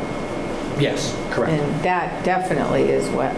We don't, Those two have not, We they all will know not be that's ready for wetland. October town meeting. This one, we expect will have the wetland delineation to at least inform discussion. I may have it as soon as the next meeting. okay.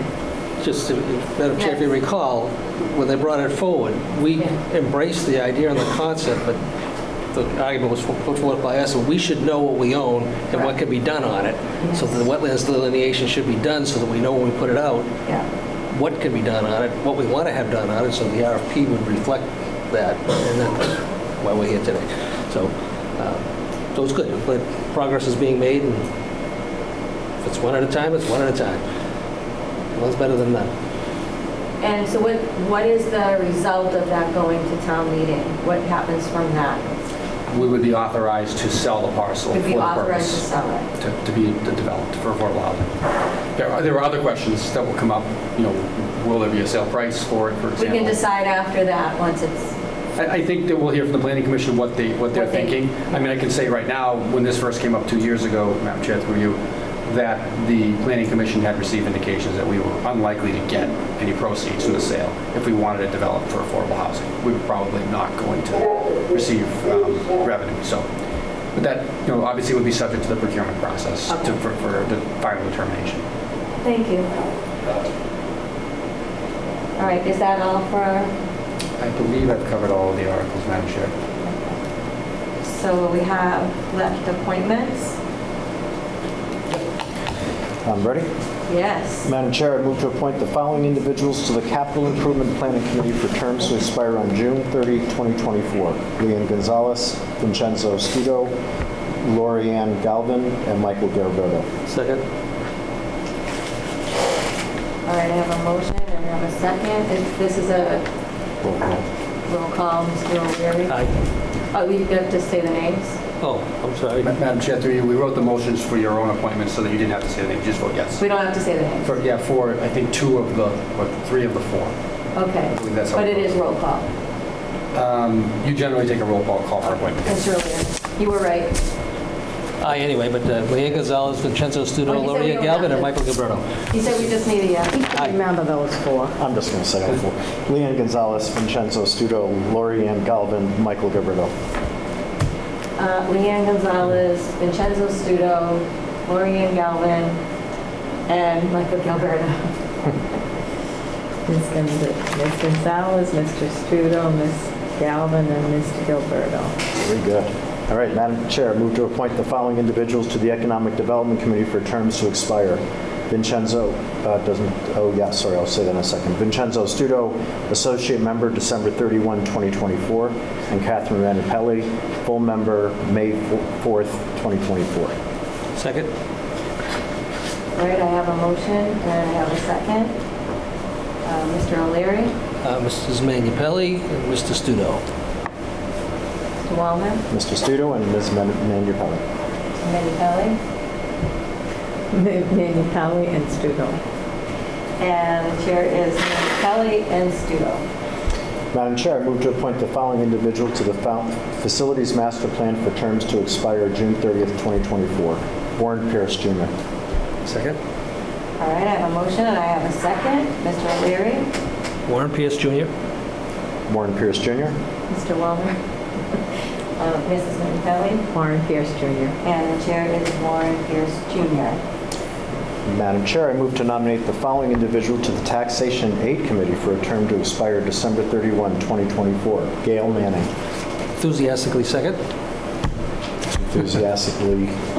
Good work, Mr. Wallner. Yeah, it's good. She's good. Okay, I have a motion and I have a second. Mr. O'Leary. Gail Manning. Mr. Wallner? Gail Manning. Mrs. Minipelli? Ms. Manning. And the chair is Ms. Manning.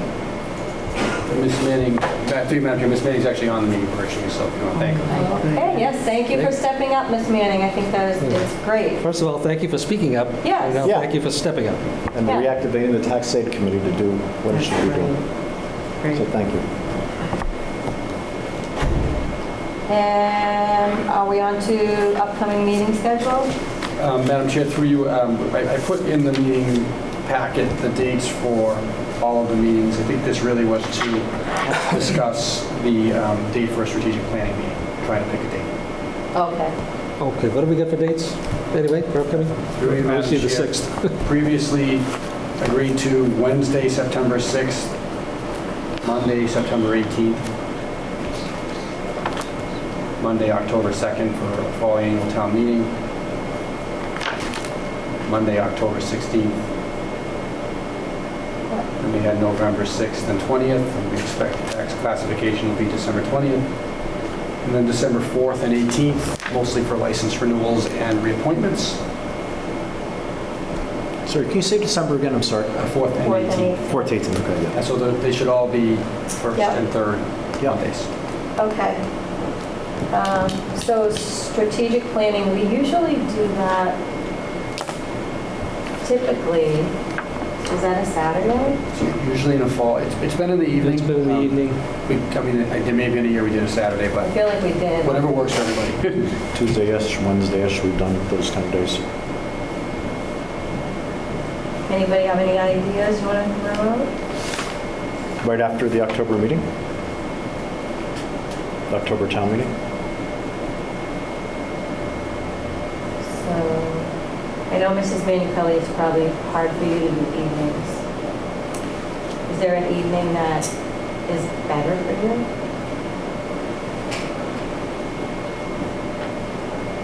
I can't do a Thursday evening. Wednesday night?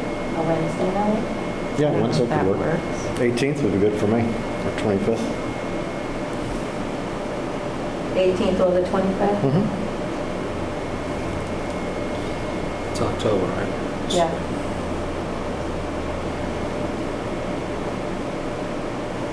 I can do either of those. A minute for the dinner. Better not come in one of those plastic containers. I'll tell you. Don't deliver, Michael. It can be plastic, it just Got to be a- styrofoam then. Yeah, oh, no. Well, then, what else are they So going we're to gonna start deliver? limiting everything. You're gonna have to bring a, Crock pots. but you can't bring a plastic bag, because that got banned. You can't take leftovers on it. Yeah, you can cook, sure. As long as it's good, that's You all. can't get takeout, and you can't take your leftovers. All right, 18 or 25? Can we do the 25th, give you more time, Michael, for things? I would just say, we don't know when we would have a special town meeting for wastewater. It's Oh. likely to be later in October, so. So we should do it the 18th. So if we're gonna do it. maybe, A little earlier. Or do you wish to have that meeting after you know the outcome of that? Yeah, I would say that might drive some of your strategic plan. Oh, yeah, so, good yeah, point. why don't we push it Good into point. November? When is the, wait a minute. Special town meeting will Madam Chair, through you. probably be later October Might change your plans. for wastewater. I thought we had it on October 2nd. No, No, we're splitting off the... they wanted to split it off for a so- special.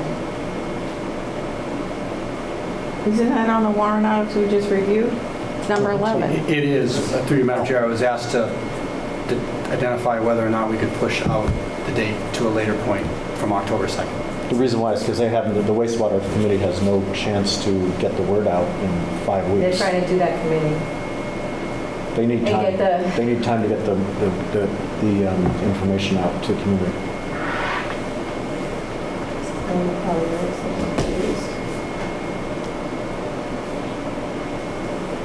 So November, but should we even just hold, should we just wait till we know the date of the special town meeting and then do it after that? That's probably makes the most sense. All right, next meeting. Yeah. All right.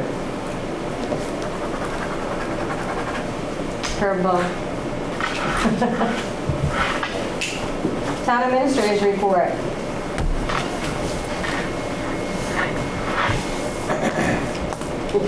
Madam Chair, through you.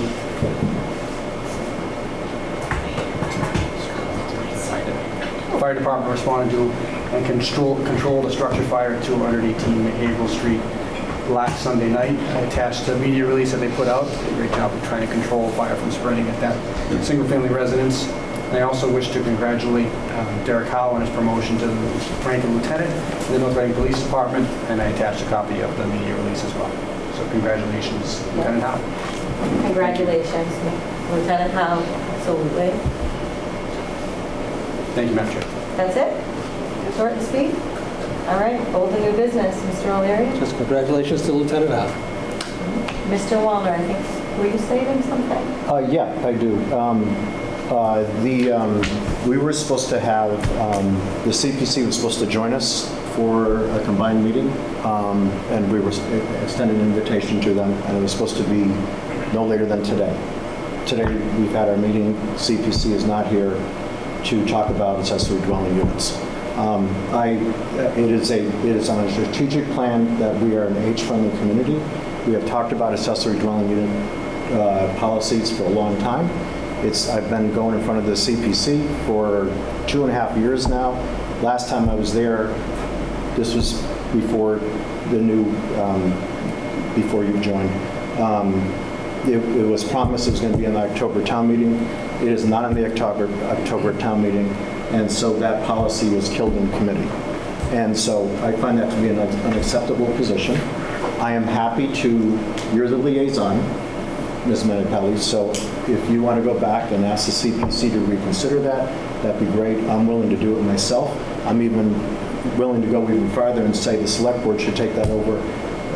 Daniel McKnight has done the policy and has written up a very good policy that has been largely drilled over by our Jerry Noel and CPC largely.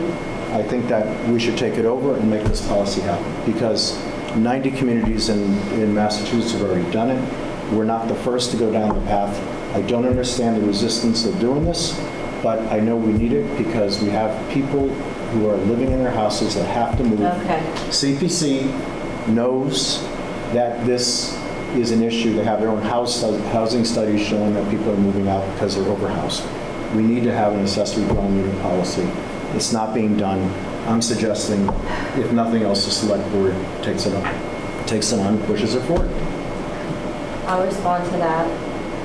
I told you that I would work on that with Mr. Gilberto, and we have worked on it. We met with Jerry, we met with Danielle has been working on looking for policy that was already on the books. She's not having a lot of luck.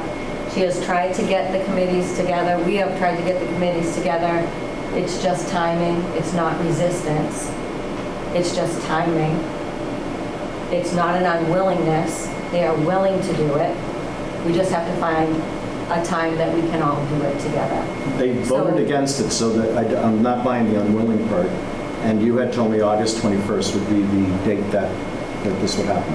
And I said after August 21st, I would be renewing. I agreed not to go back to CPC when I was going to go because you asked me to delay it. I did. It's August 21st. It has not happened. Correct. And we did work on it. We have worked on it. The timing hasn't worked. But I will tell you that I think it's a slap in their face if we take that on. They are willing to discuss it. They are willing to talk about it with us, and I think we should give them that opportunity and not just take it from them. And just say, we don't agree with what you did, so now we're going to take it. I think that discussion needs to happen first. I appreciate that. They've had this in front of them for 2.5 years, and they just voted it down. So I'm sorry. For 2.5 years, they worked on it, and you should respect that decision. Well, that means we wouldn't be having an accessory dwelling unit policy if that's the decision. So I disagree with that decision. I disagree that...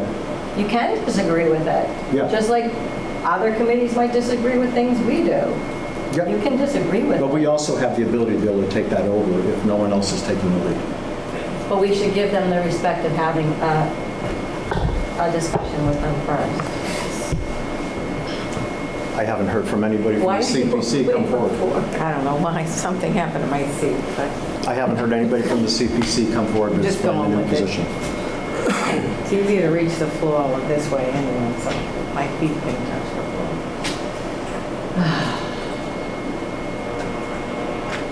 I'm just going to keep bringing this up every meeting. Okay. Urgent, because it's urgent. It's urgent. We need it. It should have been on the October town meeting because it was the right time to do it. And when we talk to people who are facing potentially $100 a month for sewer charges, and we're not talking accessory dwelling unit policies at the same time, we are forcing more people out of their homes, and that has devastating consequences to our schools and to ultimately our town, and ultimately property values at the end of the day. And so I'm just going to keep bringing this up over and over again until somebody tells me to stop. Or you can tell me to stop, I'm just going to keep bringing it up. Because this is very, very important for our town. It's one of the most simple, practical things we can do right now, and we're not the first to do it. You can go to AARP, they have models in there. Steve gave me some articles that were just in the Boston Globe. This is not new. This is not innovative. This is pretty standard stuff that will keep our town together and keep the people in our town and give them a way to age in place and not move out. And by the way, our board is in full support of age-friendly initiatives, and this is a big part of the age-friendly initiative. So I'll stop there. I don't agree with the manner of your communicating it, Mr. Wallner, because I think it's another board made a decision, but I wholeheartedly agree with you. It's time for us to take it up, put it on our agenda, and create or complete a policy, and then put it on the warrant article. The other board reviewed it, took a look at it, disagreed with it.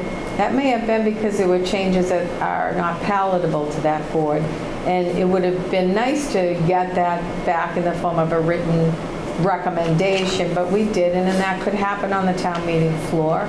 I think we should take it up. I think we've talked about it. I think we've given it an opportunity for it to be considered, and it was considered, and they voted not to move forward with it. But I think that was because there may have been some changes. I would not actually be in favor of it unless it's closer to what we originally reviewed, which is really for a family member to reside in it, not necessarily just for a stranger rental agreement. And I think that was maybe one of the changes that was not palatable to the CPC. So I think it's done with them. I don't think it dies its death there. We know that it doesn't. The recycling committee put something on. We can certainly put something on as a warrant article, and I think we should once it's prepared in a way that's palatable to us. I don't think that maybe what they reviewed is something close to what we first started to review. But I agree with you, there's nothing to stop us from taking it up. I disagree with every single member on boards and commissions or volunteers, including us.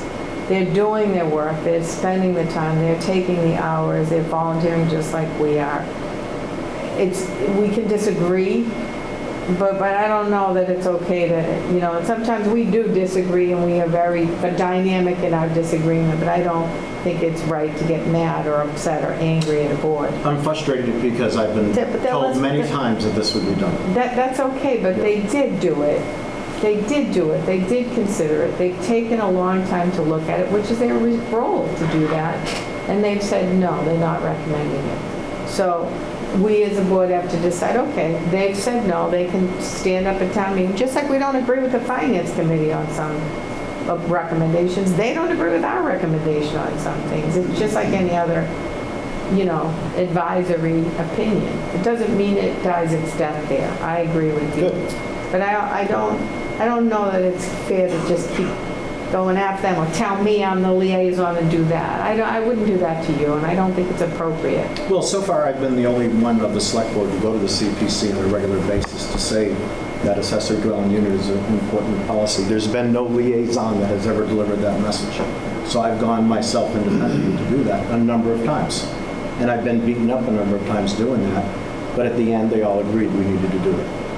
But they didn't, so we should, if we're really serious about it, we should take a look at the policy Danielle has. Okay, We that's should great. look at it, That's a great I think, outcome. put it on our agenda and look at it the way that it's palatable to us. I'm 1 out of 5 of the members. I think that's a good That decision. might not be in the majority, but my other thing is, I just think we shouldn't attack one another like that. I know Correct. right now this is what the current cultural zeitgeist is. I don't think it's fair. I don't think it's fair to challenge that. Just because someone has a difference of opinion doesn't mean they're an evil, bad, negative person. I wasn't saying that. I know that. Yeah. I know that. But I'm just saying, In my let's defense, just... your comment that no liaison has gone there to, I was the liaison. I was at every meeting. I listened to their discussions. I agreed with them. I have the right to do that too. I am the liaison now. I did sit in via Zoom on their last meeting. They were there till midnight. We have a member that comes in here and sits here till midnight with us, just to hear what's happening with us. So people really are, putting in the time and effort. I'm just saying that. And you're right, they decided no, but that doesn't mean we have to leave it alone. We can still put it forward, just like recycling put something on. We can certainly sponsor an article too. There's nothing holding us back from doing that.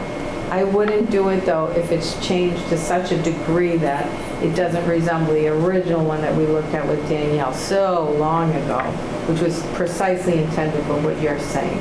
For a residence, a smaller unit for a family member who needed elderly care or something like that, disabled care or what have you. So that was how it was originally written. I don't think that it's still read that way, and that's probably why they said no to it. But you were at those meetings, so you know that. So that's all. I don't want to keep bringing it back to the dog hearing, but I'm just baffled by when someone comes here, and I love dogs just like all of you love dogs. I have a dog and have had dogs. I don't think it's a great approach when someone comes here or a landlord comes here and you say, what are we doing because of you? What do we do now because of you? Or it's our fault that the circumstance happened. But I do think we should look into why it took so long to get that to us. I don't think that's right either. So, but I'm very disappointed. And I think it's late, none of us were happy about that vote, clearly. Not that I ever talk about feelings about it, but it's very disappointing to have to make a vote to euthanize a dog. That's all. Just as far as the ADU thing, I'm in concurrence. I think town meeting needs to be given an opportunity to implement an ADU bylaw for the town of North Reading. And if the planning commission isn't willing to put one forth for consideration, then it's incumbent upon us to do it. To me, that's their job, that's their bailiwick, that's what they're there to consider, and they've considered it, and they've decided we shouldn't have one at this point, The majority of the board here respectfully disagrees. So again, the work isn't for naught. We should get the information that's available and put something forward. Come to an agreement amongst ourselves and put something forward. Now, can we do that for October? I don't know, but sadly, maybe not, but I would hope that we could have. But we anticipated something was going to be put forward, and now it isn't. So this is the disappointment, I suppose. But again, I think it's important for the community moving forward to have an ADU bylaw on the books. And we need to convey that again to the Planning Commission, ask them for the information that they have, that they gathered, and we should come to some conclusion on our own and propose it. So, and then they're going to have to give an opinion anyway because it's a zoning change. They have to give an opinion. They don't have to endorse it, but they have to give an opinion, and they will. I still think it would be proactive to have them in a meeting with us to discuss with us why they came to those decisions. It would be good for us to hear that. I'm sure Yeah, they but would they're not come to disagreeing. our meeting that we talk about it, though, if they wanted to. Yeah, we're just trying to get a time when they can all come. You know how it is to do a schedule, you know, and to try to get them all to be able to be here. But I do think under the zoning law, if it's something that we propose, we would be requesting or holding our own independent public hearings on it anyway. They would have to have one too. Exactly. They would have to have one Either also. we do it together or not. So, but Make a I recommendation, don't think so. it dies a death because they're not in favor of it. And they might not have been in favor of the way that it was written. So if we dust it off and see what the original looked like, see if that's what was always the intent, and somehow theirs got changed around, maybe that's why. Maybe if we propose something that's more like the original that we looked at, that's something that they might be able to get Yep. behind. Yeah. But the public hearings on it are going to happen by operational law, so either together as a joint or not. Okay. Yes, Mr. Griffin, did you want to say I something? do want to say a few things. We have a CPC member here, so. Yeah. He's always coming to our meetings, poor man. Yes. Can you go to the? Jeff, you want to can get up to the microphone so that people at home can hear you? First of all, I love this town and I care about it. That's why I got involved. What I find kind of what I find interesting is that I look at the CPC as an elected body, right? The elected body collectively worked on this project for 2.5 to 3 years. I actually did study it even before I got into this position. I looked at a lot of different things. I watched a lot of meetings. I watched all of you many, many times. I paid attention to a lot of things that were going on in this town. That's why I decided to get involved. The thing is that really kind of, and I'm listening to all this, I have not chimed in. I agree with some of it, I disagree with some of it. But what I look at is they worked on this for a long time. They did not find favor in it collectively. And the things that if we were to get together with this committee, we're going to beat up the same things that these guys and we talked about. There was much, much discussion. Leanne, you were there one night. That was a very late meeting. This dragged on and on and on, and it was discussion on both angles and the language, and there was all sorts of ideas, and it came back to the language, and really when you adopt a bylaw, I think what the board felt was that the CPC just didn't think that it was a good idea to adopt a bylaw in something that we felt that potentially the building department could deal with on their own, right? So I kind of think that, and I kind of look at this as like, maybe it's like a lower court and an upper court, right? So the lower court makes a decision, and the upper court usually respects the lower court's decision. Katie, I don't know if you're an attorney, so that is not always the case, but usually the case. And I know that that's a little extreme, but I also look at that as the same way. Like we're elected, we talk to our constituency, the people around us, we consult, we talk to council, and many discussions go on. And I'm telling you, I've learned a lot in a very short time about the city of the town of North Reading, and I just know that the people really right now in this town are very upset. They're upset at a lot of things. The average person is squirming, and they just, in trying to express and all these different things, and there's discourse, and we're looking at really big decisions in this town we're on the precipice. We're looking at all of this stuff. We're talking about 2.5 overrides. We're talking all these different things. I listen to all the things that you guys talk about, and I admire, your due diligence. I mean, it's amazing what you guys do.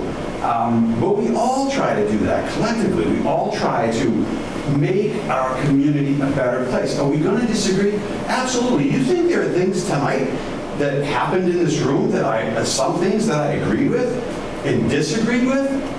You had the floor. This was your forum. Let it be.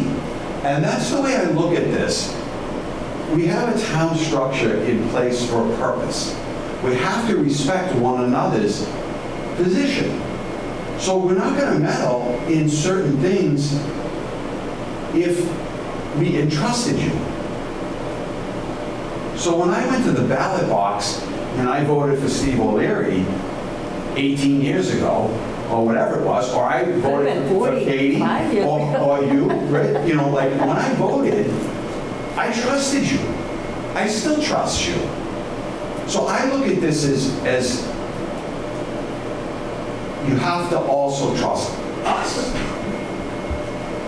in that same level. This has been discussed. It's been really, really in great depth talked about.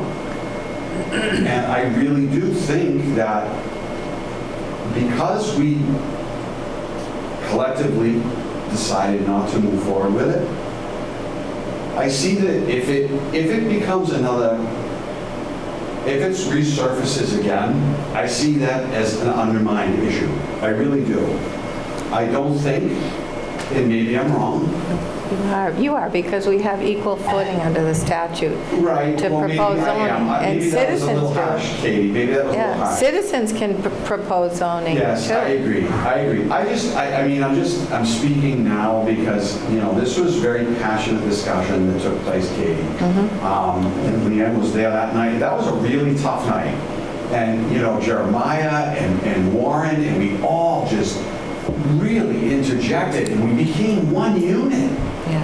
And Danielle was really wonderful, and she was so, you know, so much information, and we studied it, we looked at it, we passed. I think the vote was 3-2. I'm sorry, so we decided not to move forward with it. Yes. The vote was 3-2. Correct. You're right, correct.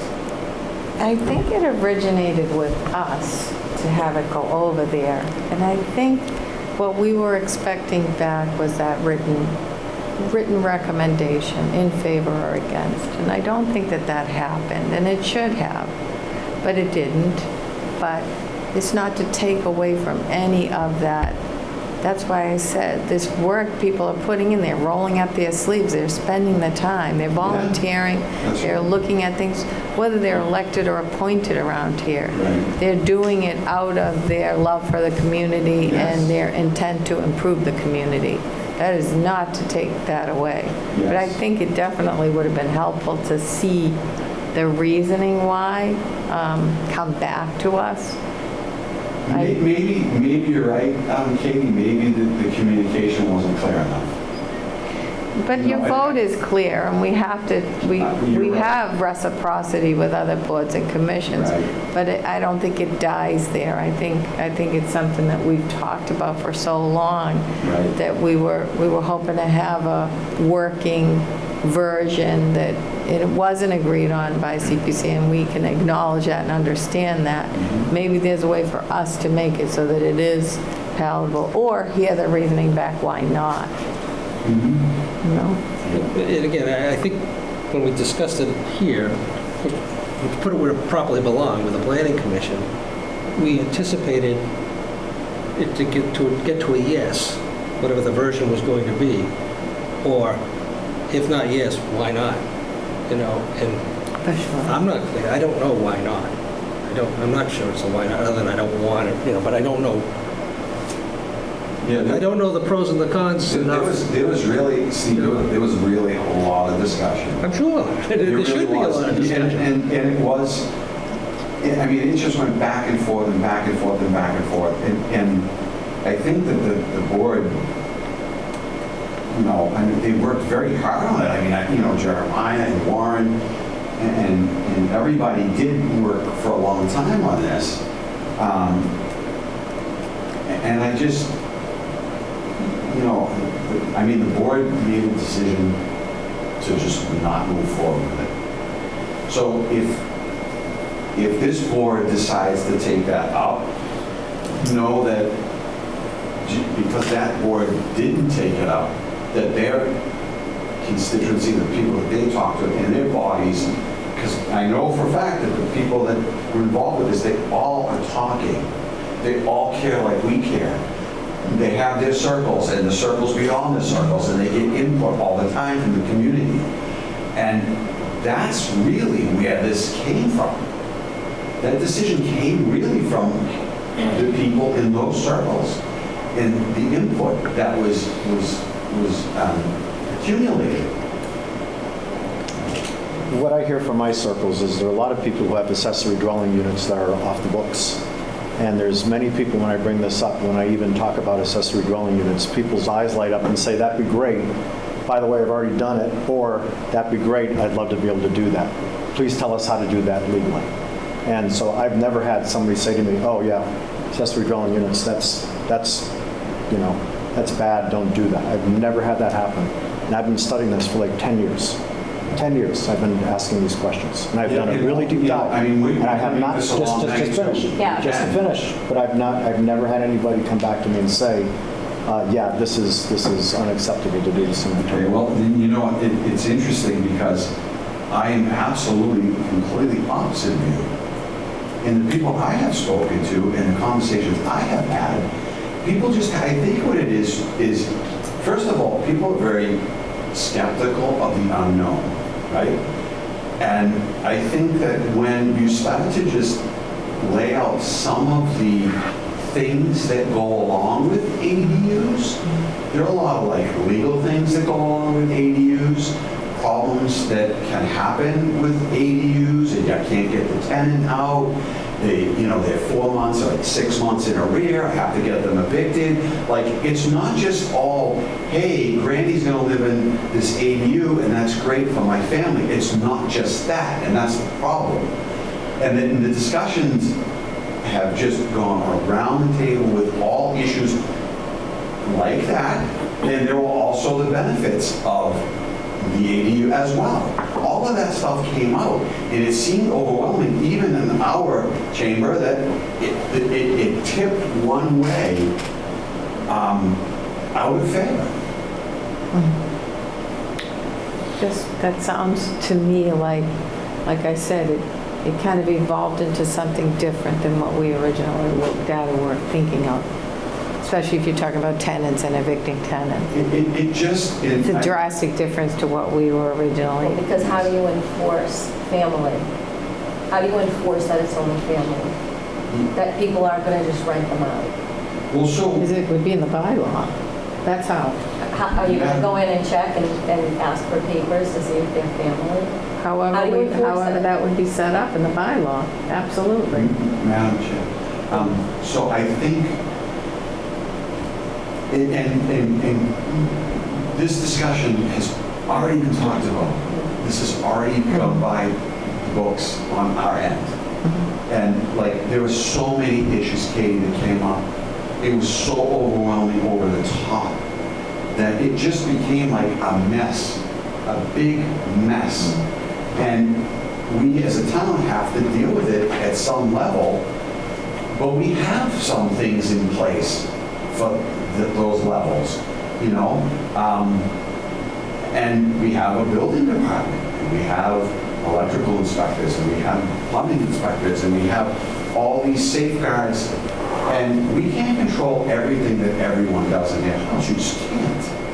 But when you look at what we discussed and the things that like, that's one small example about, oh my, I rented this space out, and now I have to evict this person, and now I have to go to court, and now Mrs. Jones, who's 82 years old, has to spend, thousands of dollars and loses all this revenue, or said revenue.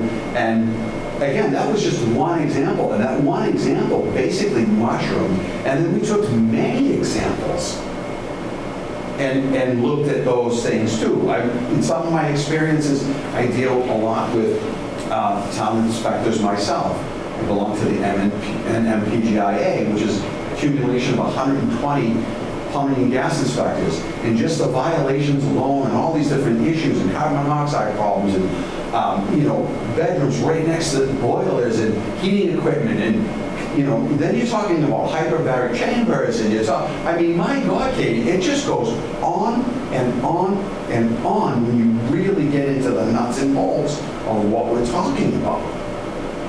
And maybe I'm saying too much because maybe this isn't the forum, but these are just some of the things to let you know that have been said and discussed for many, many hours. Thank you. And that's all I'm going to say. Thank you for your time. Thank you. Thank you for your input. All right.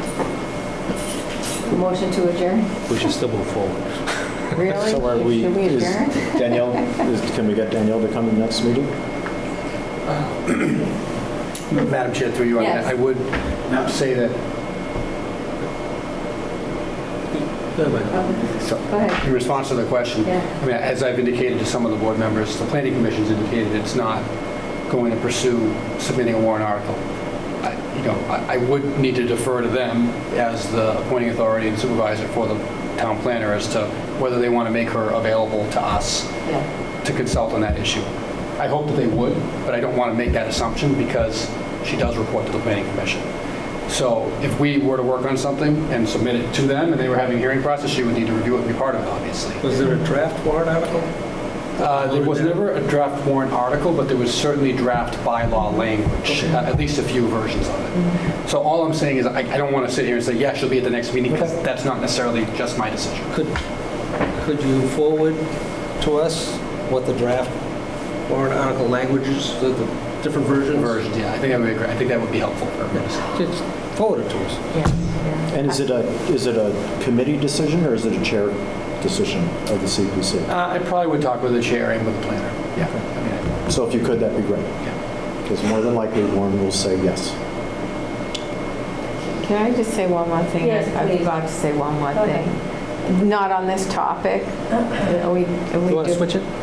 I did, because I saw that the wastewater committee started its first meeting, which I was glad to see that, and I was glad to see that they chose a morning time, because a lot of the time, some people can't get to our evening meetings or nighttime meetings. They're doing things, we hear that they're doing things with their families, and they have other obligations that they're attending to. So I was glad to see that they're switching it up and trying to hold these, or at least that first meeting that they had was in the morning, so that more residents or citizens could attend to, hear about the project. So I hope that as they go through with the next few meetings, that they'll do them at all different times like that, so that, we can get a broad variety of people to be listening in on it, or, participating or joining in on those meetings.